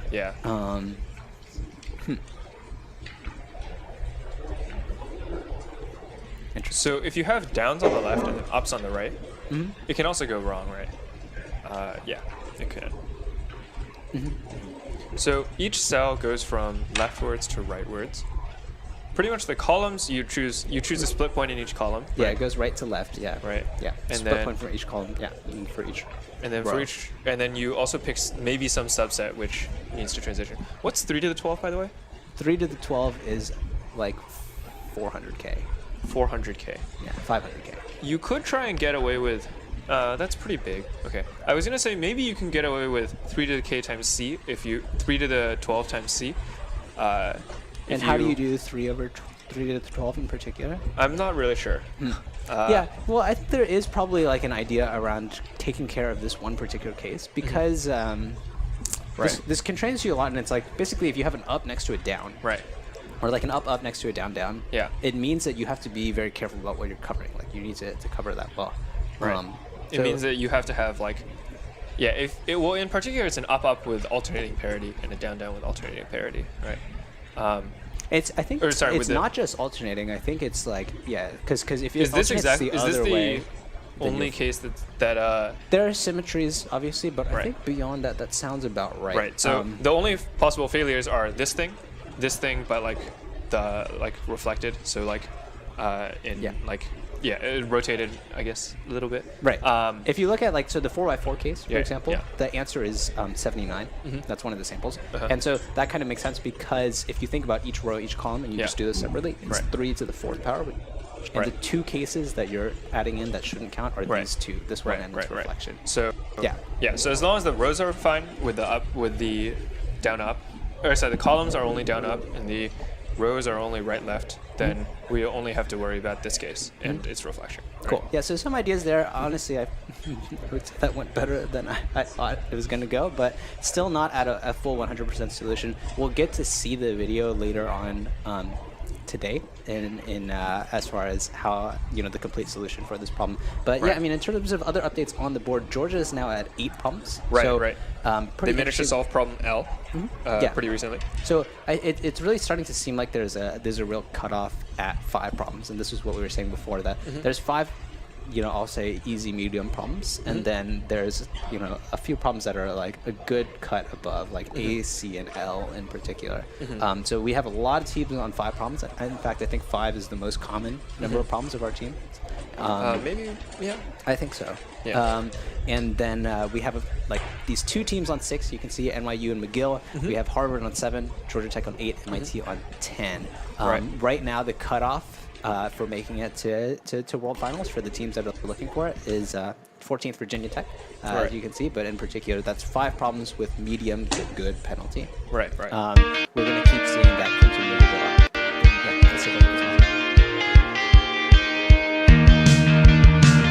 Prodigy Finance is an international fintech company, and we focus on providing international loans to graduate students who are moving abroad to pursue their masters. We are 3 of us here at ICPC, Maya, Ryan, and Guy Austin. And I think the representation right here is a great example of why Prodigy is such an amazing place to work at. Ryan is part of our New York office but lives in the South. Guy is part of our South Africa office, and the best thing about working at Prodigy is the collaborative nature of how we get projects done to make the world a better place and to provide access to education to international students. If you're looking for a job, my best piece of advice is not to just rely on the Career Services Center, but to really take ownership of what you're looking for, to network, to do some soul searching, and to really think about what it is what you want and lead from within as opposed to relying on other people. Universal is a great place to work because we have a lot of fun. I mean, where else can you have butterbeer on your lunch break or ride a roller coaster after a meeting? When you're looking for a job, my best piece of advice is to be prepared for the interview. We offer a lot of diverse opportunities. Ever since our merger back in July, when L3 Harris Technologies merged with Harris, we pretty much cover everywhere in the country now, and even worldwide. We're over in 30 different countries now, so pretty much kind of any technology, any sort of specialization that somebody could be interested in, whether it's a student or somebody that's been in the field for 20, 30 years. If you want it, we pretty much have it. If you're looking for a job, I would say apply a lot. Apply as much as you can to as many companies as you can, as diverse of a field of companies, because there are just so many opportunities out there, but there are also so many candidates and a lot of great candidates, and sometimes it just takes putting as many applications in as possible to get your foot in the door. Work on yourself as well. Work on maybe perhaps if you don't have experience already, try to come up with personal projects that you can work on, perhaps release on GitHub, and just share with the world to kind of make yourself a better candidate for the companies that are looking for you. BlackRock is a great company to work for because it not just focuses on your performance but also about individual ownership and responsibility. And one of the reasons I've joined the firm is because I believed in their objectives. They're a fiduciary to their clients. They're passionate about performance. We're innovators. And our main goal is to make sure our clients experience what financial well-being means. Those are the things that resonated with me a lot. And we see that implemented every day when we come to work. So that's what I think. It's not just having a purpose when a firm starts, but making sure that exists 30 years after with each person, individual that joins the firm, and make sure we all understand that, resonate, and grow with it. I think if you're looking for a job, my best piece of advice is before you apply to don't apply to 50 applications in a day. That might work out for you sometimes, but not always. What's the point of ending up in a job you absolutely hate going to every day? Understand what you want. Just understand exactly what would not make you hate yourself, or not make you, every day you wake up, you don't think about okay, how do I get to work at 10 a.m.? How do I kill time till 5 p.m.? Don't think about that. Try to find something that will not make you think about that every day. Well, hi everyone, my name is Sebastian. I'm a developer advocate at JetBrains, and we're here at ICPC to show both to the students and to the coaches our products. We build a portfolio of about 25 IDEs, and we also built the programming language Kotlin at JetBrains. I really like working for JetBrains because we have very small teams that work very independently from each other. You have a lot of freedom to work on the things that are actually really interesting towards you.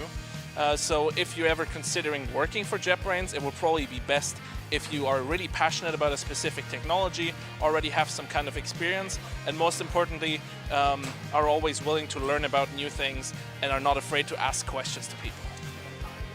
IBM is a great company to work for because there are a lot of people with a lot of talent around you, and in particular the team that I come from, the quantum computing team, we're interested in not only defining the technology but also finding applications for it. So it's an overall exciting place to be, an exciting place to be working with people. If you're looking for a job, particularly with IBM Quantum, the best way for you to get started is to get playing with quantum computing. We have a website, quantum-computing.ibm.com, where you can go and program our quantum computers and learn how to interact with these systems. So that's the best way, I think, for you to get started and potentially to get a job in this field.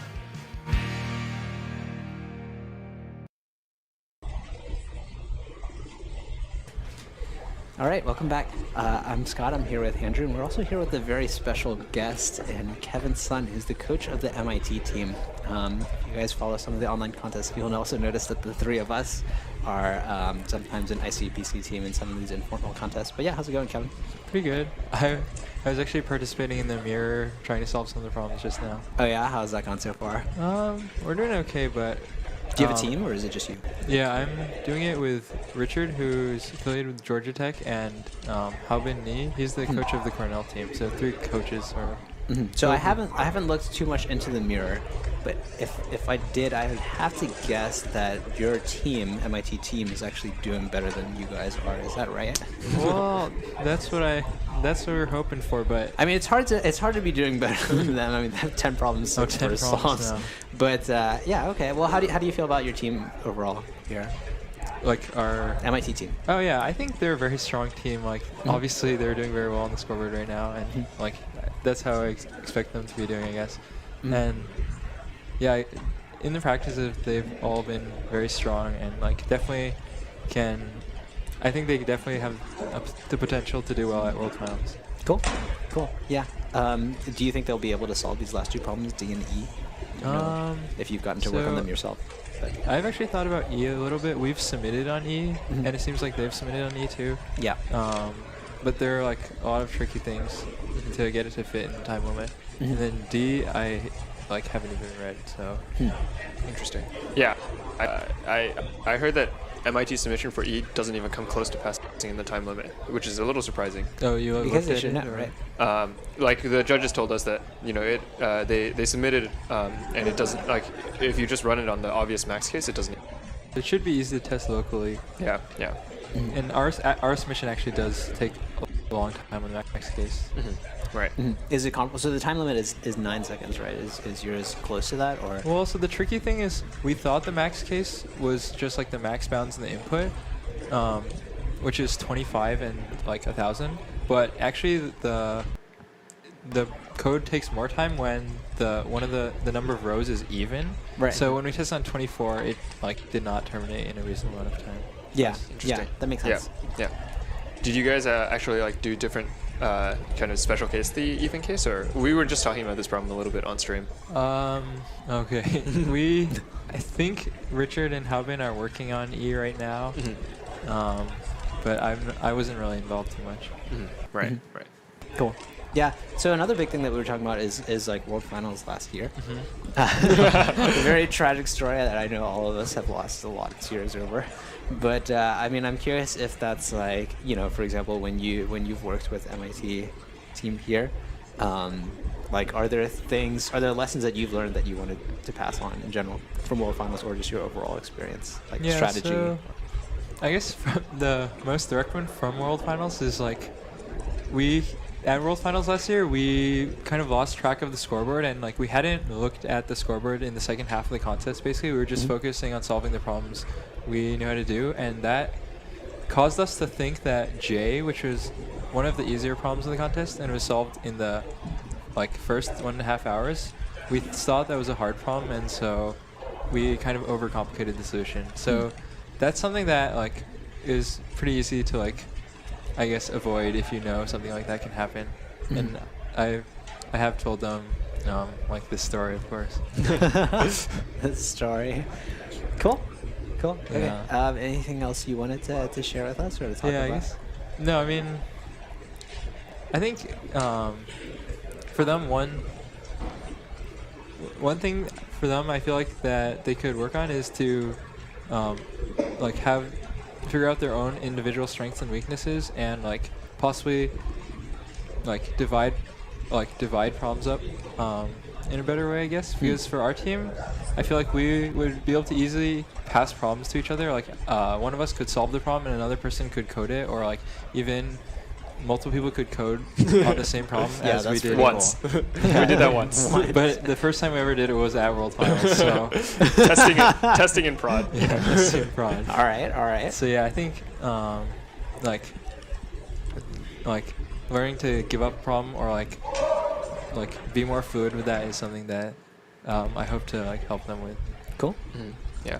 Have you guys been watching them practice and stuff like that? Yeah, I've been to some of their practices, and like I feel like they definitely talk less than we do during the contest, but like they do still work together. So it's kind of a different atmosphere than ours, where we like joke a lot during the contest. You're telling me that they're not friends? Well, I don't know. They're definitely friends like outside the contest and stuff, but I think they're just quieter in general. Yeah. So. Yeah, different personalities for sure. Actually, I also wanted to hear how you thought about some of the other teams at NAC. For example, are there any teams, or were there any teams that you felt like were big rivals for MIT? Well, no. I mean, I think MIT is by far the best, but I think there are definitely some strong teams. The obvious ones are like Harvard and Georgia Tech, both of them. Harvard is from our regional.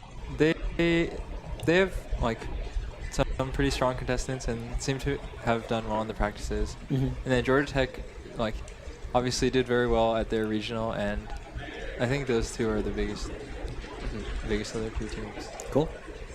Yeah. Andrew, do you have any other questions? What do you think of the problems at difficulty? Do you think it's good for MIT, bad for MIT, good for other teams? Well, I think anything is good for MIT, but I think there's a chance that they could power the last two problems. I mean, D seems, I don't really know anything about it, but it seems to be a problem where there's more of a thinking component, but this is just speculation. And then E, they already have progress on it, so I think they're definitely in a position to get everything. So cool. Yeah. All right. Thanks for coming by. Yep. And we'll let you get back to your mirror. Okay. I'll see if they made any progress to that. Are you playing some more Lockout tonight? Oh. Yeah, so we started playing this other format of contest called Lockout. I think some people here have started playing it. It's very important to work on the right problems. Right. But yeah. Cool. Thanks for coming by, Kevin. Yep. Thank you.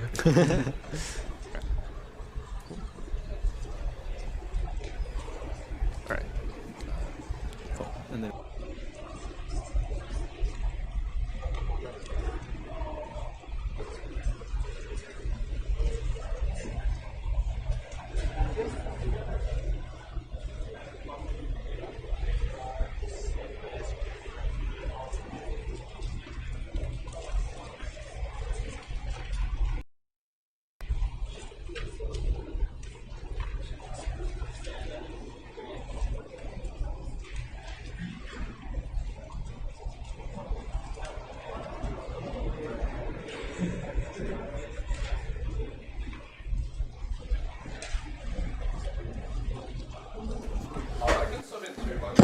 cool. Yeah, Right. so jumping back into the scoreboard here, a couple updates.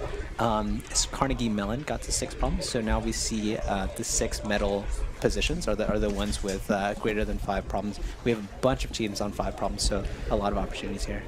Yeah, definitely.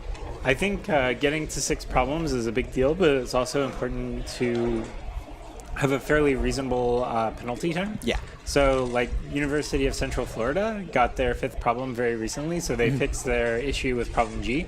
But then they ended up paying a lot of price with the penalty time, so they're one of the first teams to get 4. Right. And now they're, like, way further down the scoreboard in terms of, like, trying to catch up to everybody else. Yeah, and like we were saying, for these World Finals berths, it's likely going to come down to either getting 6 problems with good penalty or getting 7 problems. So yeah, penalty definitely comes into play a lot. Yeah, it's also interesting to see is they're like one of the teams lower down that is also trying problem L, which I think is a pretty good strategy. So if they can figure out how to fix that bug on that particular problem, then they have a good shot of like jumping up unexpectedly, I think. Yeah. And then some other teams like Princeton further down the line are trying problems like problem E. So I'm not sure what kind of solution that they're trying. But I think that's like a much lower payout. And then now we have Purdue submitting on problem L. So maybe we'll start to see more submissions on problem L, where teams are willing to invest the implementation time to get a slightly easier to think about problem. Especially because some of these other problems, like we were saying, it's like a lot of it is the thinking part. So you might as well do that, off the computer. And if that's the case, then the computer is free for someone to work on implementation in the meantime. Yeah. Yeah, and also I feel like problem J, like if you can realize that it is brute forceable in a clever way, as opposed to thinking of like a strategy to solve it. Like it looks like on the surface that you can't get away with some kind of brute force. Oh, interesting. But you can get like some fairly clever brute force to pass with like a small optimization. And like that problem is like if a team starts looking at that problem, even though it's got a low solve, they can get away with a problem on their other 5 solved competitors, and get a big advantage. Yeah. At this point, it's kind of like 4 or 5 harder problems in addition to the 5 like easy medium problems, and so it's like if you can get any one of those, it's big. Yeah, I'm curious because I'm sure UCF's style. How do you feel like this problem set does for them? Like, do you think? Well, I haven't been at UCF for a number of years now, so I like don't know like for this particular team. I haven't like interacted with them very closely, so I don't know like what their strengths and weaknesses are, or, like what kind of problems they want to look at. But I do know that like with what remains in the set, you kind of have a choice to do something very mathy, or you have a choice to do something a little more implementation heavy. So you can kind of like pick which one like best fits your style, and then kind of attack that to get your 6th and 7th problem. And so once again, we're returning to MIT, and it looks like they're still working on problem E. I don't know if they have anyone working on paper for problem D, but D I feel is a little more approachable. Yeah, I see them in the corner there. It looks like they're all kind of like so I don't know if together. they're all working together, but it's unclear if they're all working together on problem E or they're trying to work out problem D. But I think like since they have so much terminal time, someone should be trying to code a brute force for D if I was to dictate some kind of strategy there. Because if you can do that, and figure out the pattern that exists in the problem, you can land at the solution very easily and not have to code a very long solution. I see. And so I don't think a lot of the teams lower down the scoreboard will try that, but like that's another way you could get a very easy problem just by using some of your terminal time.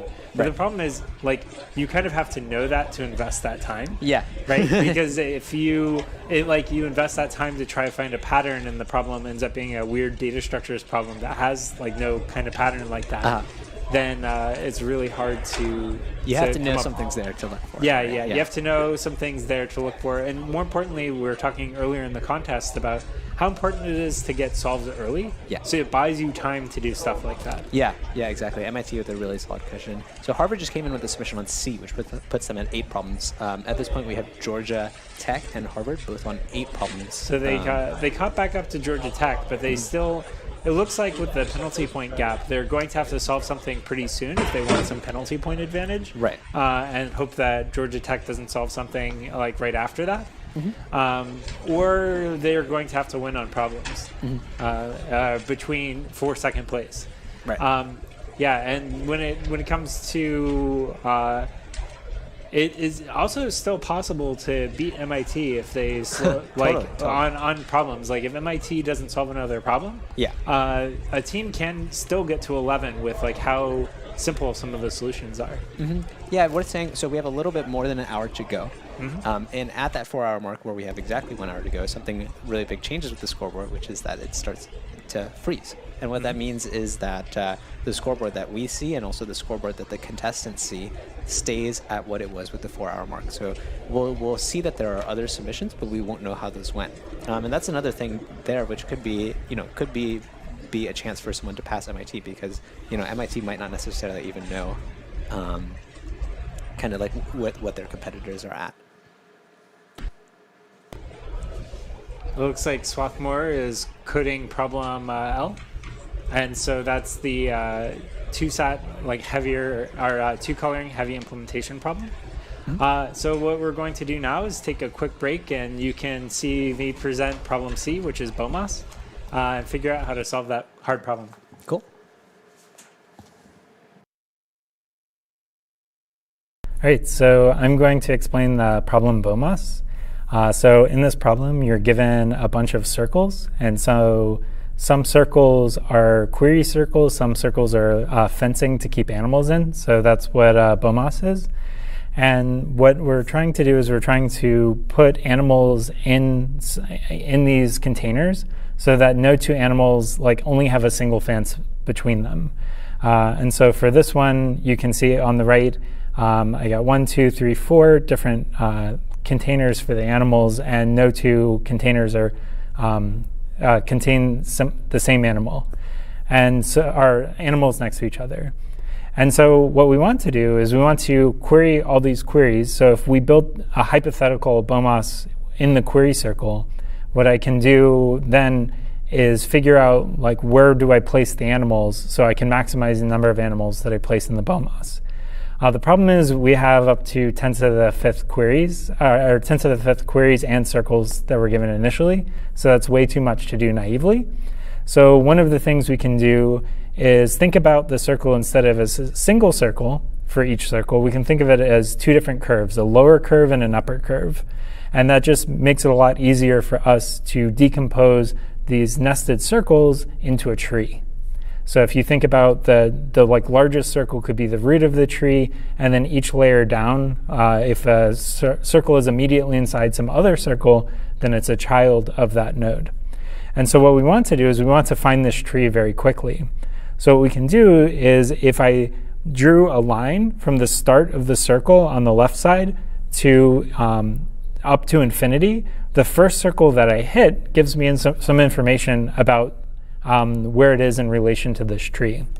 And so what we can do is we can shoot a line from a circle, and if we end up hitting the upper envelope or upper curve of the circle, then we know that that circle is including ours as a parent.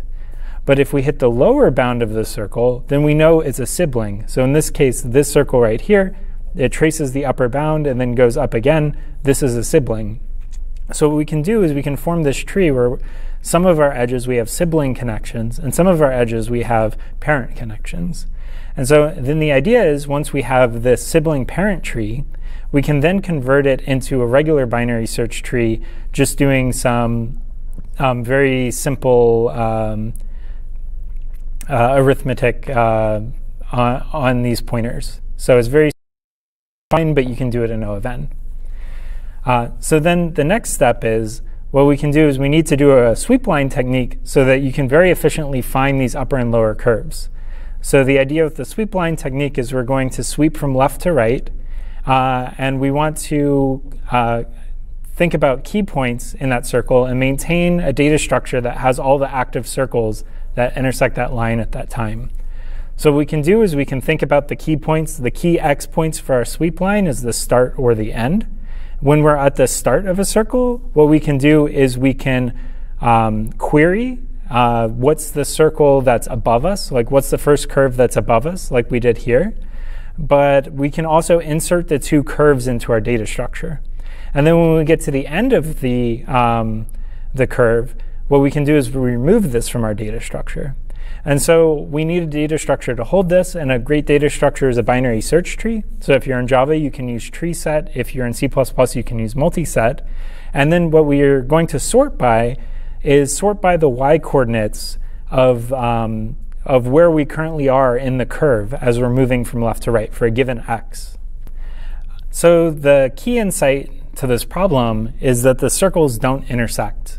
So in other words, if we move this sweep line slightly to the right, you'll notice that even though the exact y value changes, the relative ordering of each of these curves as we go from top to bottom remains the same. So if we change our comparator for a new x coordinate to sort by y, it doesn't break this invariance of keeping this order. So what we can do is we can change the comparator on the fly. So depending on where we are at our x coordinate, our comparator is working on the y coordinate at that current time. And so doing this, we can do our sweep line. We can extract a rooted tree for all the circles. So then the second part of the problem becomes like, where do we place the animals in the Bomas? We can think of it as a problem on a tree.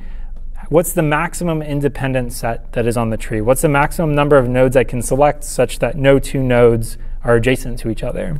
And so we can do this with dynamic programming. The state becomes which node we're currently at and whether or not we took the parent node, placed animals in the parent node.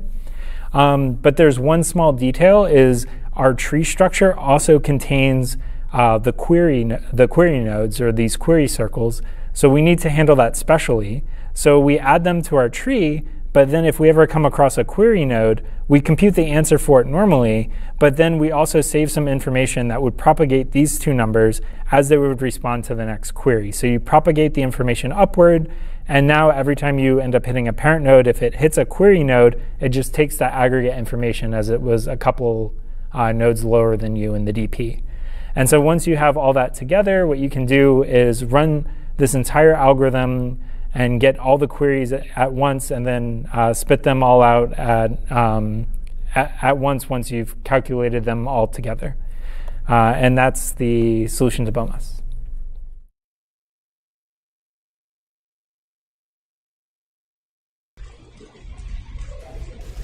And we're back. Hi, so I'm Nick. I'm Matt. And so just during that break, we saw several teams at 5 try to solve submit problems. So like USC just submitted on A. Stanford's been pretty stuck on C. They now have, I believe, 6 wrong submissions on it. And a lot of other teams have been also submitting to C and with wrong submissions. If we actually look at sort of the solve rate, problem A actually has a much higher solve success rate, so 5 of 16 tries, whereas problem C has 4 actual AC submissions over 22 tries. So it's starting to look like maybe problem A is maybe a little bit more accessible, or maybe just like a little bit less tricky than C. Yeah, definitely. Like if you're not good at the computational geometry standard toolkit, I think A is a lot more accessible than C. But if you're good at a lot of the standard techniques that you see in computational geometry, C is definitely a lot more accessible. And so another big development was also UCF solving problem L, which by the scoreboard looks like one of the tougher problems. But I think going against the grain of the scoreboard is actually the right strategy, because problem L isn't it doesn't require as deep of an insight. You just have to put in the work to code the implementation and then see that the problem can be solved as two coloring. So good job by them by not like following like going after what everyone is doing, but going towards a problem that looks like it fits their strengths. Yeah, this puts UCF in a really good spot because they have their sixth problem now, and now we're actually coming into the last hour. So if you look at the screen right now, you can see the submission by UIUC on problem A. There's a question mark there. And so what this means is, so the team will know what verdict they got. So they will know if they solved the problem or if they didn't solve the problem and what verdict they got if in that situation. But none of the other teams will know what verdict they got. And we as the commentators also, like, we don't know. Like, we actually can't tell you. Like, we could ask the judges and, they could probably tell us. Another thing that might happen is, if we see like the screen of UIUC, maybe we can, sneakily catch the verdict or see what they're working on, and maybe we can like figure out the verdict that way. But like for all intents and purposes, like moving forward, we don't really know like how, like, did these teams actually solve the problem or not, and that builds like this suspense about like, oh, what's going to happen in the last hour, like which teams are going to solve like the problems that they've submitted. It's gonna be really exciting. Yeah, definitely. And I think it's still a very close contest for those wildcard spots. And also, I'd like to say is the gap is starting to close a little bit more with between MIT, Georgia Tech, and Harvard. So there's a chance, just be given how simple the implementation is of all these hard problems, that if you figure something out ahead. So this contest is not over by any means unless like MIT pulls ahead on one of these last two hard problems. So these other teams still have an opportunity to catch up with them. Yeah. So, like, how would you sort of take a look at like a scoreboard that, now you like, if you're looking at the scoreboard, like you'll see that like there are green cells for problems that have been like solved before the scoreboard freeze. You'll see these red submission boxes for problems that have been tried, and then you'll see like these gray ones. Like if you look at UIUC in 11th place, they have this 0+1, and it's a gray box with a pending judgment. So like, how do you like read into that, like as a contestant? Like, do you read into that at all, or do you just sort of ignore it? Like, how do you like look at that? Well, some teams can also troll too, right? They could submit a problem they have no idea how to solve, and it makes it like look like they jumped ahead, so it'll scare some other team into like rushing on a problem or something like this. And so that is also entirely possible. So I don't know how much you can trust the scoreboard, but for the most part, teams don't seem to do that. So they seem to only submit when they've got something, and yeah, so it's like really hard to gauge how to look at it. I think in the last hour, like personally, what my strategy was like, don't pay attention to the scoreboard. It's already given you all the information you need, and you should just be trying to focus on using that last hour as efficiently as possible. So sometimes we would go into the last hour and regroup and discuss what are the 1, 2, or 3 problems we want to pull in the last hour and we can reasonably do. And then it's kind of like triage. You throw away problems that it's like, okay, we don't have enough time to get to this. Let's just focus on these 2 problems and make sure we bring them in. Yeah, this sort of last hour contest strategy ends up being really interesting. Like if you look at the scoreboard right now, and let's take Purdue just as an example here. So Purdue currently they're in 6th place. They have attempts on problems A and problem C, but they haven't solved them yet. Ideally, by the end of the contest, like they actually solve problem A and problem C. Like they actually want to get them solved. I see the scoreboard just changed. It looks like what's happening here is this is an optimistic scoreboard. So assuming that all pending submissions are correct, this is what the scoreboard would end up being. So like UIUC would have gotten a 6th problem, Wisconsin-Madison would have gotten their 6th problem, and then that would be the actual, those would be the qualifiers for World Finals. But of course, that's not necessarily the case. Those teams might not have actually solved those problems. And so now we have the scoreboard at the freeze. So you can see where all the teams, I guess this is in the East Regional, or East Super Region, where they would fall had the contest ended right at the 4-hour mark. And so MIT in the lead, and then a few of the other teams further down the list. Yeah. Yeah, so as we sort of have mentioned before, like it looks like a lot of teams are getting into that like 5 problem spot, and there's a healthy group around like around a third of the teams I think are currently sitting at 5, and then you have like some teams at 4 and 3, and the teams that are looking to qualify for World Finals definitely need to start getting that 6th problem in. If they don't actually get that 6th problem soon, then they might actually like lose out on penalty. We see here like Purdue now has a 6th submission on problem C. We won't know the verdict. But if they solve problem C, then they'll be at 7 problems, and at 7 problems, you have to think that they probably have a pretty good shot, since right now only one team that hasn't yet qualified has at least 7 problems. That team being Harvard. Yeah, Georgia Tech looks like they have 1 person on the board. They have you on the board, and then their second team member is probably off working on one of the problems on paper. We mentioned earlier sort of problem D is this problem that hasn't, in fact, I believe problem D doesn't have any attempts whatsoever. Like the teams just don't really have any sort of idea on how to approach it. And we've mentioned sort of that one of the ways into this problem is you take some idle keyboard time, you write a small like brute force program, you try to find a pattern, and you try to extrapolate it. Can you think of any reasons why like the teams aren't doing that? Well, if you look at the problem statement, I think it's very well disguised. I think if you look at the problem, you consider that possibly there's some kind of like data structure, like segment tree kind of solution. And if it's a solution like that, then you need to figure out how to set the problem up and then code this complicated data structure solution. And so the risk of like, oh, I need to try to figure out a pattern doesn't really come to mind, because that might not actually be the solution, and you'll just burn a bunch of terminal time that you could use for something else. But in this case, it's actually profitable to do that, because I think the reduction to the simpler form of the problem that you can use to figure out the closed form is not so obvious. But it's a lot more obvious when you have the cases in front of you.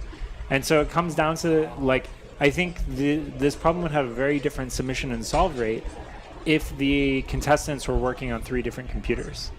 I think what you're seeing is actually a symptom of just like you have the computer as the bottleneck, and you don't have the resources to try things other than MIT, of course. Like MIT being so far ahead, they could devote some of that resource into it.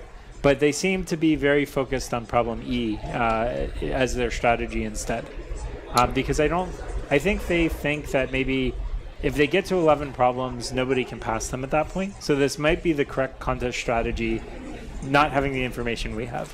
Right. So you start getting into this sort of like contest like meta strategy. Like, what's your goal? Is your goal to solve all the problems, or is your goal to be first? If MIT's goal is to actually solve all of the problems, then they have to go at all of the problems extremely. Like, they just have to take all the problems. Like, they can't have all 3 people necessarily focused on one problem. They should really have like 1 person working on one problem and 2 people working on the other problem at this point. But if their goal is just to win, at this rate, like because their penalty is so low relative to all the other teams, if they solve 11 problems, the only way they would lose is if another team actually solved every single problem. But that's already a very big ask. Like if MIT isn't capable of doing it, like it might be hard to find a team out here that can do it. Like that's a really tough ask. And so at this position, maybe they're just going all in on E to make sure that, you know, if Georgia Tech comes in and solves 11 problems, they don't like steal that first place. And sort of similarly, like going a little bit further down the board, like if you're one of these teams that's like fighting for a World Finals spot, like if you think you're like going to reliably solve like say 7 problems in the set, like what's like you just solve 7 problems and maybe you don't care so much about your penalty. You just reliably get that 7 solves, and then you're done. And you don't need to maybe solve the problems in a little bit of an unconventional order, sort of like what you mentioned with UCF. Like UCF saw problem L and they were like, oh, I can sink like an hour of keyboard time or so, but I'll definitely get problem L. That'll be my 6th problem, and then they're confident they can get a 7th problem. And if they solve 7 problems, it looks like potentially like 7 problems is a guaranteed berth into the World Finals. Yeah, I also think that if you're a team that's like trying to figure out like one of these mathier problems, then I think problem A is like, if you're sitting at 6 problems and you don't have problem A, I think that's maybe the next problem you look at and try. But if you're not one of these teams that have one of these mathier problems, you might actually want to look at problem J. And so nobody else has tried problem J other than MIT, but it actually has a fairly simple solution. But you have to think about it. It's kind of this clever brute force. And so it's once again, it's like thinking down that path, you kind of have to have the intuition that there's this clever brute force that exists, and you maybe want to try it. And also in the last hour, this is kind of where you kind of like open things up to maybe trying cheese solutions and just trying things that you think might work. And if you look at all the problems that remain, the ones that seem most susceptible to cheesing is problem J. So actually in the preparations for this contest, I was able to get a cheese solution by the data initially. And so we actually made that data a bit stronger, anticipating that that's probably the weakest link in terms of data, or the problem most susceptible to cheesing. It looks like the data is actually pretty strong. There are actually a couple submissions on problem J from the Milwaukee School of Engineering and Kansas State University. They both have tried the problem. Kansas has 3 incorrect tries on it, but neither of them have cracked it. So it seems like maybe your data strengthening actually made it so that like these teams probably thought they could get an easy AC, but they haven't. And the other teams have now like maybe they've been scared off as a result. It could be. Yeah, I definitely think it's a hard problem to realize it's brute force, but I really like these kind of cool, clever brute force problems. That's cool. So what we're going to go to next is an interview with the coaches with ICPC News, so you can meet some of the coaches of these teams and hear them talk about their teams. My coach is that truly, he's almost kind of just like another student. He's a first-year professor, so he actually sits next to me in our web app development class where we're sitting next to each other. Well, he's learning to teach to the school specific courses. I'm learning the courses, so we actually intermingle a lot, and we're able to talk not just as a teacher and a student, but as friends, where we also are able to work a lot on not only problems, but it kind of feels just like another friend like I have at school. Very accommodating and very friendly, as well as he also picks like very good problems. He also has some nice insider information on data structures. Our coach was a world finalist, so he knows the deal.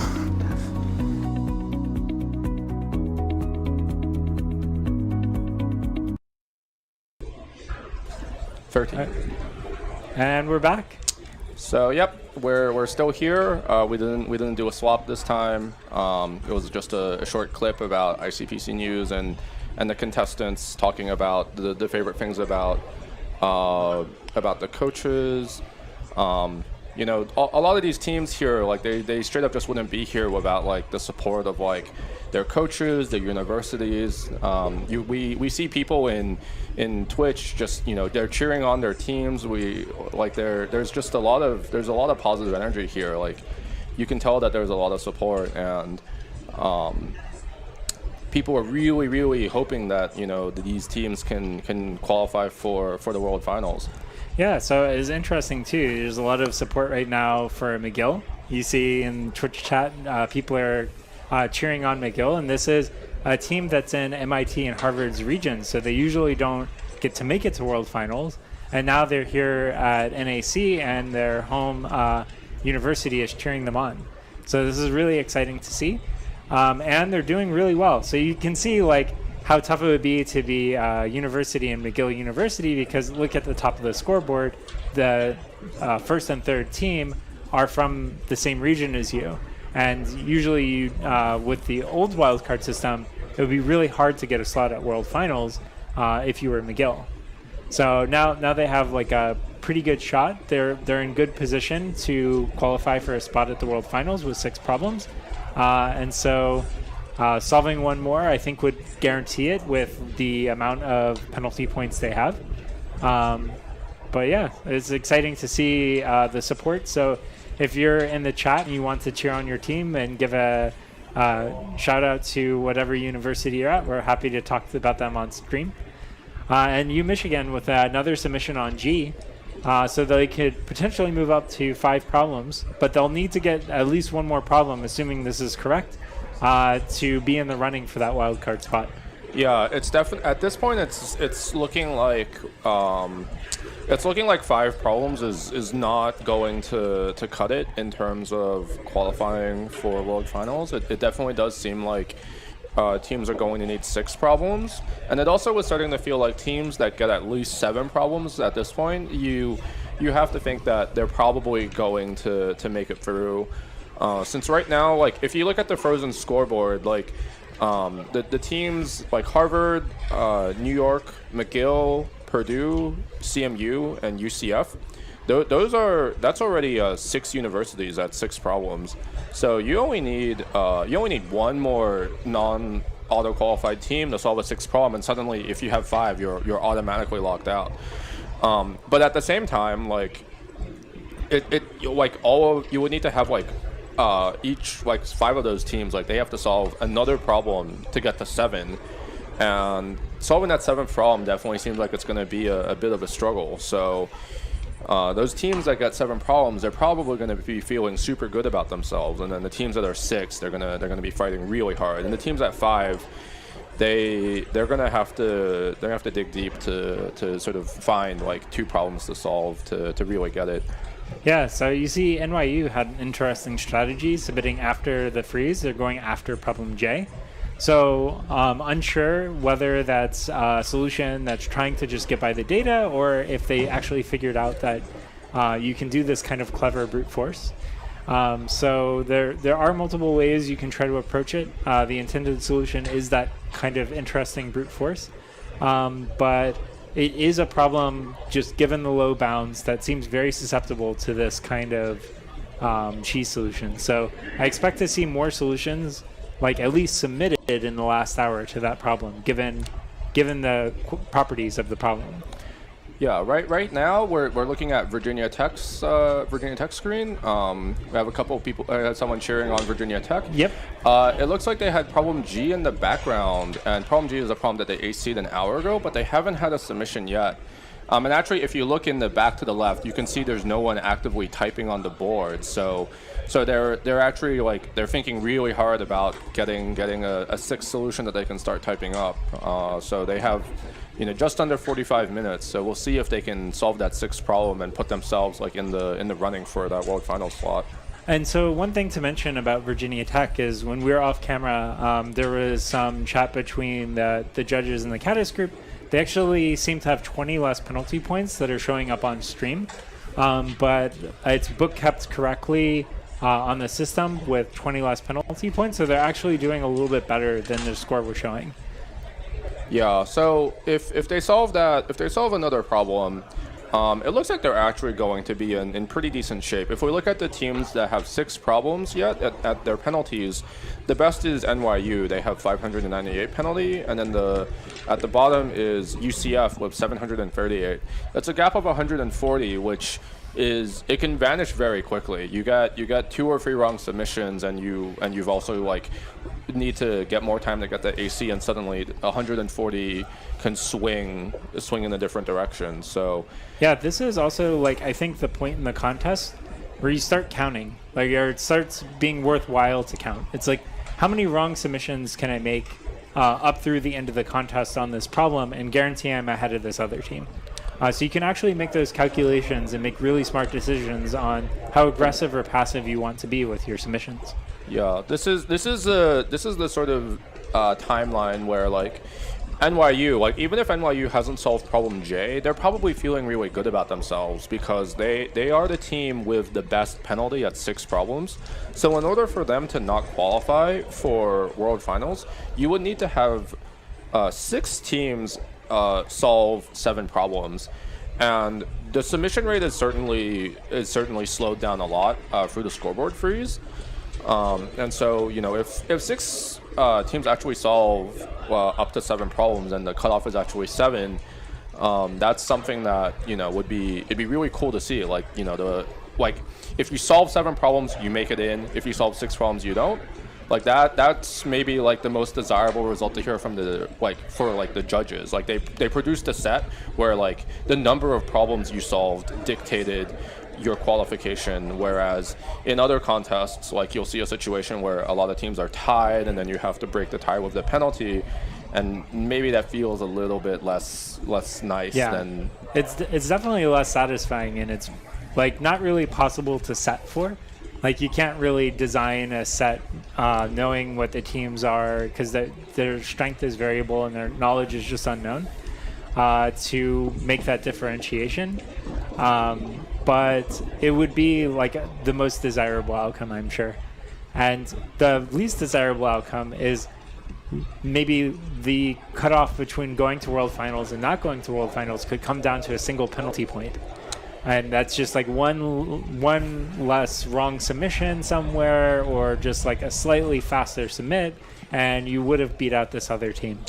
Yeah, in all of the contests that I've sort of spectated, I've never actually been in a contest where the official contestants have had like a tie that had like implications for like medaling or World Finals qualification or whatever. The only time actually that I've encountered a tie sort of high up on a scoreboard was NAIPC 2018. So we mentioned before Kevin Sun, who was on the broadcast. He's actually competing with Halbin and Richard, who are both helping coach their respective teams at Cornell and Georgia Tech. In 2018, Halbin did the NAIPC mirror, and I did the mirror with Richard and another ICPC alum from Waterloo, and we tied. And that was really cool to see, and I was really, really sort of surprised. Coming up here, we're going to see a solution to problem L. So you'll get to see this implementation-heavy problem. Yeah.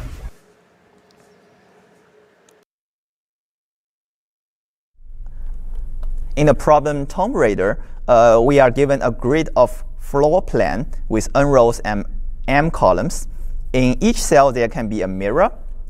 There can be a gargoyle with 2 faces in the opposite directions, and there can be an obstacle. So we want to rotate the gargoyles in a way that there's a light path connecting each face of the gargoyle to another gargoyle face, possibly of its own. Let's take a look how to solve the first sample case. So this is the floor plan we are given, and there are 4 gargoyles. And if we rotate 3 of them, this one, and this one, we are going to have a floor plan like this. And if we track the light path, we're going to see that from this gargoyle, we have this light path connecting to this gargoyle face. And for this gargoyle face, it's going to see this gargoyle face. And similarly, for this gargoyle face, it's going to go through the reflection from this mirror and see this face. And this gargoyle face is going to see itself in the mirror. Note that all the walls surrounding the floor are mirrors. So whenever a light hits the wall, it's going to be reflected by 180 degrees. So you want to rotate the minimum number of gargoyles so that each gargoyle face is going to see another gargoyle face. Basically, there's a light path connecting every gargoyle face to not a difference, but another gargoyle face, possibly of its own. So how do we solve this problem? First, we need to analyze what this problem gives us in terms of the constraints of the rotation. So let's say if 2 gargoyles are in the same row or in the same column without any obstacles or any other gargoyles between them, then these 2 gargoyles and these 2 gargoyles directly see each other. So in this case, we shall see that they need to be in the same direction. So they are both vertical or they are both horizontal. Otherwise, one of the gargoyle face is going to see the side of the other gargoyle, and that doesn't work. If there are mirrors between the gargoyles, let's say, take a look at this. The light path goes through one mirror, then the 2 gargoyles need to be in different directions. So if I rotate this, then this face is going to see the side of this gargoyle, and that doesn't work. Now, for this case, if there are an even number of mirrors that are in the light path between the two faces, then the two gargoyles shall still be in the same direction. So how about the obstacles? So let's take a look here. So in this case, the bottom obstacle will prevent this gargoyle from being in the vertical position. And similarly, if the gargoyle can see an obstacle in the through several mirrors, then it also prevents one of its direction. It also prohibits one of its directions. So in this case, we can go from the left and then to the bottom to see this obstacle. So this gargoyle must be in the vertical position as well. It can be in the horizontal position. So now, given the floor plan, we can find different kind of relationships between the gargoyles. So either they are the same or they are the different. And we shall see that this is a bicoloring problem on this graph. So each node is a gargoyle, and if they are in the same direction, then we draw a line between them. If they are in different directions, then we draw this double line. So now, how do we solve the bicoloring problem? We can simply just enumerate for each group that has the same color, or say the same rotation direction. How do we rotate it? So we either pick vertical or we pick horizontal for all of them. And for the difference, once we pick for the different relation, once we pick the color for this group, we also fix our color for this group. And because this is different, we also fix the color for this group. So you'll see, like, if the component is connected, then once we pick one color for any of the gargoyle in it, we will also pick the color for everything else in it. So basically, for each connected component, we can enumerate if there's a valid color, and if two colors are possible, then we can count how many rotations are needed to achieve each color. Then we take the minimum between the two. So overall, this will give us a linear time solution.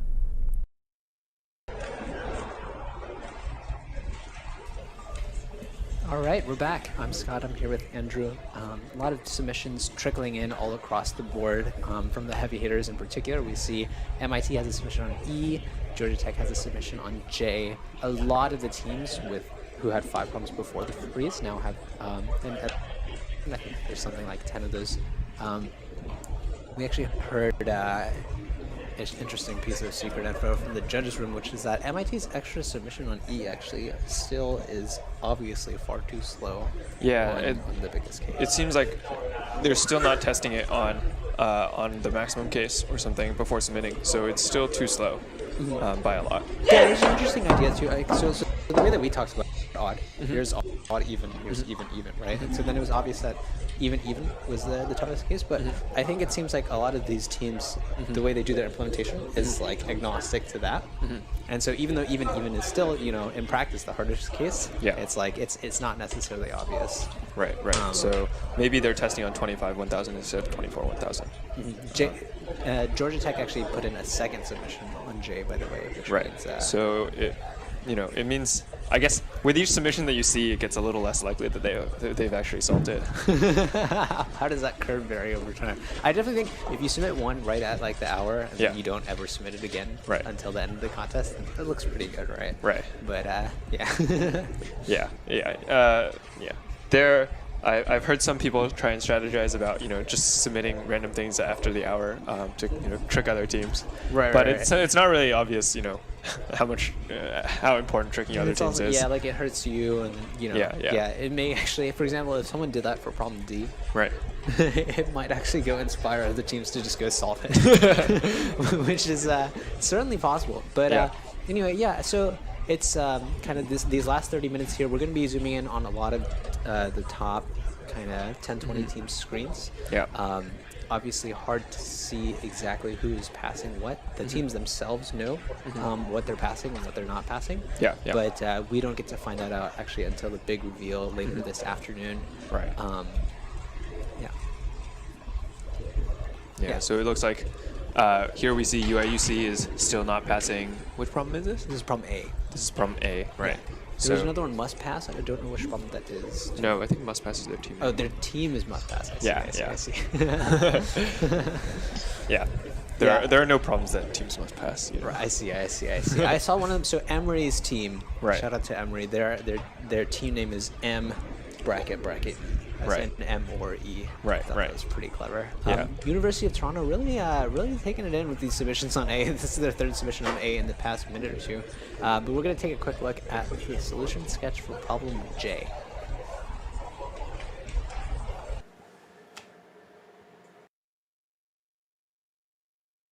In the problem lunchtime name recall, we are trying to identify the names of n colleagues by giving them burgers or salads to eat for lunches. On each day, we can choose a subset of colleagues to get a burger, and the remaining colleagues shall get a salad. By observing who eats a burger and who eats a salad, we can correspond the colleagues' names to the actual persons and gain information about their names. Let's say we have 3 colleagues named A, B, and C. We don't know who is A, who is B, or who is C. On the first day, we order 1 burger for colleague A. And by observing who eats a burger, we know who has name A. On the second day, let's say we can order 2 burgers. Let's give them to A and B. So the colleague who eats a salad on the first day and a burger on the second day will be B, and the remaining colleague shall be C. Consider burgers to be values 1 and salads to be values 0. Then we essentially have a binary matrix, and we can reorder the values in each row. Our goal is to maximize the number of columns that are distinct from all other columns. The problem can be viewed as a process of partitioning. We start with an initial partition of a single group of size n. For each group of size g, we can decide to place k burgers into it and split it into 2 smaller groups of sizes k and g minus k. Consider sample 2. We start with a single group of size 16. On the first day, we have 6 burgers, so we can split this group into 2 smaller groups of sizes 6 and 10. On the second day, we have 8 burgers, so we place 2 burgers into the first group and 6 burgers into the second group, and got 4 smaller groups. On the third day, we can further split these 4 groups into these 8 groups, and we will get 5 groups of size 1. The number of groups that have size 1 is our optimization goal. So how many ways we can split 30 elements into 1 to 30 groups if the groups are only distinguishable by their sizes? There are only 5,604 ways, which is A30 listed in a well-known sequence. And this value can also be computed by simple dynamic programming. Since it is not big, we can probably track all the ways to create the partitions. Say, each partition P is represented by a sorted list of its group sizes. Then on some day, we can pick an existing partition P and decide how to distribute the burgers we have today into the groups of P. For each group in P, we can decide how many burgers to place in this group in order to split it. So we can model our state to be the partition to be split and the partition we already split. And of course, we track the number of burgers we have left. And this state is for each day. So for each state, we can consider the first group, let's say it has size G. We can enumerate K, the number of burgers we place into this first group, and we will remove group G from the partition to be split, and we will get 2 smaller groups in the partition we have already split. And of course, the number of burgers left is decreased by K. So we need to estimate how big the state space is. Let's say P to split times P split. The value of this is S. And of course, we multiply this value, multiply S, by the number of burgers. This gives us the total number of states, which is NS. For each state, we need to enumerate the choices of K. So this has a linear cost in terms of N. And also, after we make a split, we need to maintain the sorted list of group sizes. This is also linear in terms of N. So our total cost is n to the third times S for each day, and we can multiply this by M, the number of days. This is our total complexity. To roughly estimate S, we can say S equals the sum of AI times A n minus I, where I is even. I is even because the number of groups in P split is always even. This is about 300K, and the total is about 8 times 10 to the 10th. This seems a bit slow, but because it's a loose bound, so it gives us the intuition that the actual algorithm may run faster than that. So let's do a more precise analysis. Where do we overestimate? So we see that the enumeration of K depends on the size of the first group and also how many burgers we have left. And how many burgers we have left cannot exceed the total group sizes in the partition to be split. And of course, the cost to maintain the sorted group list depends on how many groups we have so far. If we run a program to take those into account precisely, we will see that the total cost on each day, represented by n to the third times s, is actually only 5.6 times 10 to the 7th. This is a much better estimate. And if we multiply this by m equals 10, we will get our total cost as 5 times 6 times 10 to the 8th, and it is feasible. There are at least two ways to further reduce the constant factor in this algorithm. So we see that the number of burgers AI is equivalent to n minus AI, and we can simply take the smaller value between these two and reduce the constant factor by a factor of 2. And we will also be able to terminate early when we find the maximum possible answer n. Although these will speed up the solution, neither of them is required to solve the problem.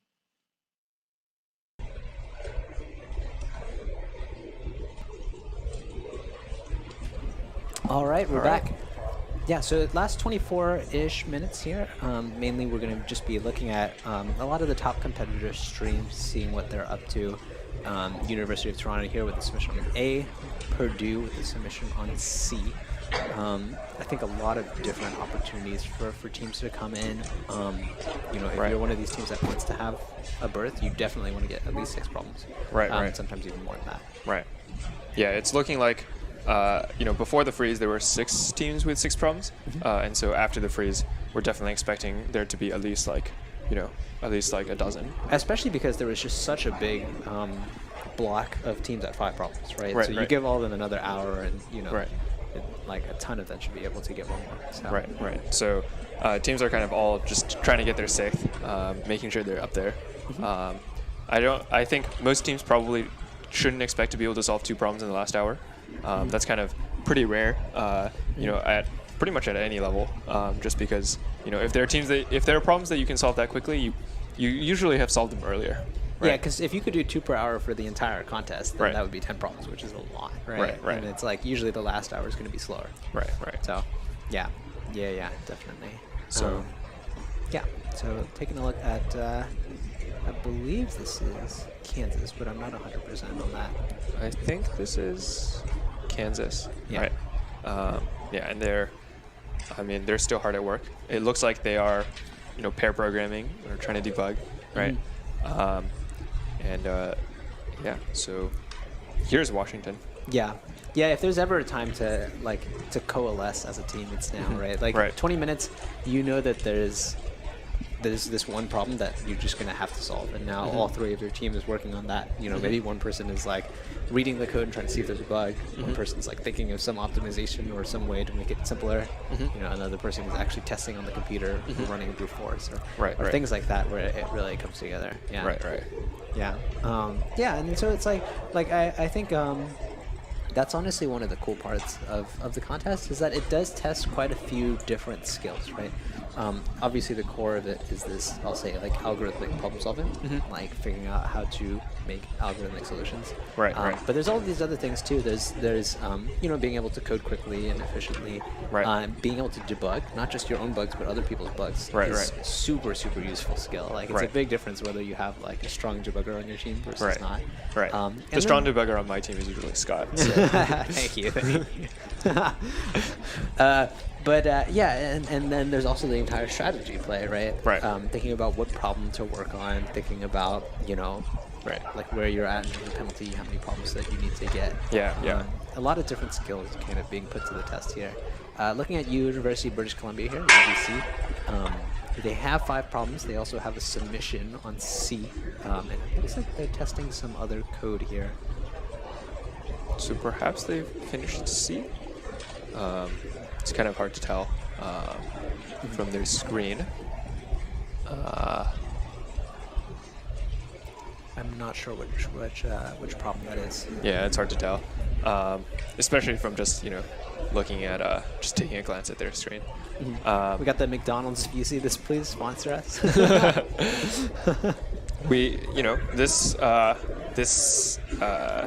This event does get sponsorship from a lot of different sources, like the NSA, JetBrains, and those are it's really important. Those are really important for to help keep these things running, right? Yeah, for sure. They've done a lot for us. Yeah. We're actually going to take a quick look at this solution sketch for problem A.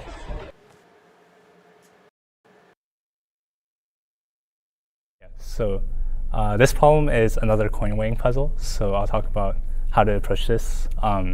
So the first step is, let's say the real coins weigh X and the fake coins weigh X plus G. So I know that the fake coins are a little bit heavier than the real coins. So after I weigh the coins, I know the results are like A1 times G, A2 times G, and so on, all the way to AM times G.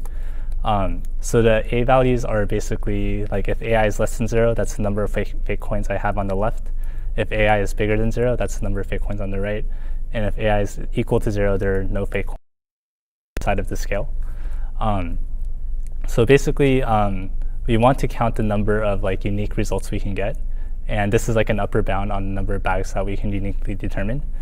So the way to get the results to be unique is to scale them so that we get relatively prime integers, so kind of removing this factor of G from all the results. And in that case, we use relatively prime to guarantee that this mapping from real values to integer values is unique. And this way we can find a number of, like an upper bound and the number of bags that we can distinguish. So now that we have an upper bound, we can show that this is actually exactly the answer. So to construct for each tuple of relatively prime integers, each one can be positive or negative. If it's negative, we can put that many coins on the bag on the ith weighing. So like if xi is less than 0, we put xi coins from the bag on the left. Otherwise, we put xi on the right. Otherwise, we don't place any coins. And here, xi is between 0 and k, or like negative k and k. And xi, like all the xi's are relatively prime. And basically, from this formulation, we can solve a counting problem, which is just count the number of tuples of integers where they're all relatively prime. They're between negative k and k. To do this, you can use Mobius inversion formula and then do inclusion and exclusion from there. And yeah, that's all. All right, and we're back. I'm Nick. I'm Matt. And we're looking here at the submission log, and we're definitely seeing a few more submissions coming in. NYU submitting on problem A. It looks like it's wrong. Yeah, it looks like they got wrong on that. Purdue submitting on C. They've been submitting on C for quite a while. Well, actually, we don't know if it's wrong. Oh, for A, I saw red text, so it looked wrong. Because it's usually either like compiling or pending. It's blue otherwise. Oh, and it looked you red. saw their screen. Yeah. I'm screen peeking right there. I saw the screen peek and I was like, they got it wrong, because it was red. I want to say it was wrong answer, but who knows? Purdue is still trying on C. They have 10 submissions on it now, so you're starting to get into that. Once you get into the double-digit count, it's definitely sort of that point where you're probably like, you know what, our penalty's already in the gutter. Like, it's basically just, can we solve this problem? Like, that's probably what they're thinking, right? Yeah, it's also like if they end up solving something else, there's no penalty for all those wrong submissions if they never get the problem. So, like, they're like, even if the other member, like, even if there are penalties in the gutter for that one problem, they can still be fairly safe with the solutions that they're trying for a different problem. Yeah. Not worry about penalty points. Yeah, we're looking here at the screen for the University of Southern California, USC. It looks like they're coding problem L, but they had a submission on problem A. So one of two things might have happened. One is they got it wrong and they're debugging offline. The other is that they got it right, and now they have 16 minutes just to try to solve problem L. Like, it's going to see if they can maybe get that in time. Purdue with another submission on problem C, so they're quickly racking it up. Do you think that they've actually like not solved it? Like there might be this weird meta strategy where they just spam submissions every minute and they're like, we didn't actually get it, but then they actually got it on their first try and now they're just trying to trick all the teams. Do you think like... Yeah, well, I think, so as long as you're not doing like denial of service, I think you're allowed to do that to some degree. But I think Caddis doesn't count submissions after your first correct. So you can actually get away with this on this freeze screen, and it's a legitimate strategy. And I think in the second Chicago Invitational, that's exactly what a team did in the practice contest, as just kind of a trolling strategy. Yeah. All right. We're continuing with the solution. So next up, we're going to have the solution to problem E.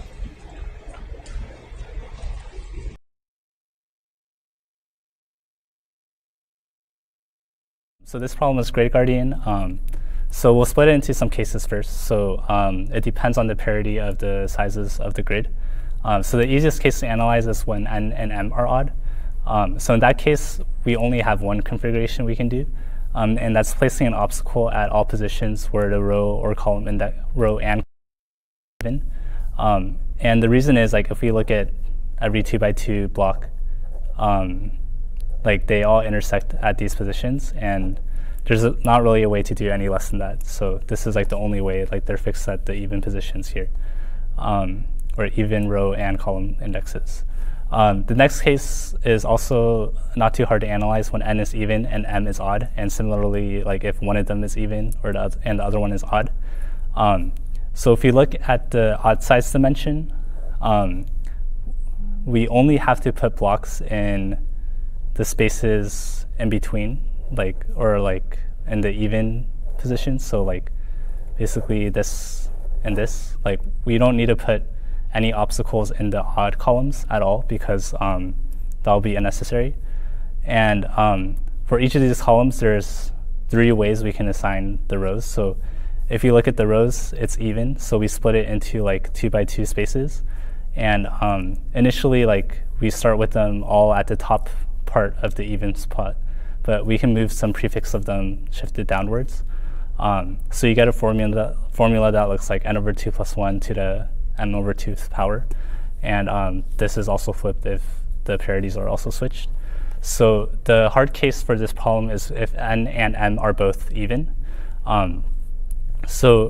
Basically for this case, you can split the grid into 2x2 blocks.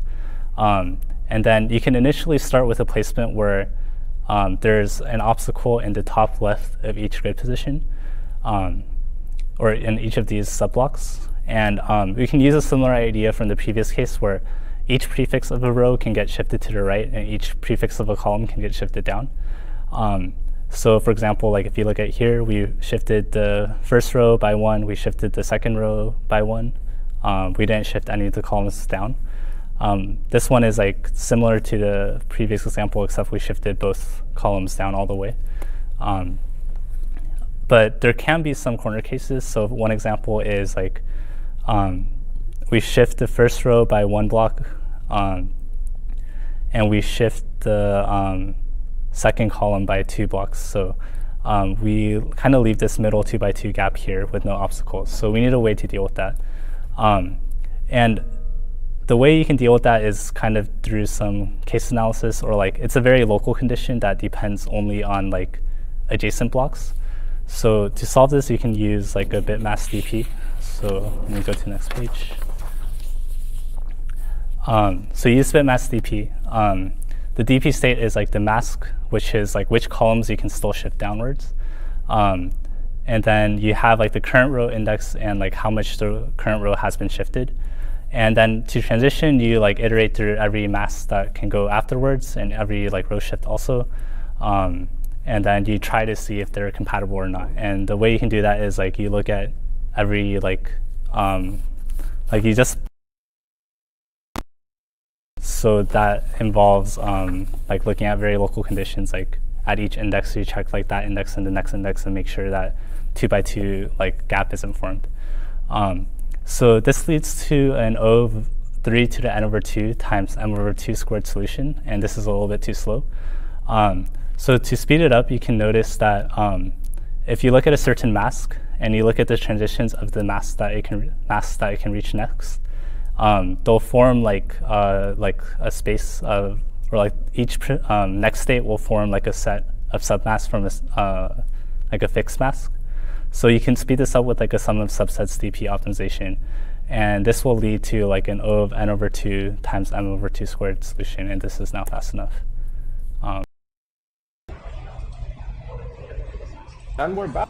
So Matt and but over here, actually on the right, we have a special guest. Can you introduce yourself?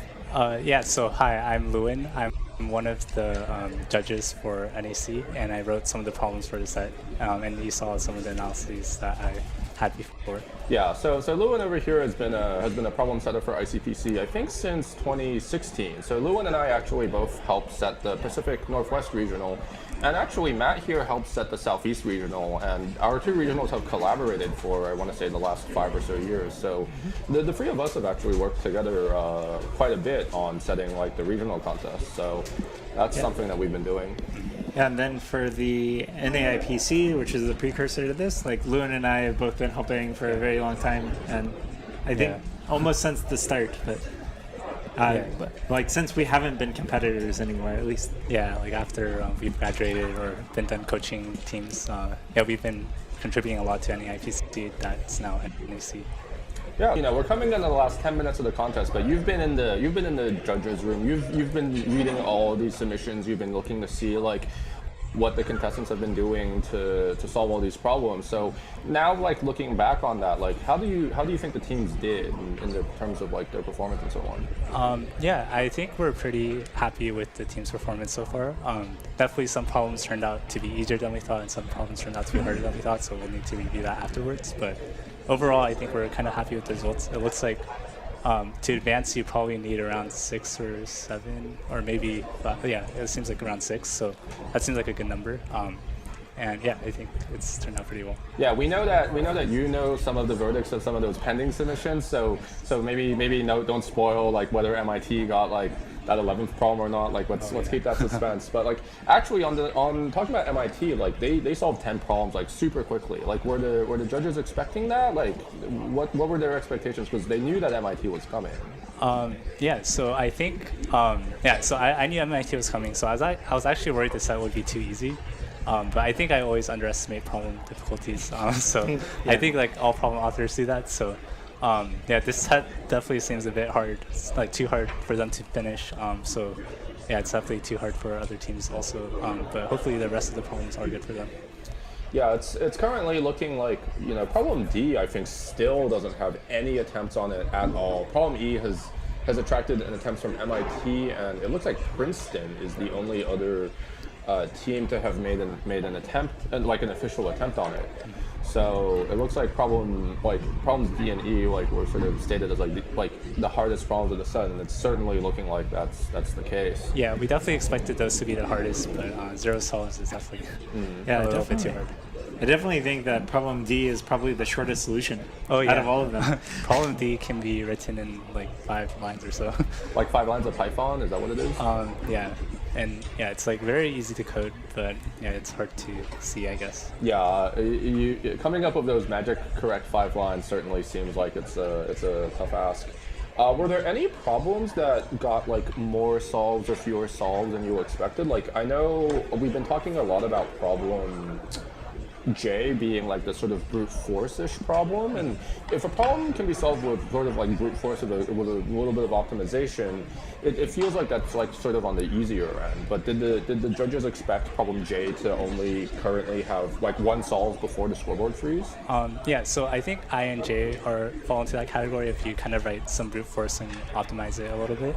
I did think we expected those to be medium hard, but like not the very hardest ones. So this definitely got less solves than we got. Something that we thought was hard but got a lot more solves was problem K, which was the rooted subtree intersections. And the reason is like it has a lot of like definitions and trees, and like it's a long problem statement. But it seems like the idea behind it is like not too hard like once you understand the problem. So that's probably why most teams got it. And maybe like MIT solving it very early also directed a lot of teams to solve it too. Yeah, like we see now like the majority of teams actually solve problem K. I'm like looking at the statistics really closely. So like before the freeze, we had 55 teams solve problem B, 58 teams solve problem F, 40 teams have solved problem H, 39 on K, and then 31 on G. So it does seem like, you know, those 5 problems were definitely sort of on the easier half, with the majority of the team solving them. And then looking at like problem A, like A, C, and L had like 5, 4, and 5 respectively. Did that feel like about the right level of difficulty, like harder than the first 5, but a little bit easier than I and J? Yeah, I think A and C we rated more difficult than I and J. But it seems like maybe those are a little bit more standard algorithms, or like more well-known algorithms, rather than like weird ad hoc optimizations. L is a lot more like implementation heavy, but it is not too hard to do, I think, once you get the idea. I see. It's just a lot more code. Do you think of like the problem set? Do you feel like the problem set overall like sort of provided this like a good enjoyable experience for like all of these teams? Do you think they're gonna have come away from this like feeling like, you know, they solved some good problems, they saw some new problems, and they're gonna come away with that? Do you feel that? Yeah, so I think like one of the goals of NAC is definitely like, of course, like choose who advances to World Finals, and I think the set does a good job of doing that. But I think a secondary goal is also helping teams that are like maybe not quite there yet like see what a sense of like World Finals is like, because the difficulty jump from like regionals to, let's say, like World Finals is like a really big gap, and we're hoping NAC like bridges that gap and shows them kind of a taste of what these problems can look like. And I think that does a good job. Like, we do have teams who have solved problems, like 1 or 2 problems on the set, but hopefully they'll find something more interesting like within the remaining problems to look at, and that could be a point of improvement for them. I see. What do you have to say for, you know, these contestants who maybe they've gone to 2 World Finals and they say like, oh, I'm not done yet, I want to continue sort of being engaged in the competitive programming community? Like, what do you have to say to them? Yeah, I mean, there's a lot of ways to stay involved. Like, definitely the easiest one could be just like contributing to like a regional contest. Also, like, competitive programming has a very strong online community, so like if you want to keep competing on contests online, there's a lot of available stuff there even after you graduate. And of course, like, it becomes more of a hobby than like something that you like have a goal towards, like a specific goal that you can reach. But yeah, keep doing it if you enjoy it. Like, get back problems if you have any ideas. Yeah, it seems like you've been very active. I seem to see you on the writers list for like TCO. Like, I think you've been at TCO the last 2 or 3 years at least. Like, you've contributed problems to TCO, and like I think occasionally I've seen contributions on like other online judges. So yeah, if you're the sort of individual that like you've done ICPC and you want to sort of stay involved in the community, like, I think one nice thing that like all 3 of us actually do is we help set problems for like our local regional.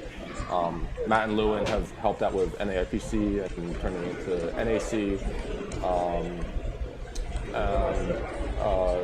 Basically, like, all these contests end up being sort of run by like, you know, former contestants who are sort of carrying it forward. Like, without contestants like turning into problem setters, like, we wouldn't have had this contest. Like, we just wouldn't have had the sort of the creative firepower to make these sorts of problems. Yeah, and a lot of our new judges this year actually have competed in like NAIPC before. So yeah, definitely like continue the cycle. Like, if you're interested in contributing problems afterwards, like, you definitely talk to some of us. So you mentioned that they all competed in NAIPC.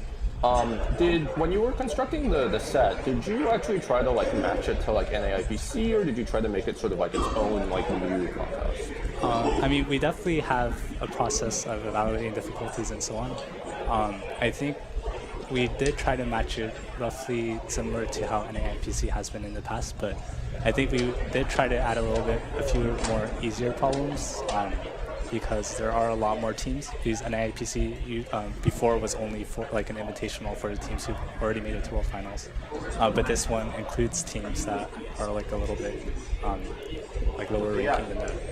So we did try to add like a few more easy problems, but definitely we want the hard side of the set to be roughly the same. Okay, yeah, like you definitely like we've talked a bit about like, you know, what does a good contest look like? We talk about we talk a lot about the top of the leaderboard. Like the top team solves most of the problems, but not all of the problems. You want every problem to have been solved, because if a problem doesn't get solved, then you know you probably maybe you could have just omitted the problem from the contest altogether, and it would have been a little, maybe the experience would have been a little bit better. But we also have to talk about like the bottom of the scoreboard. We're actually coming in on the last 20 seconds of the contest. Right now we have Harvard's screen, and so Caddis is supposed to auto refresh the submission page, and so maybe we can get a sneak peek on Harvard's J. Like I know Scott's super invested in it, Harvard being the school he attended, but you know, we're being held in a little bit of suspense.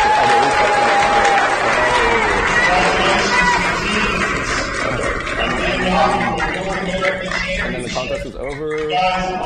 Great job, yeah, so, you know, do you have anything else that you want to talk about? Yeah, I mean, like, you're talking about the bottom of the scoreboard. I think that we did try, like, this contest, every team has solved at least one problem, which is, like, definitely really good. So we're happy about that.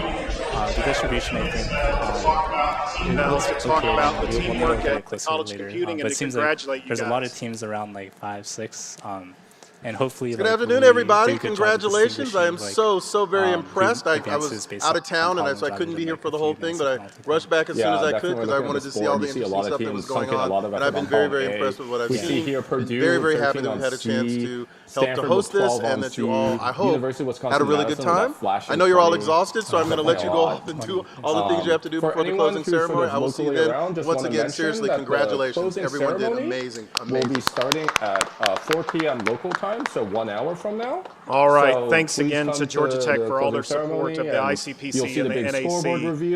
So now I'd like to introduce again Mark Furon, the technical director of the NAC, to give us some instructions to close out the contest. It's this really pretty visualization where they show you the scoreboard and it's frozen. This is the optimistic board that they just showed. Brief remarks. We need everybody to do these things quickly so that we can get and they got it correct. Then you would need a fast closing 6 ceremony. To get in. Carnegie Mellon would be the last qualifier. About an hour from now. So now we know that any team that has solved 7 is guaranteed to go to the World Finals because of this. Lost or and in fact, the fast 6 will also guarantee you. So this is the absolute best case scenario. In the NAC office. But any team that has solved at least 6 problems under like level down, 734 minutes, 2 levels down, they're already guaranteed. You can go there before the awards ceremony. If you lost something in the hotel, you can check at the hotel desk before you leave. Same for Purdue. IBM is going to be sponsoring an energy break out in the foyer, so I recommend you do that. I see a few people, a few teams are already taking their teams out of the slot. That is already like determined.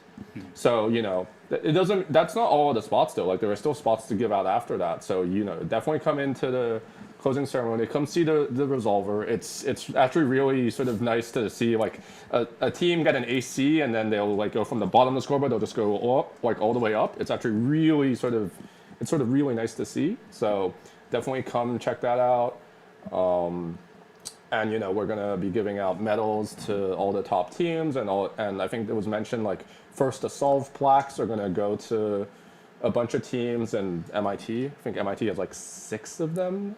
Like they haven't. This is just the local view. The local view shows them having but on the global scoreboard they actually only have 6.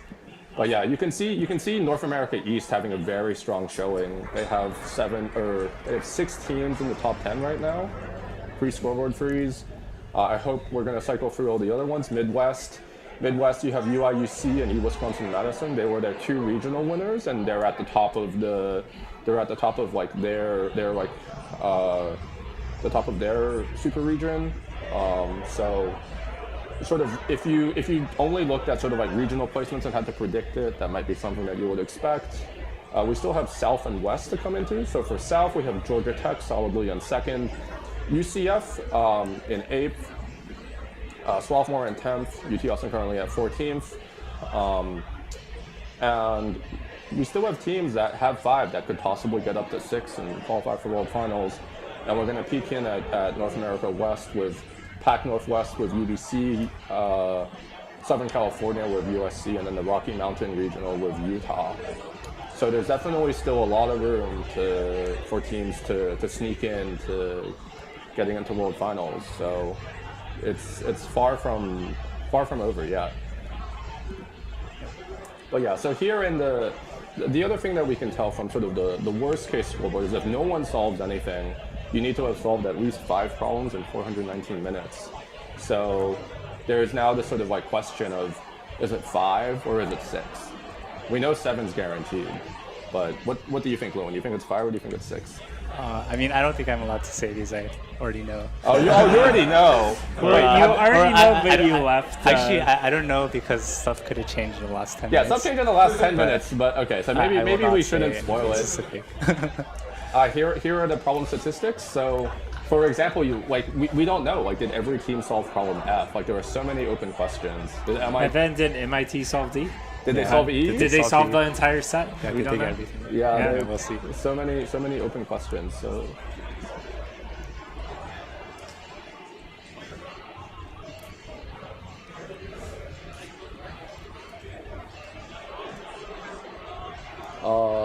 I wonder, do we have anything else that we need to mention? We had to mention the closing ceremony, but again, just in case anyone missed it, the closing ceremony will be starting at 4 p.m. local time. That'll be in just under an hour. At the closing ceremony, they're going to do the big scoreboard reveal with the resolver. They're going to hand out all of the prizes, and they're going to let everyone know who all the North American teams that are going to World Finals will be. So please come back for that and join us in celebrating the end of the first North America Championship. All right, so thanks for watching, everybody, and we're going to sign off now.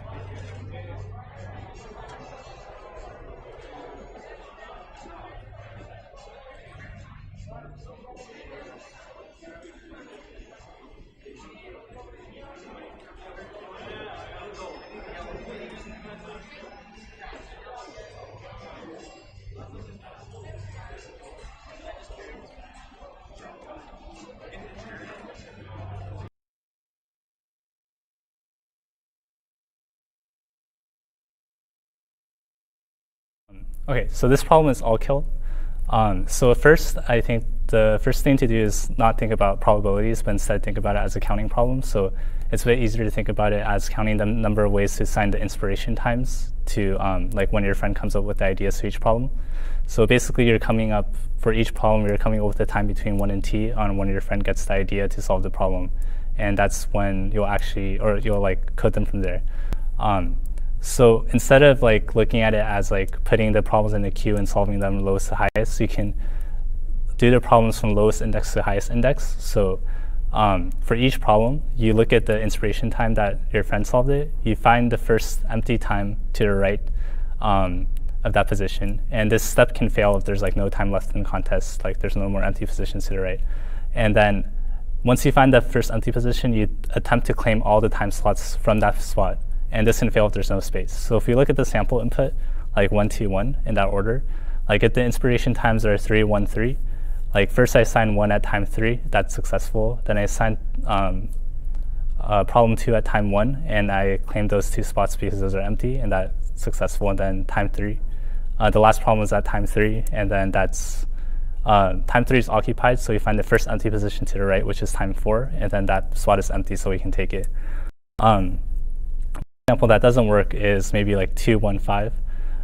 So at time 2, I try to place problem 1 at time 2. That spot is empty, so I'm able to place it. For problem 2, that spot 1 is empty, so I'll try to claim spots 1 and 2, but 2 is already occupied, so this process fails. And then the last example I have is like 3, 3, 1. So this is kind of an example of like when one of the time slots is already taken, I just scan to the right. This problem formulation is equivalent to the original statement, and it's just easier to think about it this way, just solving problems one by one from lowest index to highest index rather than the time from lowest time to highest time. So now we're trying to place like these problem blocks on like a line. So instead of placing problems on a line, we can try to place it on a circle instead. And we place on a circle with 1 extra time slot. And then basically, since everything's on a circle, we divide the answer by like the number of spots on the circle, because the probability that like the last spot is empty is just the same for all spots on the circle. So why do we put it on a circle? Like the first thing is like the first bullet point where like we first find an empty position to the right, that part can't fail anymore, because like there will always be one thing that's like more like clockwise or like next in the circle. And like this also makes everything like a little bit more symmetric, so a little bit easier to analyze. The second bullet can still fail, so we'll try to count the cases where those will fail and deal with those. So to solve the problem on the circle, we'll place the first block. There's t ways to place that, and it doesn't really matter where. We can kind of rotate the circle afterwards. And afterwards, we'll do something a little bit different, or like a little bit strange. We'll split the circle into n sections, where each section, we don't fix the size of the section. We're kind of saying like, these are the final ordering of the blocks afterwards, after we're done with. So now when we count how many ways are there to place each block, we look at when the inspiration time, or we can split into 2 cases. Either the first time slot that we look at is empty or it's occupied. So for the second block, there's n ways to place it. If the first space is empty, it has to be at the beginning of the section. And this n is different from like what you might expect, like t, like if we just look at it naively. Because like we try to assign it to the beginning of a section, but we just don't know exactly where it'll go. And then if the space is already occupied, there's x1 spaces where we can do ways we can do that. And then this block will just go into the section more directly clockwise to it. For the third block, we can do similar analysis. If the first space is empty, there's n-1 additional empty spaces. So like if we look at this case, it can go in one of these empty spaces, or if it's occupied, there's x1 plus x2 ways to choose that. And actually, if you look at this, it doesn't matter if 1 and 2 are adjacent or not. It'll be the same number of ways either way. Like we don't really need to care about the where 2 are, but the number of ways to choose this is still the same. So the way you count is exactly the same. And you can generalize that for each block. You get a simple formula. You just sum up n minus, or the index plus the sum of the first I things. And then the answer of this problem is just the product of all.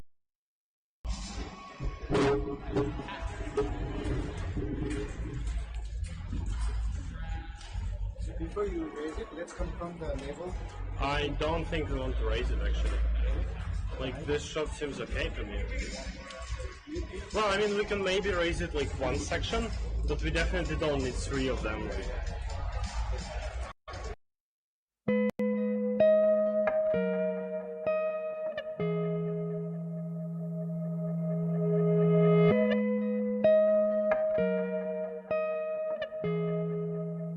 LWO on WeatherNet. LWO? Liftoff conditions looking pretty good. Looking very good. Yes, sir. We are about 120 degrees at 8 or 9 miles an hour at the pad, and HR-10 is coming in with the increase in speeds at a lower altitude. We'll make sure that it doesn't peak. Copy that. Looking pretty good. Yes, sir. Fuel load complete. AFTS is ready for launch. T-minus 15, standby for terminal count. Launch director on countdown 1. SpaceX Falcon Heavy, go for launch. 10, 9, 8. Side booster ignition. 6, 5, 4, 3, 2, 1. Ignition. Liftoff. Go Falcon Heavy.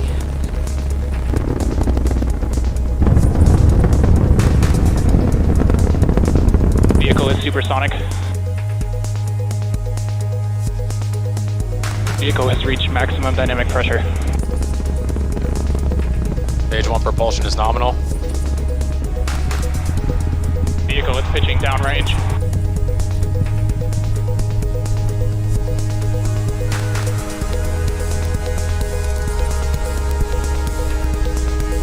Successful separation inside boosters.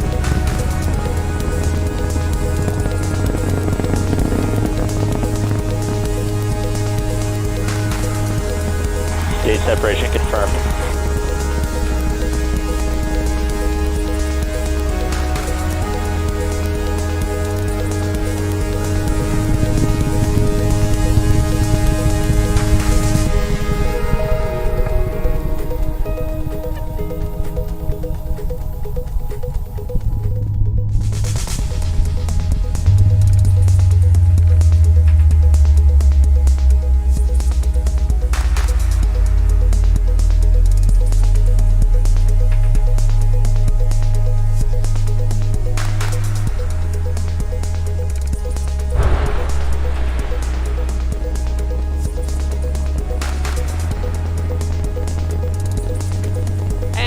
Boosters have successfully landed at LZ1 and LZ2.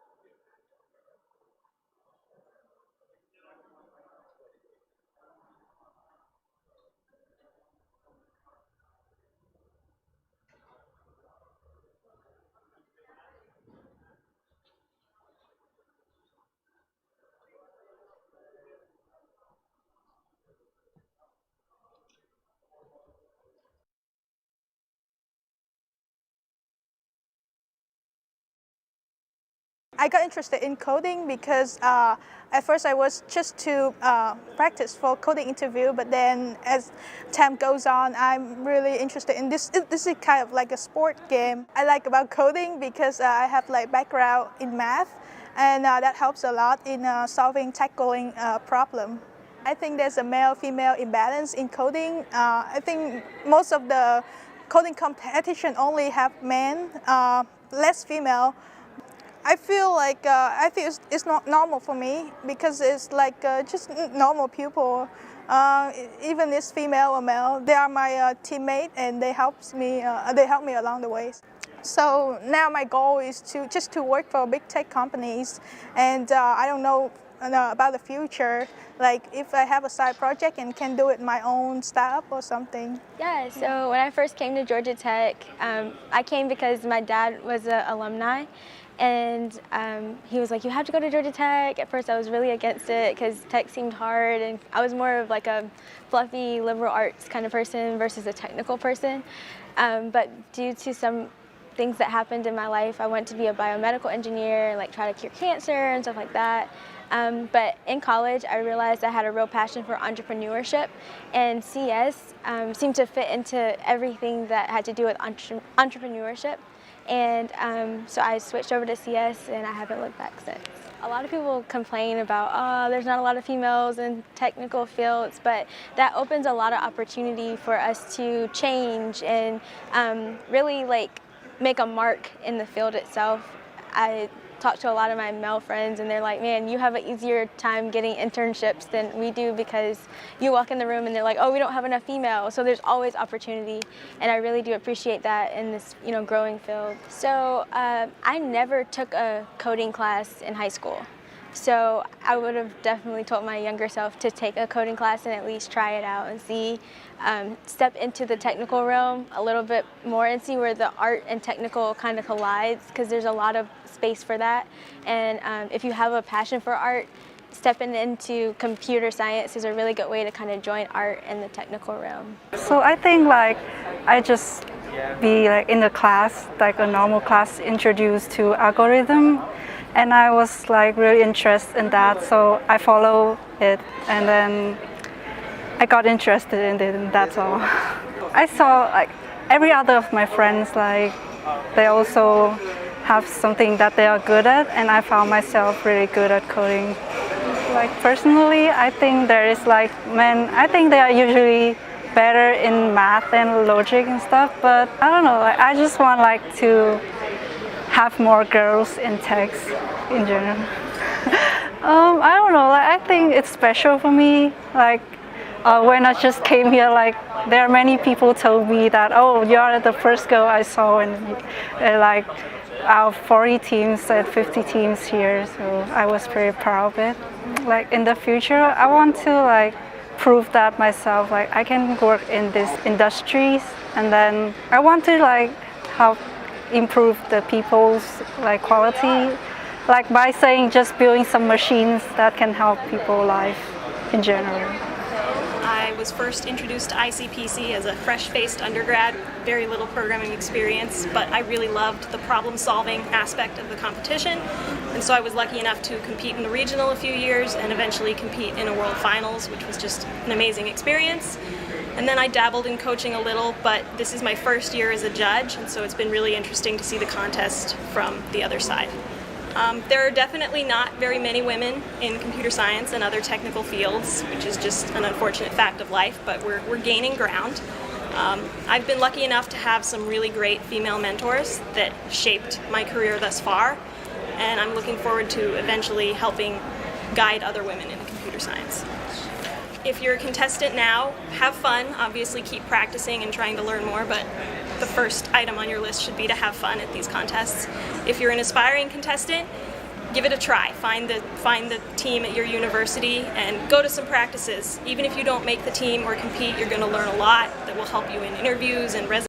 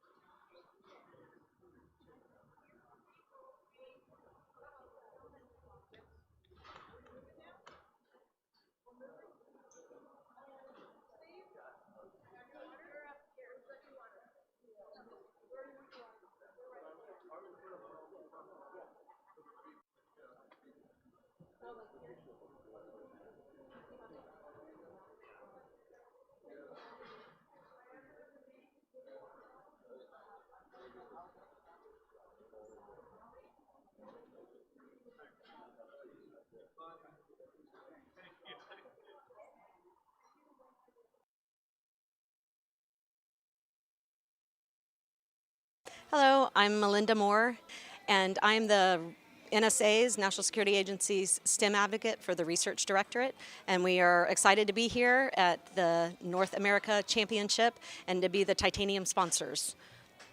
Computer science is a underpinning of talent for two of our main missions, signals intelligence and cybersecurity. So it's a great opportunity for us to be here with the top computer science students from across the country at the NAC. And we're thrilled to be able to provide two challenge problems for these students, a little different than what they're used to with the ICPC challenges.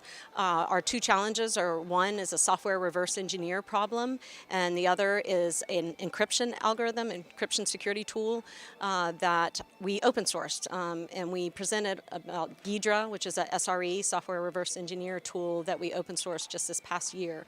So we're here to educate the students, to give them a great learning experience working with these unique problems, to tell them a little bit about our mission, rather than working for industry type problems that they're used to, supporting our warfighters, defending our nation, giving them a little taste of our mission and chance to solve similar problems that they might encounter working for us. So I've been at NSA for over 30 years, and I started actually as an Air Force officer. It was my first duty assignment, and worked there active duty for 7 years, and then switched to reserves, and now I'm civilian with NSA. So obviously I like it here, and my husband is also works for NSA, and we believe in the mission, we believe in the work that we do, and it's a really great place to work.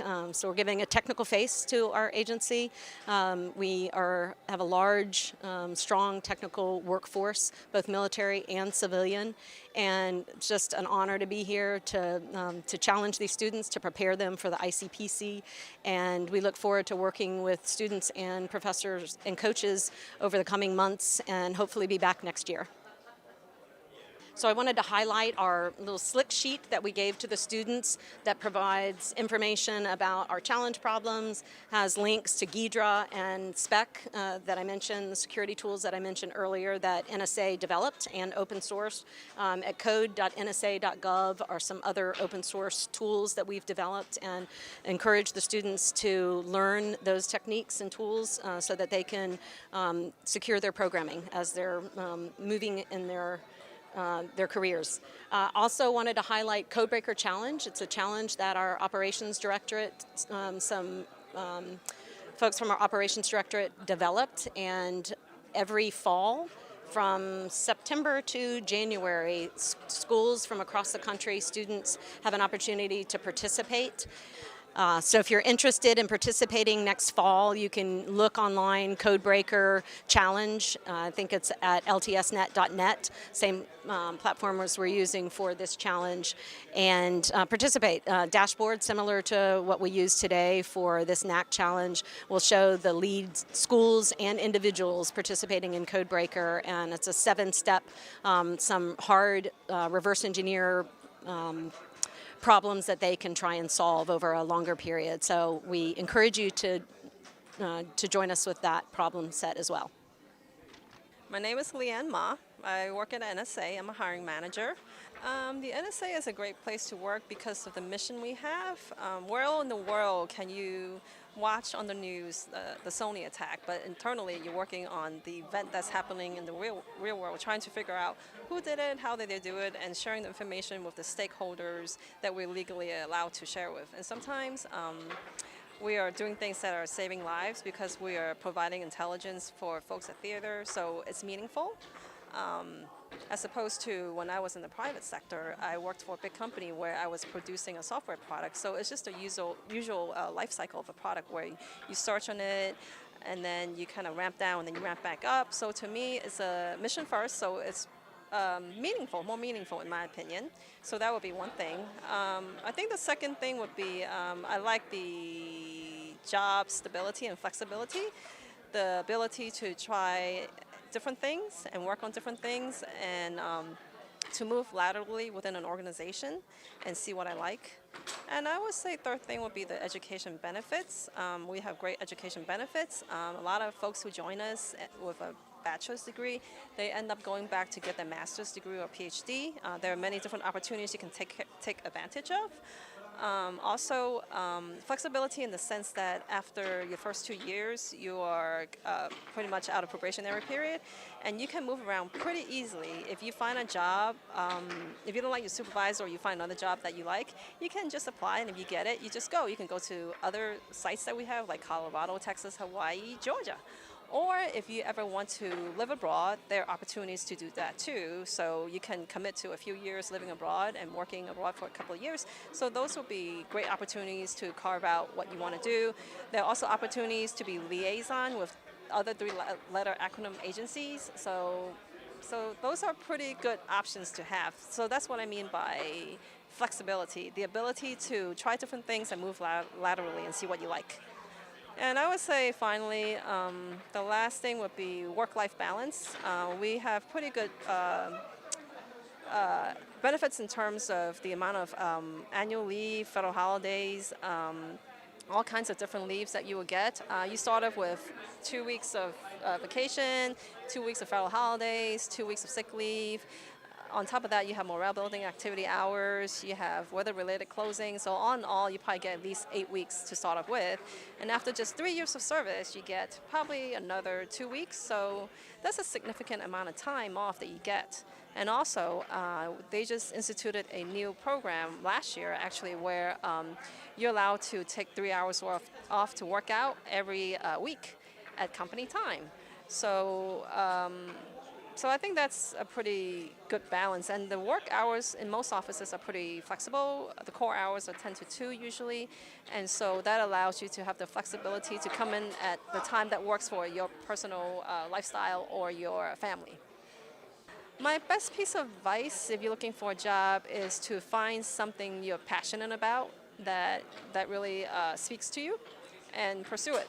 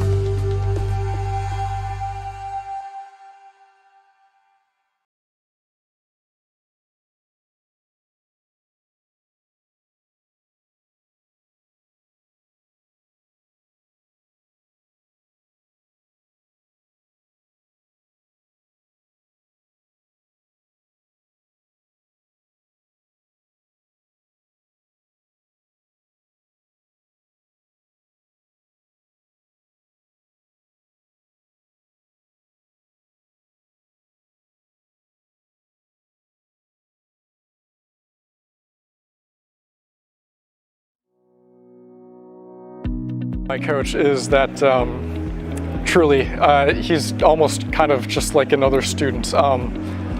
He's a first-year professor, so he actually sits next to me in our web app development class where we're sitting next to each other. Well, he's learning to teach to the school specific courses. I'm learning the courses, so we actually intermingle a lot, and we're able to talk not just as a teacher and a student, but as friends, where we also are able to work a lot on not only problems, but it kind of feels just like another friend like I have at school. Very accommodating and very friendly, as well as he also picks like very good problems. He also has some nice insider information on data structures.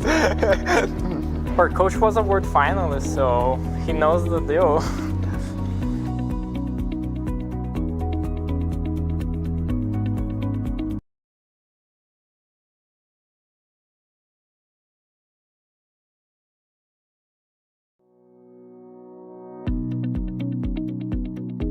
So, I mean, the way we mainly tackle dealing with one computer and 3 people is we just kind of have a one person dedicated to coding most of the solutions.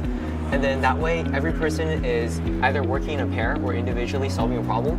And then at the end, we convene and talk about the solution, and then one person implements it. To work on like sharing one computer with 3 people, I think the biggest thing is just practicing and doing contests. Other than that, I think a lot of it comes down to trusting your teammates on what they, or like trusting your teammates' strengths and their abilities. So for example, if you have one teammate that you know is like really strong on solving a particular type of problem, you might let him solve that problem while you kind of think about a different thing. And I'd say like kind of like understanding people's strengths and like kind of parallelizing this like coding and thinking process is kind of the main thing to get good at for sharing one computer between multiple people. I generally start on the computer for the first couple of minutes, and while I might not get the problem that should be solved first, I can start putting down some code for a problem which we plan to solve later. After that, hopefully we have found the quick problem, at which point we can start solving problems. And then we try to do a rotation where each person has a solved problem ready to go that they just need to code in. And then they can get in, do their code, and then someone else rotates in while the other 2 people are solving problems so that we're all ready to go when we have that time.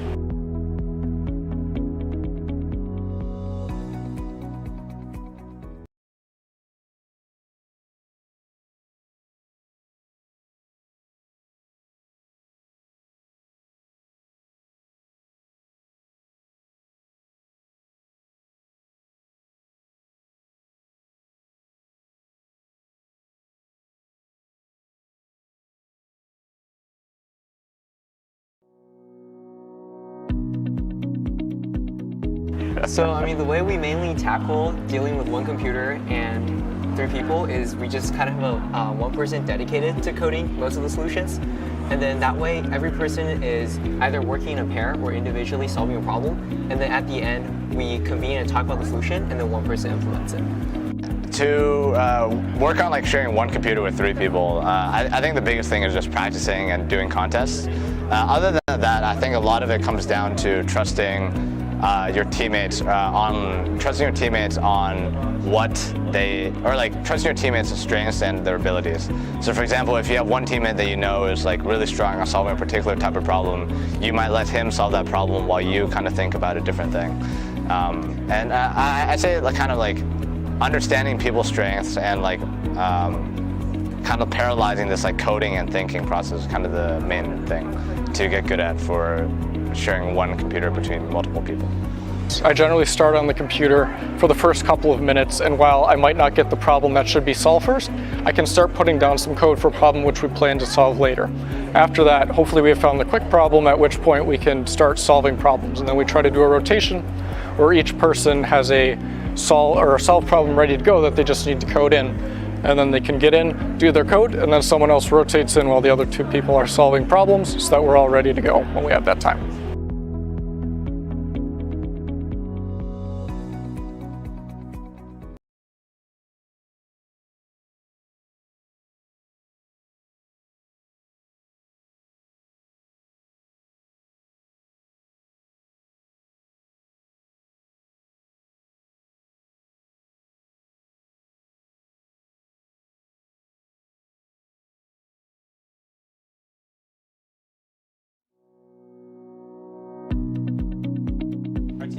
good at figuring out what each other's individual strengths and weaknesses are, so that as a team we can come together, focus on what's best for us, so that we can individually succeed and as a team have the great result. Our team is really good at just recognizing a problem and immediately knowing who to delegate it to. So we have people who are for example, good at geometry problems. And if a problem, right off the bat, we'll pretty much just know which problems are going to go to which person, and that way we can most effectively organize our time throughout the contest. What my team is really good at is bringing 3 people with 3 different backgrounds and attacking problems from 3 different angles.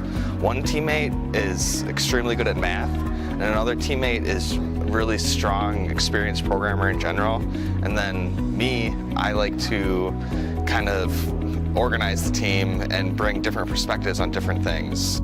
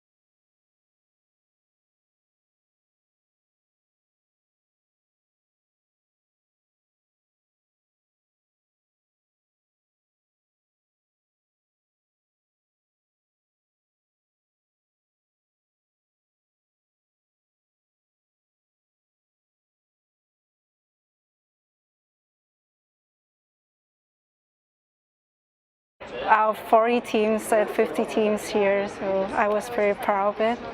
In the future, I want to prove that myself, I can work in these industries, and then I want to help improve the people's quality, by saying just building some machines that can help people's life in general. I was first introduced to ICPC as a fresh-faced undergrad, very little programming experience, but I really loved the problem-solving aspect of the competition, and so I was lucky enough to compete in the regional a few years and eventually compete in a world finals, which was just an amazing experience. And then I dabbled in coaching a little, but this is my first year as a judge, and so it's been really interesting to see the contest from the other side. There are definitely not very many women in computer science and other technical fields, which is just an unfortunate fact of life, but we're gaining ground. I've been lucky enough to have some really great female mentors that shaped my career thus far, and I'm looking forward to eventually helping guide other women in computer science. If you're a contestant now, have fun. Obviously keep practicing and trying to learn more, but the first item on your list should be to have fun at these contests. If you're an aspiring contestant, give it a try. Find the team at your university and go to some practices. Even if you don't make the team or compete, you're going to learn a lot that will help you in interviews and resume building. It's just a great experience.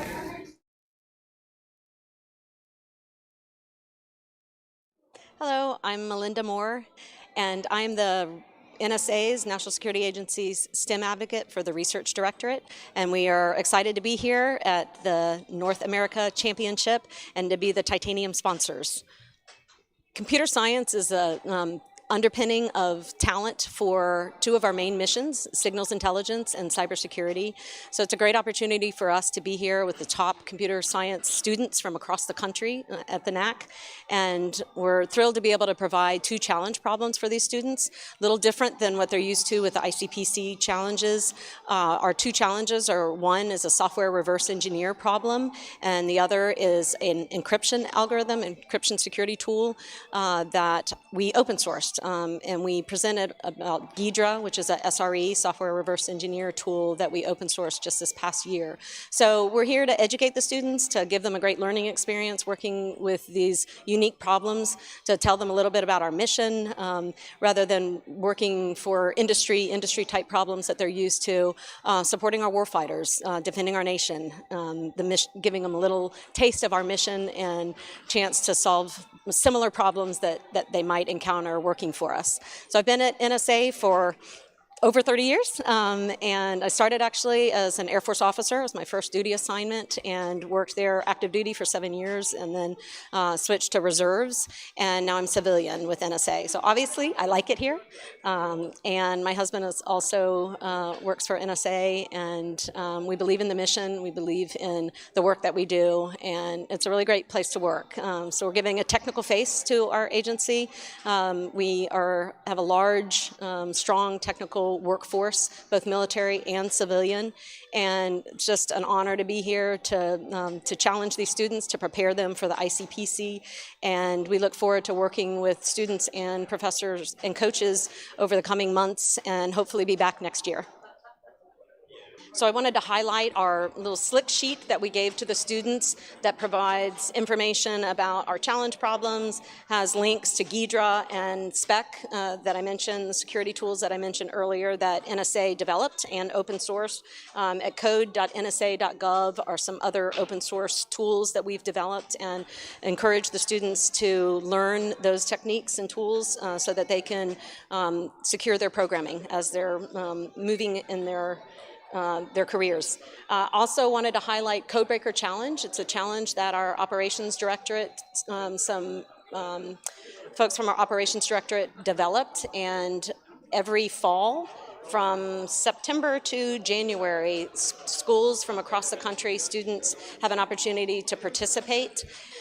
So if you're interested in participating next fall, you can look online, Codebreaker Challenge. I think it's at ltsnet.net, same platform as we're using for this challenge, and participate. Dashboard, similar to what we use today for this NAC challenge, will show the lead schools and individuals participating in Codebreaker, and it's a 7-step, some hard reverse engineer problems that they can try and solve over a longer period. So we encourage you to join us with that problem set as well. My name is Leanne Ma. I work at NSA. I'm a hiring manager. The NSA is a great place to work because of the mission we have. Where in the world can you watch on the news the Sony attack, but internally you're working on the event that's happening in the real world, trying to figure out who did it, how did they do it, and sharing the information with the stakeholders that we're legally allowed to share with. And sometimes we are doing things that are saving lives because we are providing intelligence for folks at theater.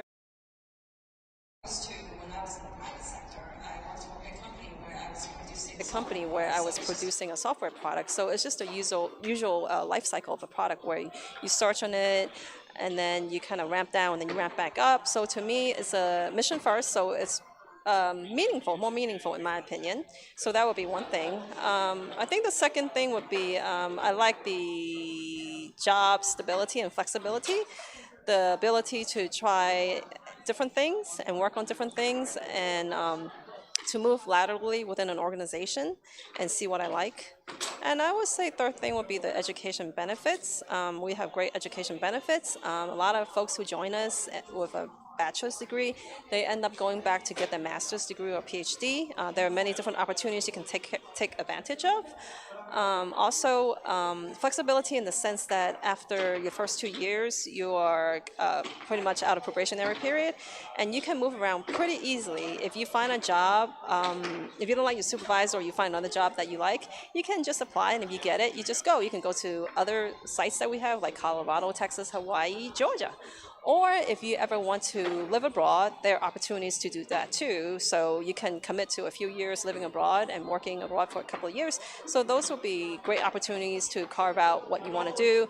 There are also opportunities to be liaison with other three-letter acronym agencies. So those are pretty good options to have. So that's what I mean by flexibility, the ability to try different things and move laterally and see what you like.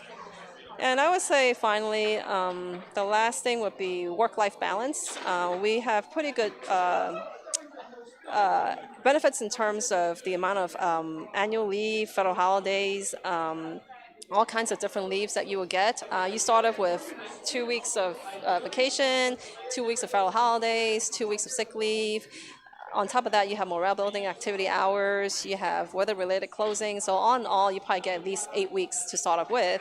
And after just 3 years of service, you get probably another 2 weeks. So that's a significant amount of time off that you get. And also, they just instituted a new program last year, actually, where you're allowed to take 3 hours off to work out every week at company time. So I think that's a pretty good balance. And the work hours in most offices are pretty flexible. The core hours are 10 to 2 usually. And so that allows you to have the flexibility to come in at the time that works for your personal lifestyle or your family. My best piece of advice, if you're looking for a job, is to find something you're passionate about that really speaks to you, and pursue it.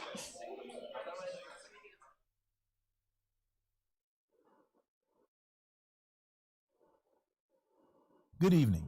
Welcome to the stage 2020 Host Contest Director, Troy Peace.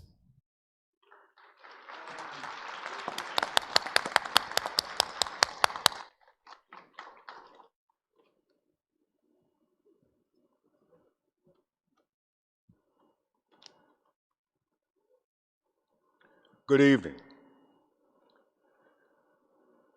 Congratulations on making history as the first participants of the North America Championship. I spoke with my director, Assistant Dean Cedric Stallworth, a little while ago, and we're both beaming with pride as the experience that you had was a memorable one.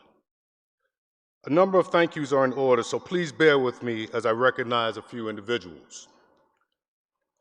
First and foremost, I would like to extend a sincere thank you to Dean Charles Isbell and the head of our advisory board, Ms. Bev Say, for having the initial conversation with ICPC and entrusting us with getting the job done.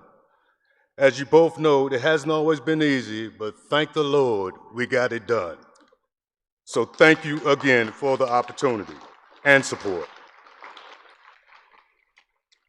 Secondly, I've gotten a lot of attention this week, but there are two individuals that have kept me calm and in line throughout the process. They've worked their respective tails off to make today a reality. I would like to thank and recognize Miss Alicia Jackson. Not sure where, Alicia? I'd like to thank Alicia Jackson for being my little sister in the office and for snatching me in her office from time to time and giving me a thorough talking to, those times when I've lost it and gone kind of crazy. Goodness knows I needed it, and I'm grateful, so thank you. Now, this second individual, she's going to kill me, but it's worth the risk. She hates being recognized, but unfortunately, she doesn't have a choice this time. I'd like to request that you please rise and give Miss Alicia Palmquist a big applause.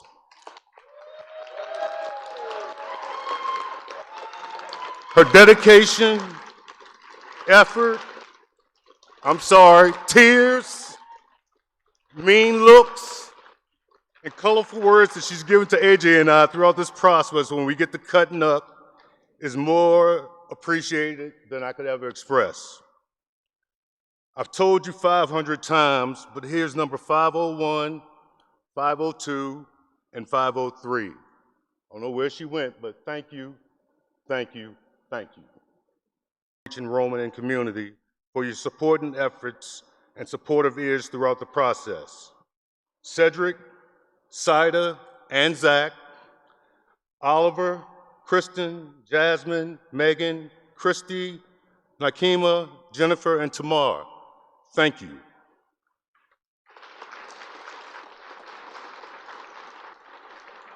A huge thank you also goes out to Ms. Ann Claycomb, LaDonna Cherry, and Ben Snedeker from our communications department for all of your help. Brad Hastings, Paul Schultz, and Patricia Allen of our development office, thank you for your efforts as well. I also want to thank City Councilman Andre Dickens for supporting us the other night as well. I know I'm a bit biased, but the College of Computing has the best student volunteers ever. There are too many of you to name, but know that we appreciate you for all that you've done to assist in the process. We know how much you love Papa John, so a pizza party is how we may say thank you. No, I'm just playing. We'll do it CLC style to treat you a little better than that, but just know that we do appreciate you.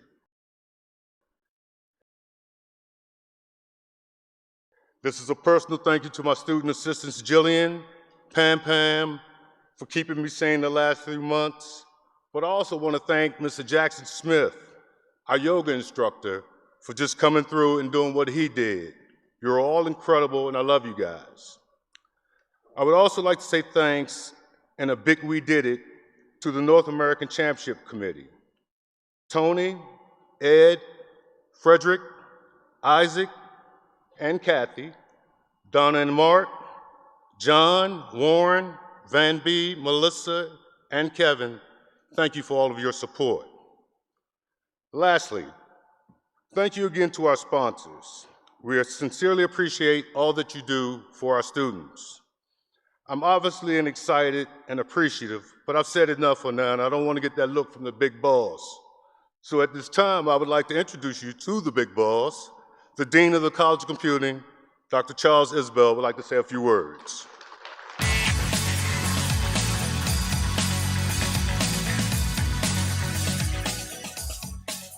So good afternoon, everyone. Good afternoon, everyone. Everybody's so quiet, it's like you've been working hard for several days and several weeks. So I just want to quickly say 3 things. I know I'm between you and the ceremony and finding out who the champions are. First, I just wanted to say how proud we were and proud we are in the College of Computing and at Georgia Tech to be able to host this, the first North America Championship. I was told, I didn't know this as much as I've been learning about ICPC covered everyone in the country, was actually held here in Atlanta, so I think it was appropriate that we were able to do that. It was a labor, but it was certainly a labor of love. The second thing that I wanted to do is I wanted to congratulate each and every one of the teams. I've had a chance to go around and see some of the things that have been happening here and all that it's taken to pull this together, and you were all very, very impressive. And I look forward to all of your applications to grad school in the College of Computing. Please feel free to do so. And the last thing I wanted to do before stepping off the stage and moving on is I wanted to really say out loud again how important it was for all of the volunteers and the people who helped to make this happen. There are people who are not here today who came, who work at Georgia Tech, who, because they wanted to support Troy and the rest of the team, came out here after hours for no pay, just to volunteer their time and make this work. And I know that you guys had your heads down and you were doing all the amazing things that you were doing, but there were dozens upon dozens of people who were here to make that work. And I think it is very, very important that we recognize them and that we congratulate them. So please join me in a round of applause for thanking all of those people who make this work. I know that you know, the dean doesn't always get a chance to say thank you to everyone, but thank you so much. I really appreciated it. This was an important thing for us to do. I think programming contests like this are important. It's something I did when I was a young programmer several years ago, and it meant a lot to me, and I hope that it's meant a lot to you. And before I walk off, I have to say, Troy spent a lot of time naming everyone who's done such amazing things, from the student people who've been working on it, the Alicias, and every single one of you deserved it. But I also think someone should personally thank Troy for running roughshod over all of this and doing all the right things. So thank you so much, Troy, for what you've done. Come back on stage.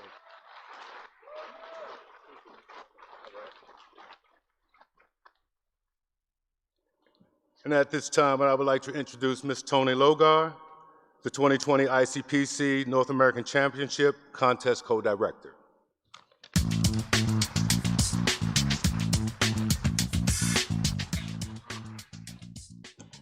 First, I have to get this low enough so that you can hear me. Well, I had the privilege of welcoming you all at the opening, and here we are at the closing ceremony. I hope it's been an exciting and perhaps even transformative experience for you. And I know you're all waiting to find out who the winners are, but I do need to take a few moments to thank the people who made this amazing contest a reality. At the top of that list is Georgia Tech. We could not have found a better partner to host the inaugural ICPC North America Championship. Thank you especially to our old friends, Troy Peace, Alicia Palmquist, and Alicia Jackson. But also thank you to all the new friends that we've made this past week. As has been noted, the Georgia Tech volunteers are truly awesome.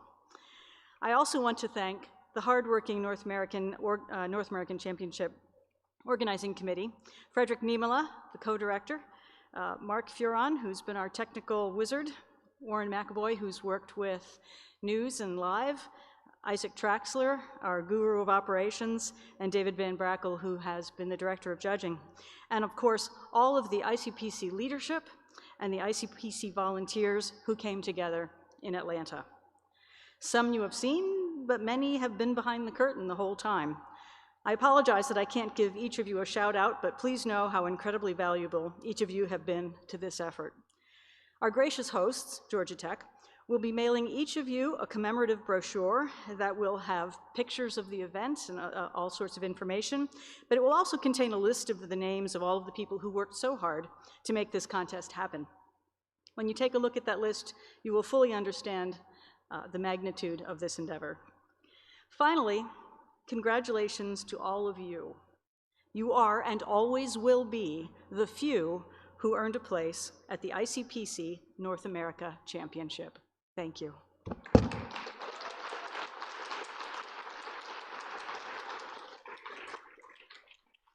It's now my pleasure to invite to the stage Jeff Donahue, the ICPC Deputy Executive Director and Executive Director of North America Championship. Jeff?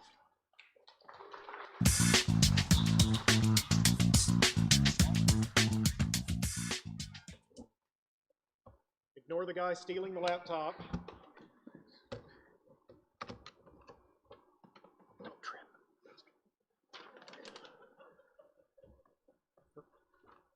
All right, we're going to have to practice on stealing laptops. Congratulations, contestants. That was an amazing contest today. And I'll give you one data point. I know we're going to see a lot of others, and you're excited about that. But the first problem was solved in fewer than 9 minutes, right?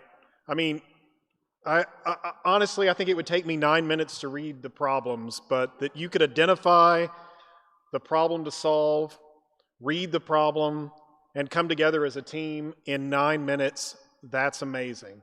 And those are the kinds of problem solvers that we need. And so I want to thank all of you contestants for your hard work.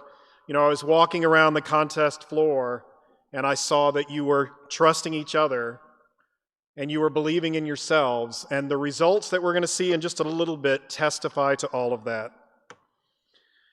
Now, in addition to the teams, I would like to thank the coaches, right? We couldn't have done this without the coaches, so let's give the coaches a round of applause.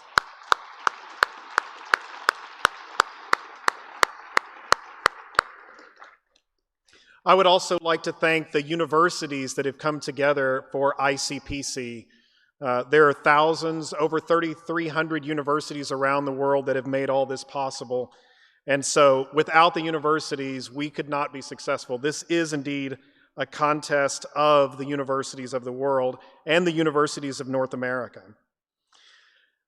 Also, the significance of this contest would be lost if we didn't have great regional competition. So thank you to everybody, a lot of people that are not here, that made the regional competitions possible so that we could genuinely have the best of the best teams from North America here to compete. Also, I'd like to extend my thanks to Georgia Tech.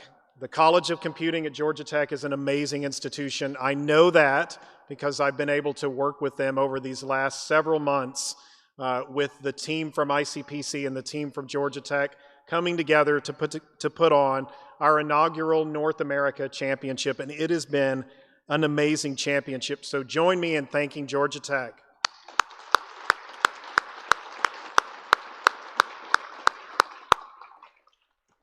At this time, I would like to recognize all those that have worked so hard on making this competition possible, and that's everybody from Georgia Tech, from ICPC.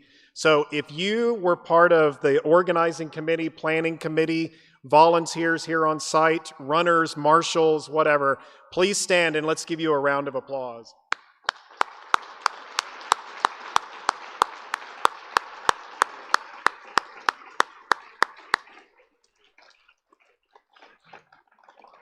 This has been an amazing group. Pulling together the North America Championship, it's just been a tremendous amount of work, but it's been a tremendous amount of fun, and we could not have done it without each and every person in this group. There are lots of cool things happening in the ICPC. You guys are part of the new North America adventure. It's going to be an adventure of growing excellence in problem solving for universities in North America. And the NAC, the North America Championship, is part of those efforts. But we're also, in just a few weeks, we're going to have our first North America programming camp hosted by UCF. And then we're going to move on to a World Finals in Moscow hosted by MIPT. It's going to be an incredible contest in the heart of the capital city of the Russian Federation. It's really going to be amazing. And then, of course, we're excited about our next regional season that's coming up. And so I hope for those students that are in the audience that are not graduating, that you will be thinking about next year pulling together a team to compete for your university. And if you are graduating, I hope you're going to think about the legacy that you're leaving. How are you helping your team and your university build great problem solvers? So thank you to everybody. This has been really a great pleasure. And at this time, I would like to invite to the stage ICPC Executive Director and ICPC Foundation President, Professor William Poucher. Bill?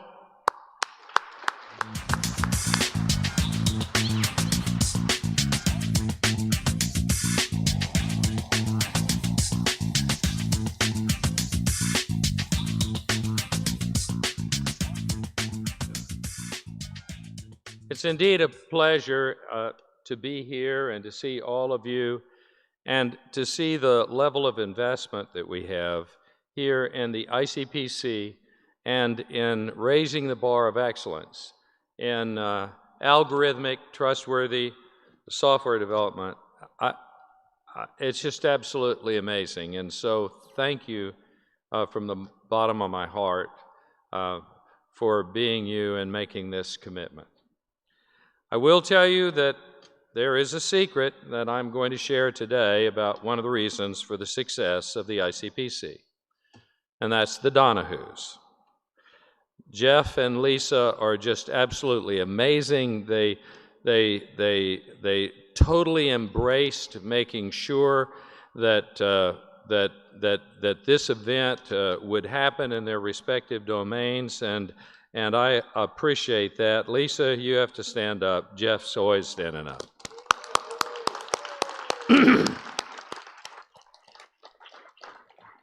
Now, part of the reason that Jeff does so well is he got an outstanding education, both at the undergraduate level at Baylor, sorry, okay, and in the capstone of his education, his PhD at the greatest engineering school, okay, in the world, Georgia Tech. So there are a lot of full cycles that are happening here tonight, and I would especially like to thank the ICPC News and ICPC Live team for coming in and doing an additional World Finals class event, and some from as far away as St. Petersburg, Russia, and thank you so much for making it possible for us to tell this story. Now, one of the advantages of being 71, okay, of being a tenured full professor, okay, and being a grandfather, you see, is that you can point out that on Tuesday morning at 4:30, I got a new grandson. His name is Boyce Gage. And because his mother, all right, look, guys and gals, that's artificial intelligence, a grandfather, okay, showing a picture of his new grandson to somebody. The battery should die before you dim that. So there is something that you can do to make the world a better place. Make this, more useful to the older generation. Now, I bring Boyce up for a very good reason. You see, you are the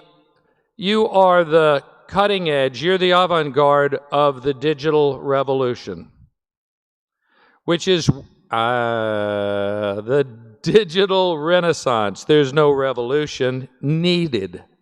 You see, the fact is that you're the wealth of the digital renaissance. You're the people who have the ideas, that have the capability to solve people's problems and to push those out so that everybody can have them.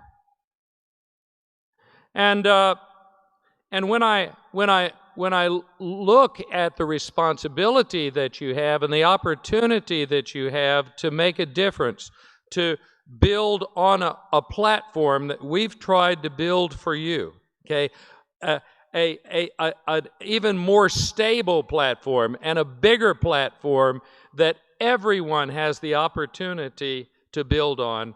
It really touches my heart. And Boyce here, one of these days, okay, is going to rely on you. Now, there's one thing in life that I think has a value that is so immense that it's hard to compare it to anything else. And that value is purpose. You're problem solvers. You look at the world, you pick a few, and you solve them for your neighbor. And you commit your life to becoming the best problem solvers and capable of solving the most important problems that you possibly can for others. And I salute you for that. But let me tell you, there's not a single one of you out there, okay, that lacks purpose. You matter. What you do matters. You will make a difference. And Boyce and his generation and future generations will be blessed by you. And always remember that one of the greatest gifts that you can ever give to someone else is the gift of purpose. And when you create new tools, new opportunities to solve problems, you empower other people to be problem solvers too, and to buy into that purpose. So I just want to wrap this up by thanking you, the ICPC community, you, the students, the universities, to Georgia Tech, for giving me the greatest gift. And that great gift is to be a part of the giving of purpose to the generation I believe will be the greatest generation in the history of humankind. build a world that lasts, that's worthy, that's available, that empowers, and that's kind. Thank you.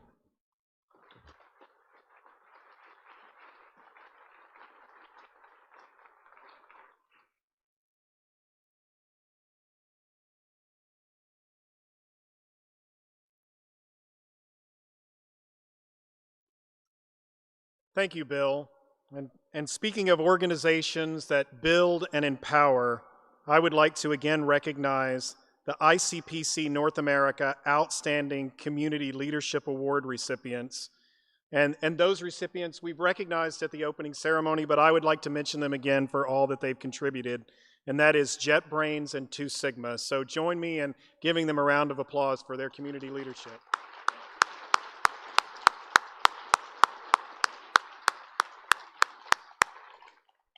All right, let's find out some results.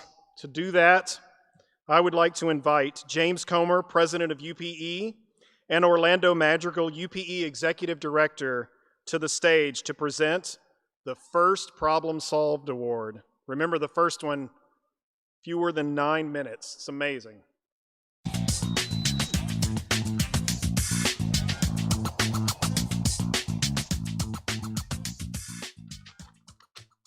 I'm honored to represent Upsilon Pi Epsilon, or UPE, Honor Society for the Computing and Information Disciplines.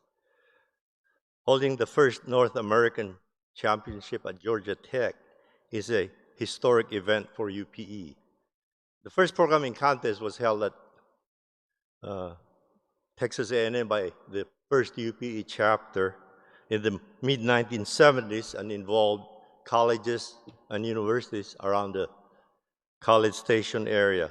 However, in 1977, as Dean Isbell mentioned, UPE, with the blessing and support of the ACM, held the first national programming contest here at Georgia Tech in conjunction with the Computer Science Conference, if you're old enough to remember that. As one of the judges at that contest, I recall working on a long table under the stairs of the Computer Center at Georgia Tech.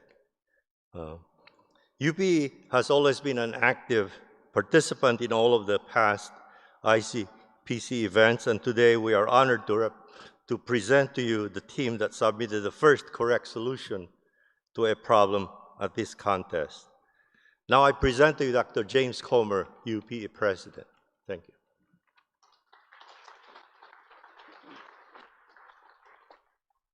Thank you very much, Orlando and Bill and Jeff. This was a great competition. I'm delighted to present the first problem solved to Team MIT. And I would like to request that they come to the stage, please.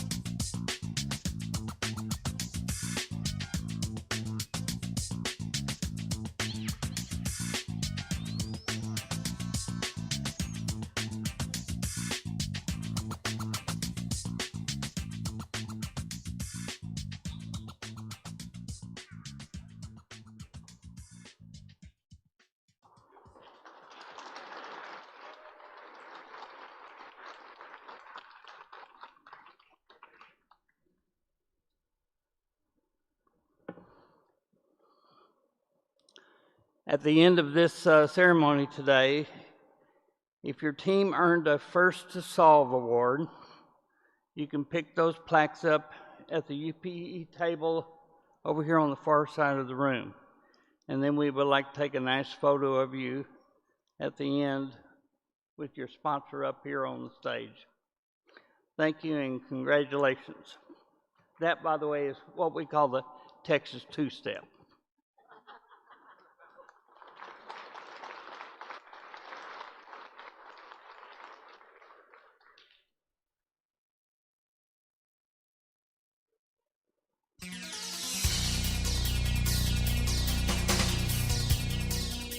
All right, thank you, James, and thank you, Orlando, and congratulations to the teams that were the first to solve. You want to come on up? We caught the guy that stole the computer and made him return it. So our security, where's our chief marshal? All right, there's our chief marshal back there. Did a great job. He caught him before he could get out of the room. So the next person I would like to introduce while we're setting up the computer is a person that maybe some of you contestants are a little angry at, and I certainly wouldn't blame you because the problem set this year was, well, actually it's the hardest North America Championship problem set ever. But I went around and asked some of the students how it compared to problem sets they've seen before, and they said, 2 to 3 to 4 times harder. And so that is exactly the right trajectory that we would like to set here at the ICPC. So at this time, without further ado, I would like to invite the chief judge for the inaugural North America Championship, Van B. Van B?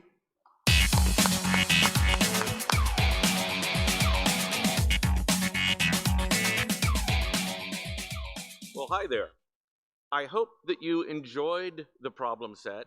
Even the problems that you didn't solve, I hope that you enjoyed thinking about them, and I hope that you look to ICPC Live and ICPC News to see, discussions of how those problems were solved and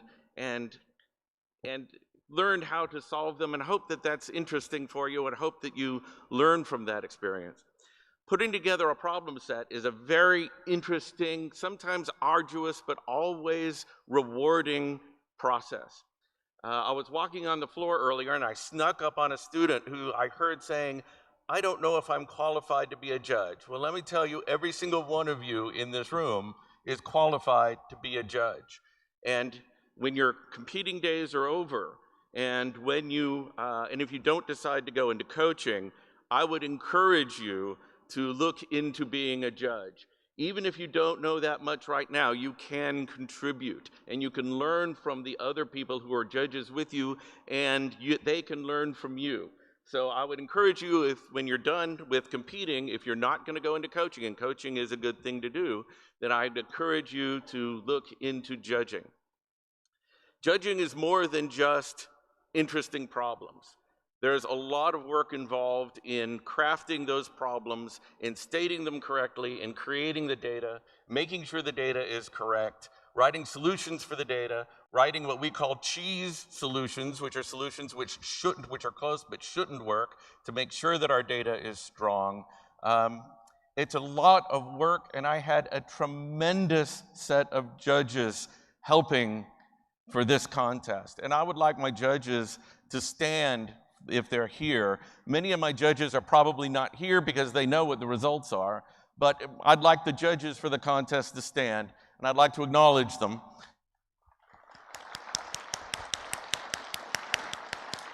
We have Arnav Sastry, Andy Nguyen, Bowen Yu, Lewin Gan, Timothy Bazzelli, Bryce Sandland, Tom Rokicki, Ed Corwin, Rachel Crone, Matt Fontaine, Bob Kramer, who was working with ops, and also Fred Pickle, who could not travel with us today. These people gave tremendously of their time, their effort, their intelligence, their expertise, and very often their patience when dealing with me. So once more, let's give them a round of applause. And for everyone in this room, I want to say to them, thank you, and let's do this again next year. All right? So now it's time to talk about the results, and that is too big of a topic for me to handle alone. So I would very much like to ask Frederick Niemela to join me. Frederick is the co-director of the 2020 North American Championship of the ICPC, and he is also the inventor of the Resolver. So thank you, Frederick, for joining me. Thank you, David. Okay.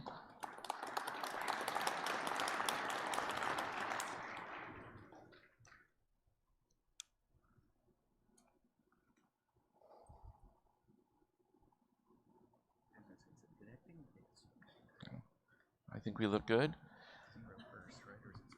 I think we want it up there, please. Are you ready, Frederick? Never. Here we go.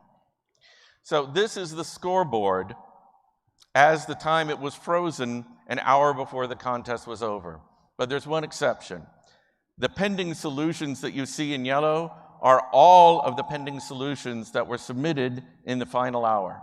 Now we are going to run through that final hour, team by team, and see what happened. Is everybody ready? Here we go. University of Calgary, they have no pending solutions, so they stay where they are. The University of Kentucky has 2 pending solutions. That one's not correct, that one's not correct. They stay where they are. South Dakota School of Mines and Technology gets it, they move up. University of Alberta, they get it, they move up. South Dakota School of Mines and Technology, they get it, they move up. University of Alberta, they get it, they move up. Harney Mudd College, they got it, they move up. University of British Columbia, Okanagan, they get it, they move up. Texas A&M, they've got one, but they don't get it, they stay where they are. Dakota State University, they don't get it, they stay where they are. Kansas State University, that's a no, they stay where they are. Rose-Hulman, that one's not right, they stay where they are. University of Lethbridge, no, they stay there. University of Florida, they got it, they move up to 47th. Yale University, they don't get it, they stay where they are. North Carolina University, no. North Carolina State University, they get that one, they move up. South Dakota School of Mines and Technology stays there. Harvey Mudd, they stay there. University of Florida, they have a pending submission, but it's not correct. Okanagan, they get it, they move up. Northeastern University, that one's not correct, that one is. Up they go to 37th. NC State, they stay, no more pending. Iowa State, no more pending, they stay there. Milwaukee School of Engineering, that one's not right, they stay there. University of Utah, no more pending, they stay there. But we stop here for a moment. Because we want the University of Utah to enter the stage, please, and could also have Bill and Jeff. The University of Utah will advance to the World Finals because they won their regional, the Rocky Mountain Regional. So if the University of Utah will please enter the stage on the right side.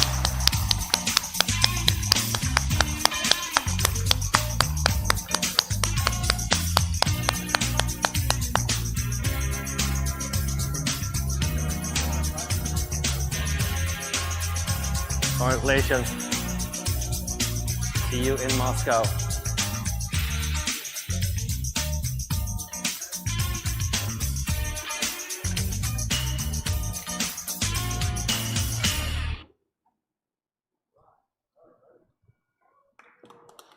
So, the University of Utah, the first team from North America to the World Finals.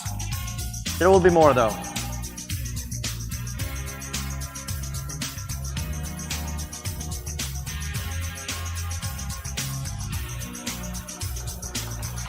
Okay, and we will be moving on.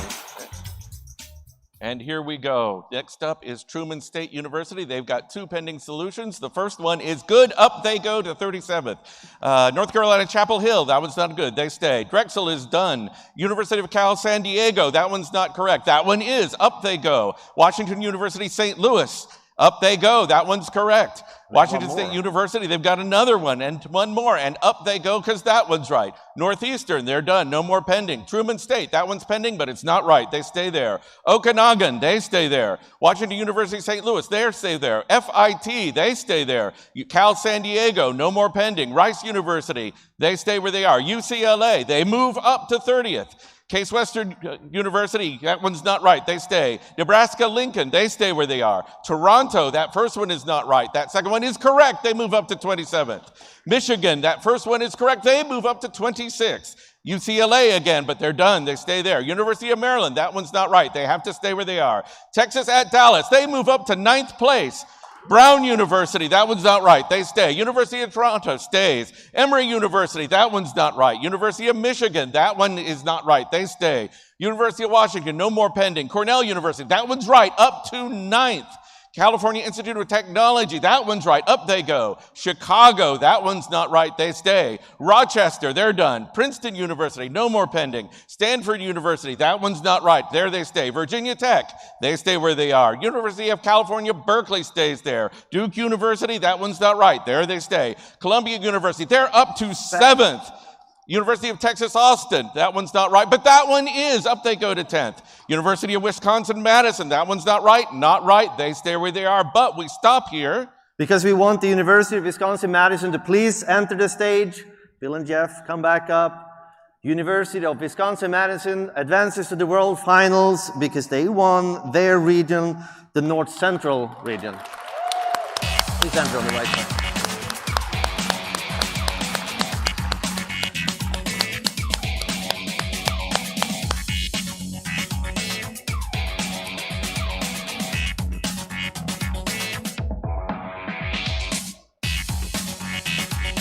So, University of Wisconsin-Madison will be the second team announced to qualify to the finals in Moscow.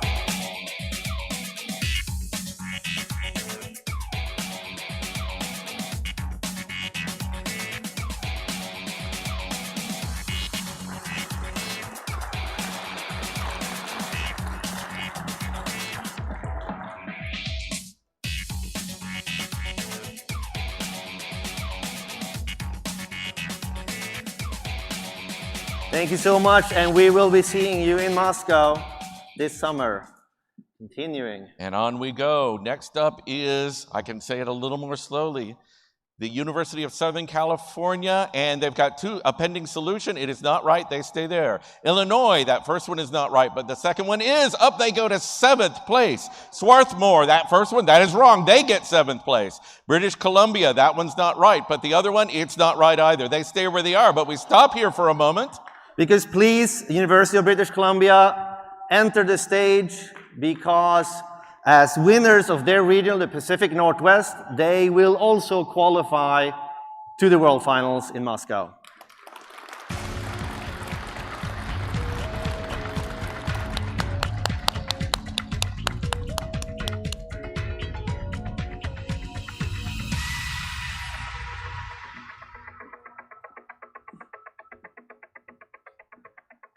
So, University of British Columbia is the third team that we have announced for the World Finals. There will be more.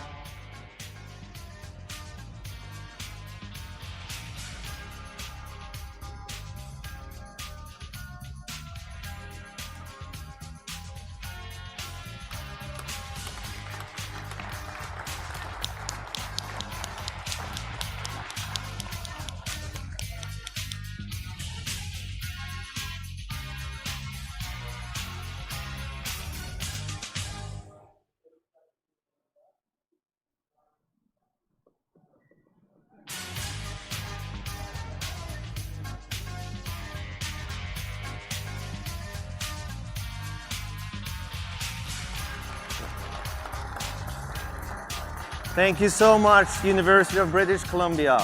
And before we continue, though, let me do a little bit of math here. We have 18 slots to the finals, right? Yes. I have given away 3. 3? 3. There's one team that's not here, so it's 18 minus 2 minus. That's 14. So that makes 14 more slots. And we have... Hey, wait a second. Oh, wait, wait there's a second. 15 teams. That kind of sucks. There's a team here that Yeah. solved 6 problems, same as every other team that's going to finals. Hey, Jeff? Jeff? Yeah. I mean, could we... I mean, 19 is a nice number. 19 is a nice number. Nice. You know, 19's prime. 19's a prime number. Way better than 18. But why do you ask about 19? No reason, no reason, no reason. But you okay with 19? I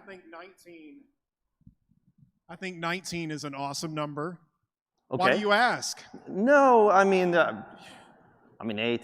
Can we go with 19 finalists? Is that okay?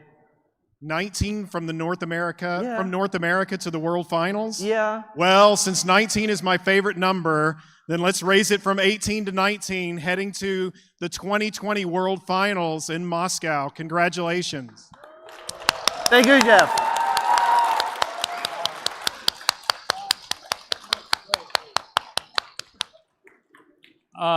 Jeff, don't you remember we promised $4,000 for each team that participated in the ICPC that had... You promised $4,000, not me.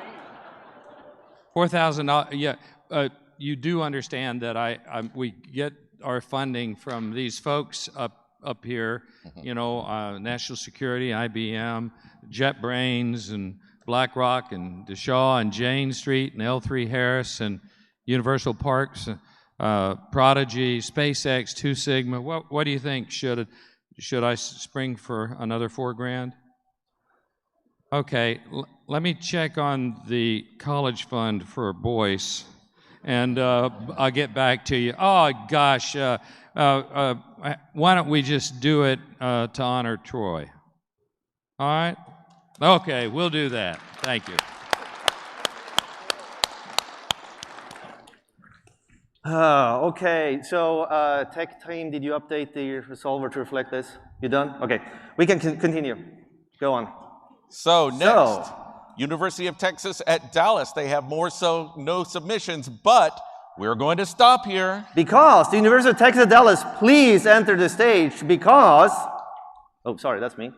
Because they are advancing to the World Finals.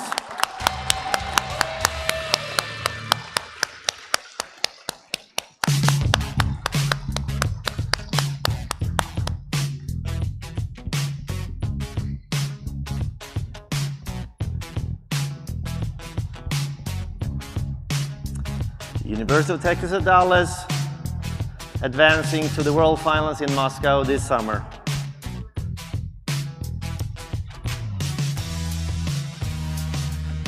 And please congratulate them. I am assuming they are actually very happy right now.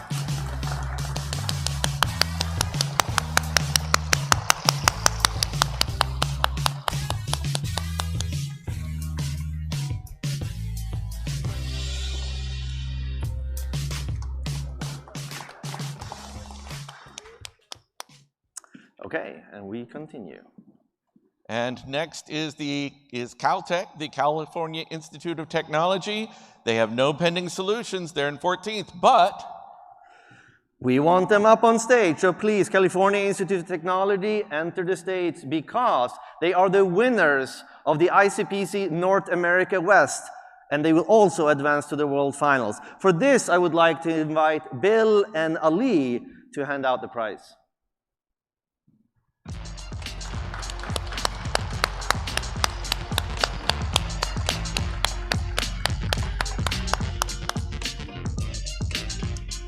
So Bill Poucher you already know, and it's Ali Oroji, Director of North America Contest, that will hand out the prizes while the Caltech is making their way up.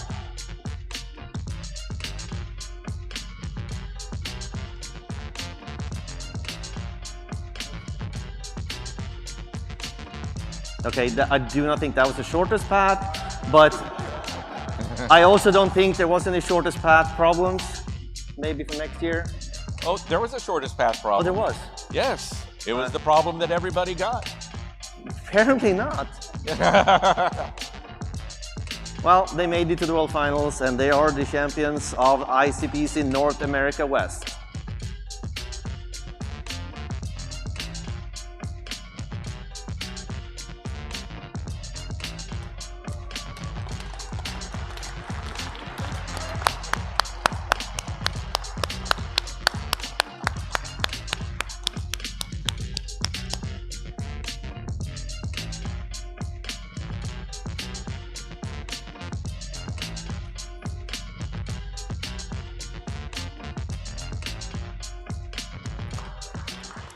Thank you. And we are continuing. Cornell University. Look at this. They have a pending solution, and it is correct. Up they go. They're in the medals. Number 4. University of Texas at Austin. No more pending submissions, but University of Texas Austin, please enter the stage because they will be advancing to the World Finals.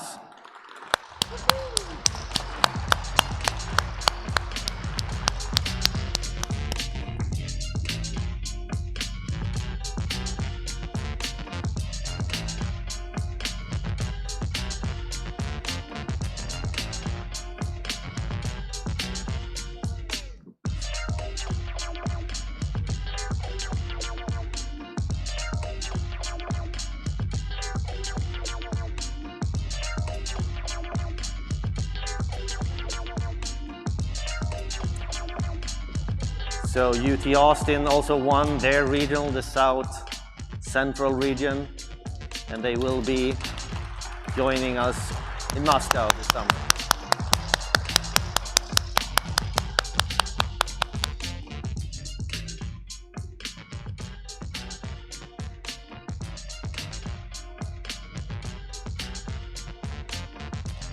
Okay. And we're moving on. okay. Next, we have the University of Central Florida. They have 2 pending solutions. Let's see how they did on problem A. It's not correct, but problem B is they're up to 4th place. They are in the medals right now. Carnegie Mellon University, they don't have any more pending solutions. They are in 12th place, and Carnegie Mellon University, please come up to the stage because they will be advancing to the World Finals.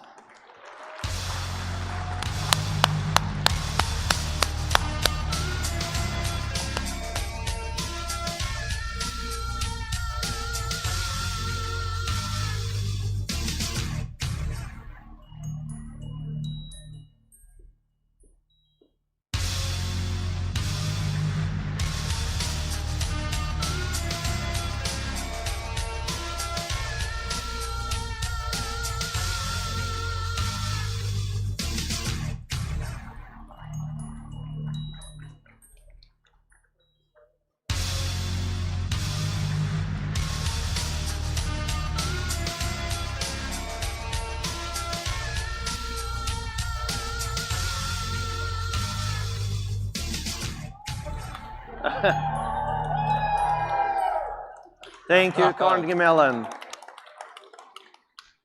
And next up is Columbia University, no pending solutions.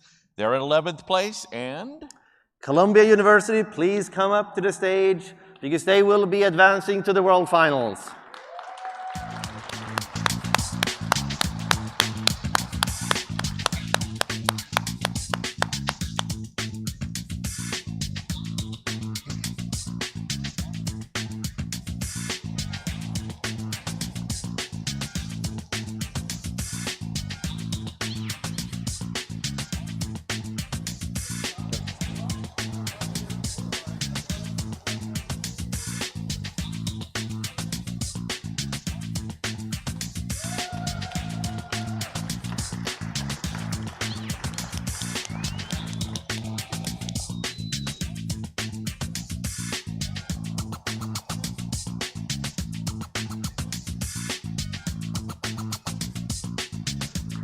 Thank you, Columbia University.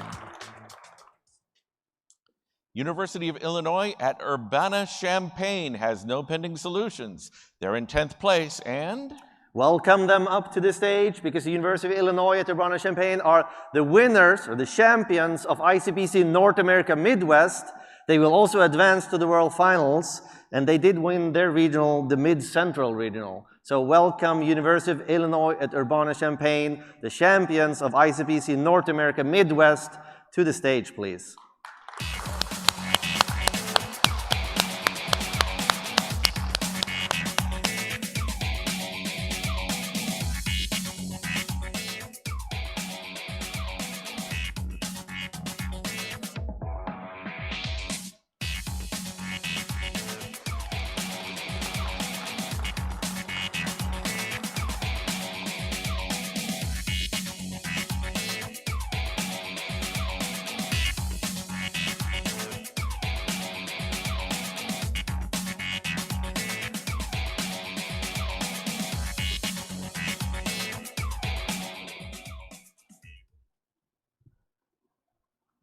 Next up, we have Swarthmore College. They have a pending solution. It's not correct, but they're going to come back up to the stage. Welcome up Swarthmore College to the stage because they were first to solve problem G and they will advance to the World Finals. So please welcome them up to the stage.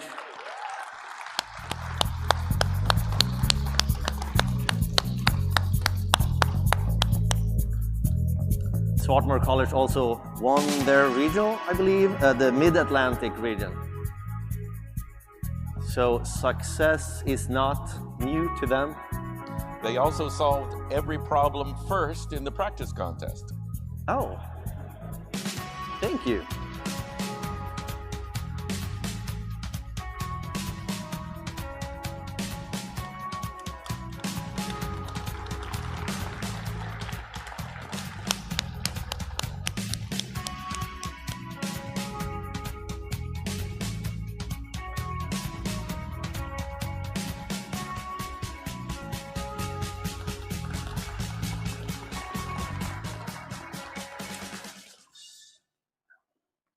Purdue University has 2 pending solutions. The first one's correct. They're up in 4th place into the. Let's take a look at McGill University. They don't have any more pending solutions. They are in 8th place. And we welcome them up to the stage because McGill University will advance to the World Finals. Please come up to the stage.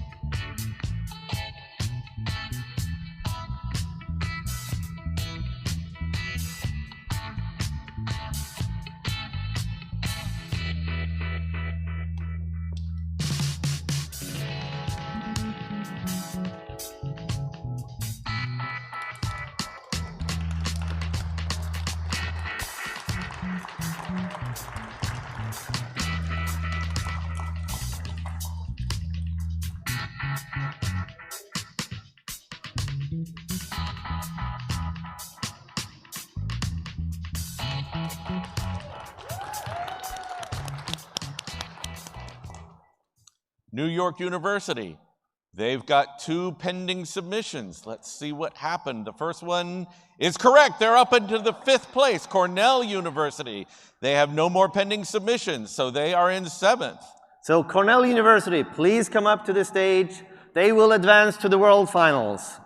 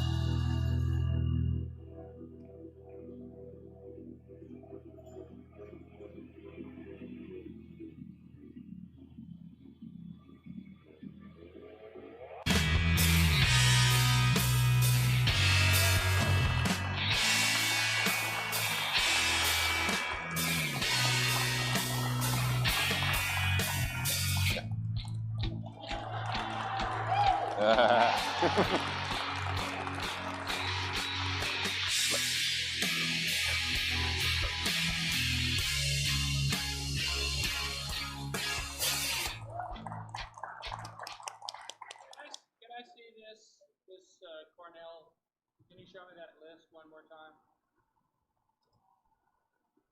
Cornell, here. Wow. So there were like 100 minutes out from a medal? Yep, that will be just right. And they solved 7 problems? It looks that way, yes. Okay, so they had 7 problems, and then the next one had 6, right? And they were only 1 step away from a bronze medal, right? But Marcia told me, you know, you really ought to take an extra bronze medal to this competition because somebody ought to, you know, earn it. So you're also bronze medal winners, okay? Thank you. Thank you. Thank you. Thank you very much. You bet. I like prime numbers just like Jeff, 7. Oh, That's exactly right, because this segment starts the medaling, and if you're going to give medals, you actually should give medals.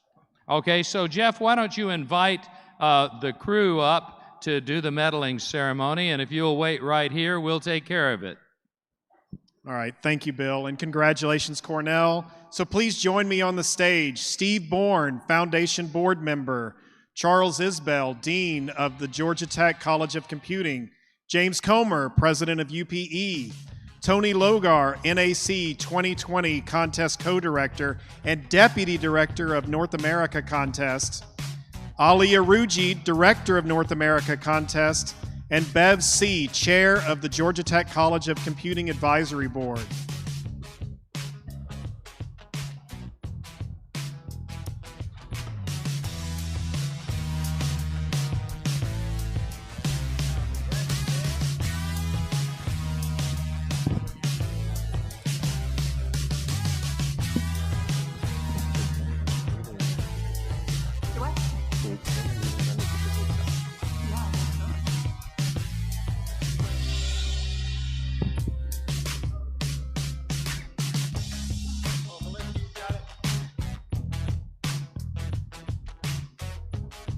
So this is number 7, so we're going to use this to practice it now that we have everybody here. But there's just one thing that I really want you to know, that Bev C. right has done an extraordinary job. She is in fact the champion of making sure that the NAC championship was done at this level for years, okay, in the South. and she is responsible for the trophy over there, and we'll be presenting it, and so you better be nice, okay? Congratulations, by the way, and let's go ahead and have the medals. Do we have the medals? Do we have the medals are behind us?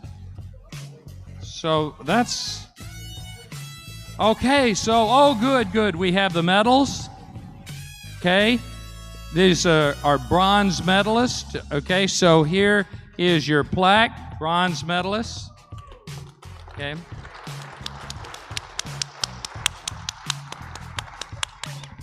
And now, if you'll turn about 45 degrees back up like that, you know, then, all right, or how many ever, okay, what the heck, figure it out.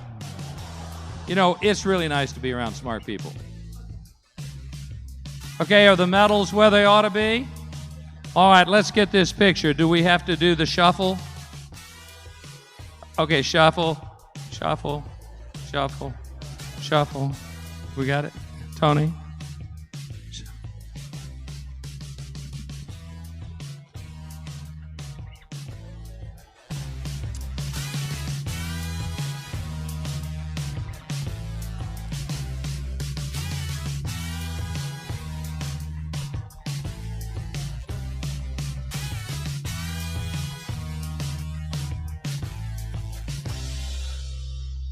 Thank you. Thank you.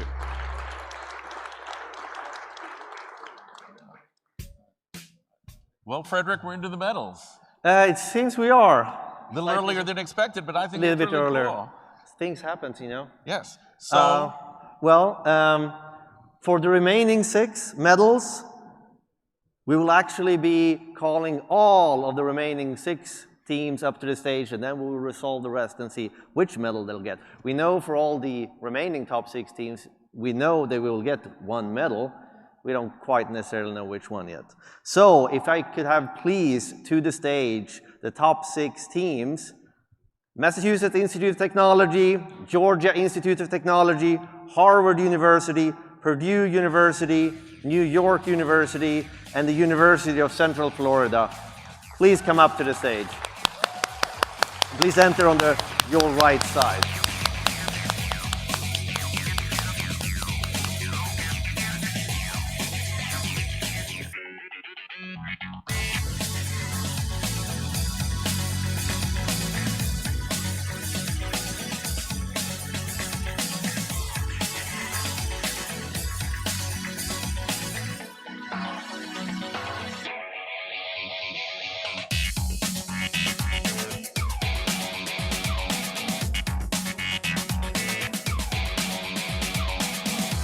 We need some keys to the other side.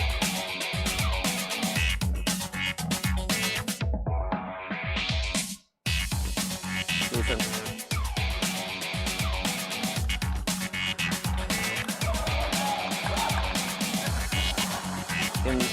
So this box is for you right there, and this box here is for you. And this box.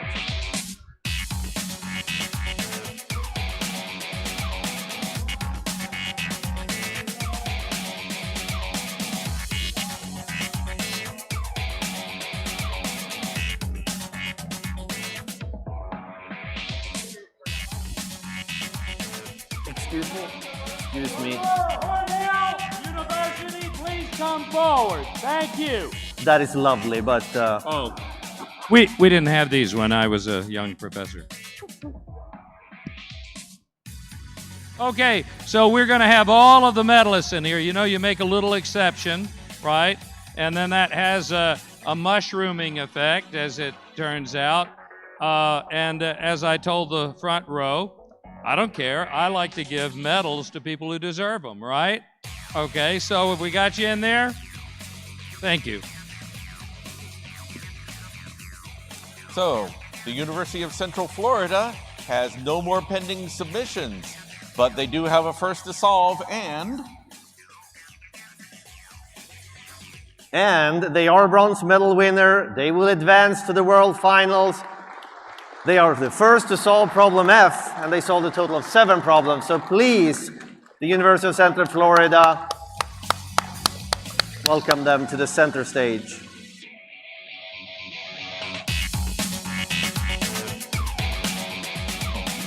Okay, we're going to have our medaling ceremony. Here come the medals. Oh, I think that's great. Tony, why don't you give the plaque? Congratulations to UCF.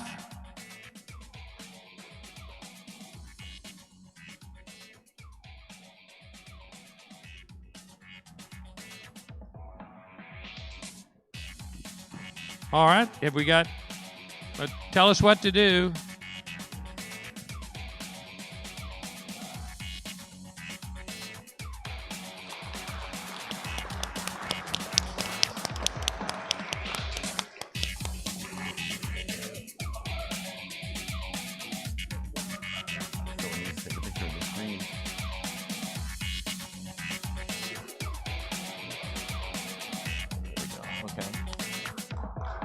Thank you. NYU, New York University. You guys are right here in front of me, and you have a pending submission. Currently in bronze. Currently in bronze. Currently in bronze, but better. that might or might not change. Let's see what happens. It is not correct, but you are still bronze medalists. So the New York University, please enter center stage because you are bronze medal winners and you will advance to the World Finals. New York University.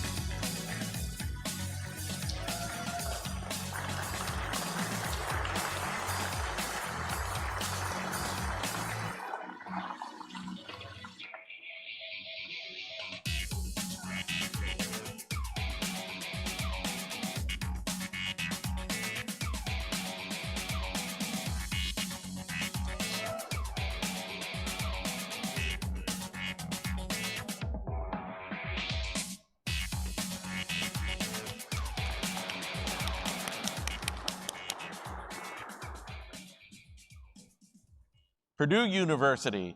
There's a pending submission out there. Let's see what happens. It's not correct. But Purdue University, please welcome them to center stage because they are also bronze medal winners and they will advance to the World Finals.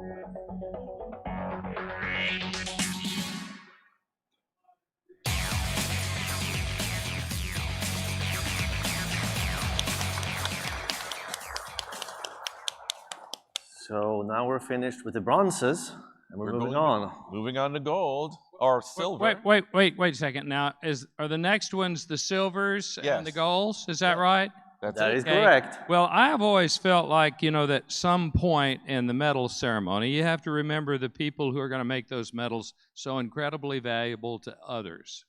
And so I would like to invite to the stage representatives of the NSA, of IBM, of JetBrains, and if we have some sponsor folks who would like to come up here, I'd like for you to come in and join with some of the teams on the stage. Would you mind doing that? Would you come on up and be part of this? Okay. And I'm sort of worried that there are so many people on this stage. I'm almost terrified, so I'd feel a whole lot better if there were a couple of Alicias up here. Are there any Alicias in the audience? Well then, doggone, get right on up here, because I'm just feeling better. Ever since November, I've felt better every time I hear Alicia. So come right on up and let's take care of that, and then we'll turn this over to the crew. And if I could get a representative here of NSA, our titanium sponsor, up here in the picture. Oh, good. There we have it. Okay, and then we've got JetBrains over there. I think we're in pretty good shape. What do you think? Or was this a mistake? Oh, it's never a mistake. Heavens.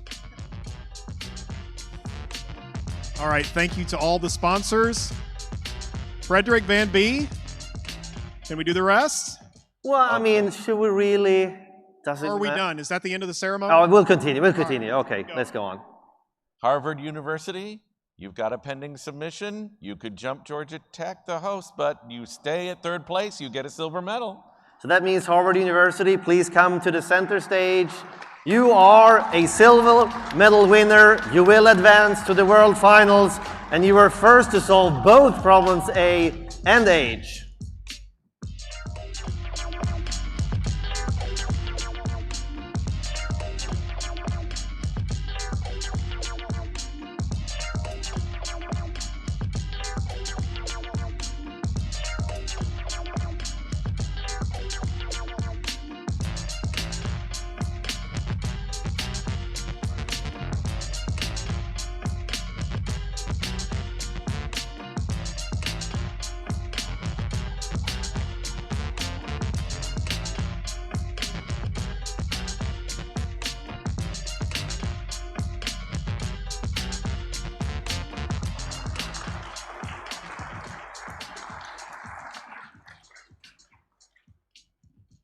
And now, our hosts, Georgia Institute of Technology. They've got 2 pending submissions, and they're 2 problems behind the leader. Let's see what happens.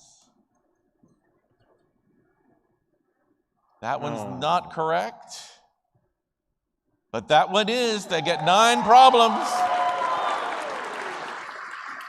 So please, Georgia Institute of Technology, come center stage. You are a silver medal winner. You are the champion of ICPC in North America South. You will advance to the World Finals in Moscow this summer. You solved 7 problems. Congratulations to Georgia Institute of Technology.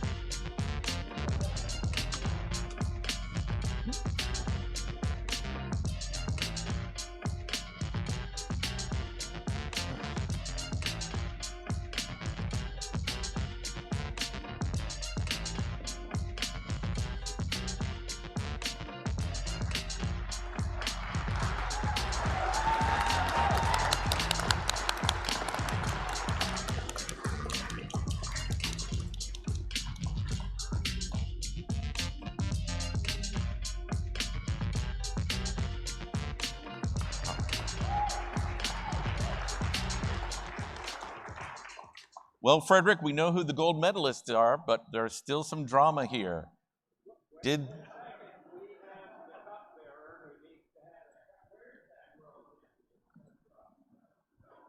The cup would be over here. The trophy, okay? There we go. If you don't mind passing that trophy over here. The number 1 up there? Yes. We are. I'll pass this along until it gets to Bill. Yeah, we got it. There we go. But this is the first, and there's 44 other, there's 43 universities on this. Can you explain what's going on? Typo? Well, it turns out this is the 44th champion, okay? But it's the first ICPC North America Championship. You know, so these were the top folks from ICPC North America for the last 44 years.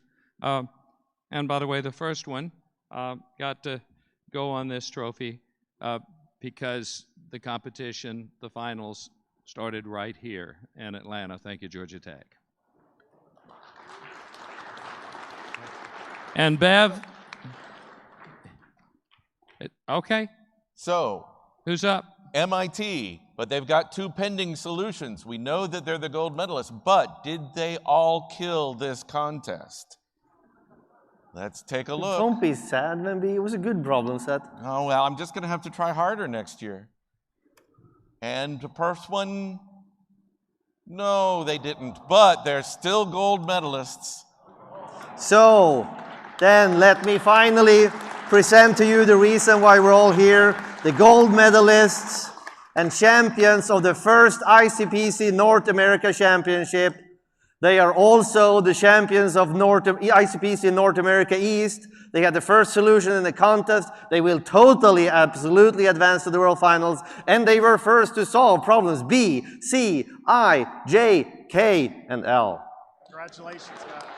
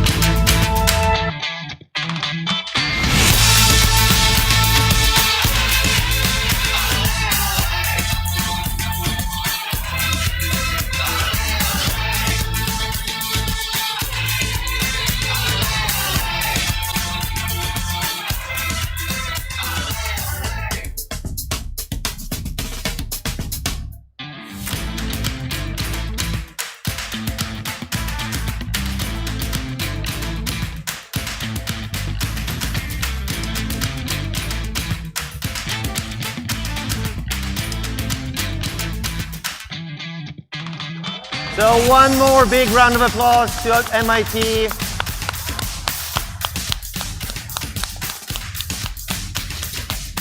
The champions of the first ICPC North America Championship.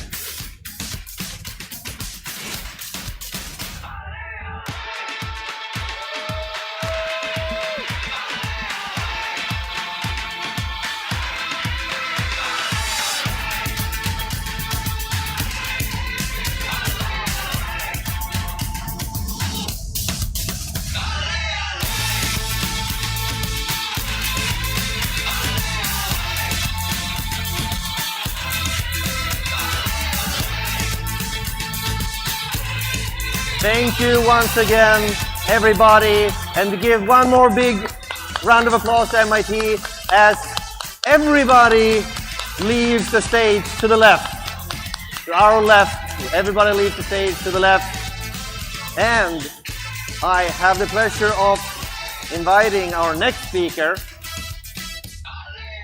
If we get some space here. And congratulations to everybody that's up here. You're all winners. And I would like to introduce our next speaker, Troy, please.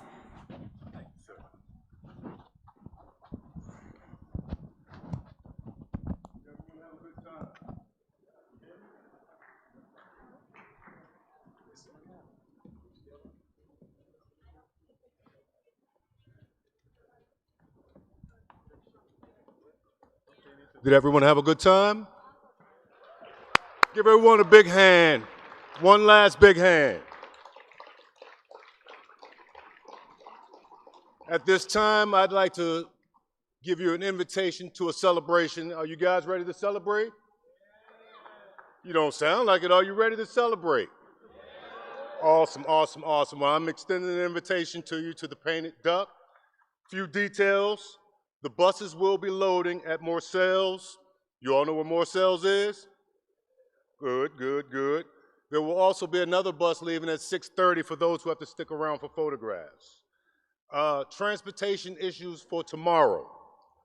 When you return from the celebration, be sure to stop and check with the volunteers in the International Ballroom to get your MARTR cards. And please know that MARTR doesn't start running until 6:17 a.m. Not 6:16, 6:17. All right? Couple housekeeping items. Excuse me. Balloons. Please do not take the weights off and do not let them go. We get charged a pretty significant figure for each balloon that goes into the ceiling. So please, please, please hold on to the balloons if you would. The best way to preserve the idea of the balloons is to take a picture and let us carefully dispose of them. Teams going to the World Finals, please stop by the award table as JetBrains has a little gift for you. Again, regarding the celebration, meet the buses at Morcel's, the same area where you loaded for the excursion. There will be a late bus at 6:30 again. Buses will be shuffling back and forth to the hotel between 8 and 9 p.m. When you get to the hotel, there will be a table again in the International Ballroom. And the first train again Sunday arrives at our station at 6:17 a.m. So thank you again. Let's go celebrate the first inaugural North America Championship. Thank you again. Thank you. And someone asked me, you know, where's my hat? I wear it opening ceremony. Well, my hat's off to Georgia Tech. Well, thank you, sir. We appreciate it. Good night. We'll see you at the celebration.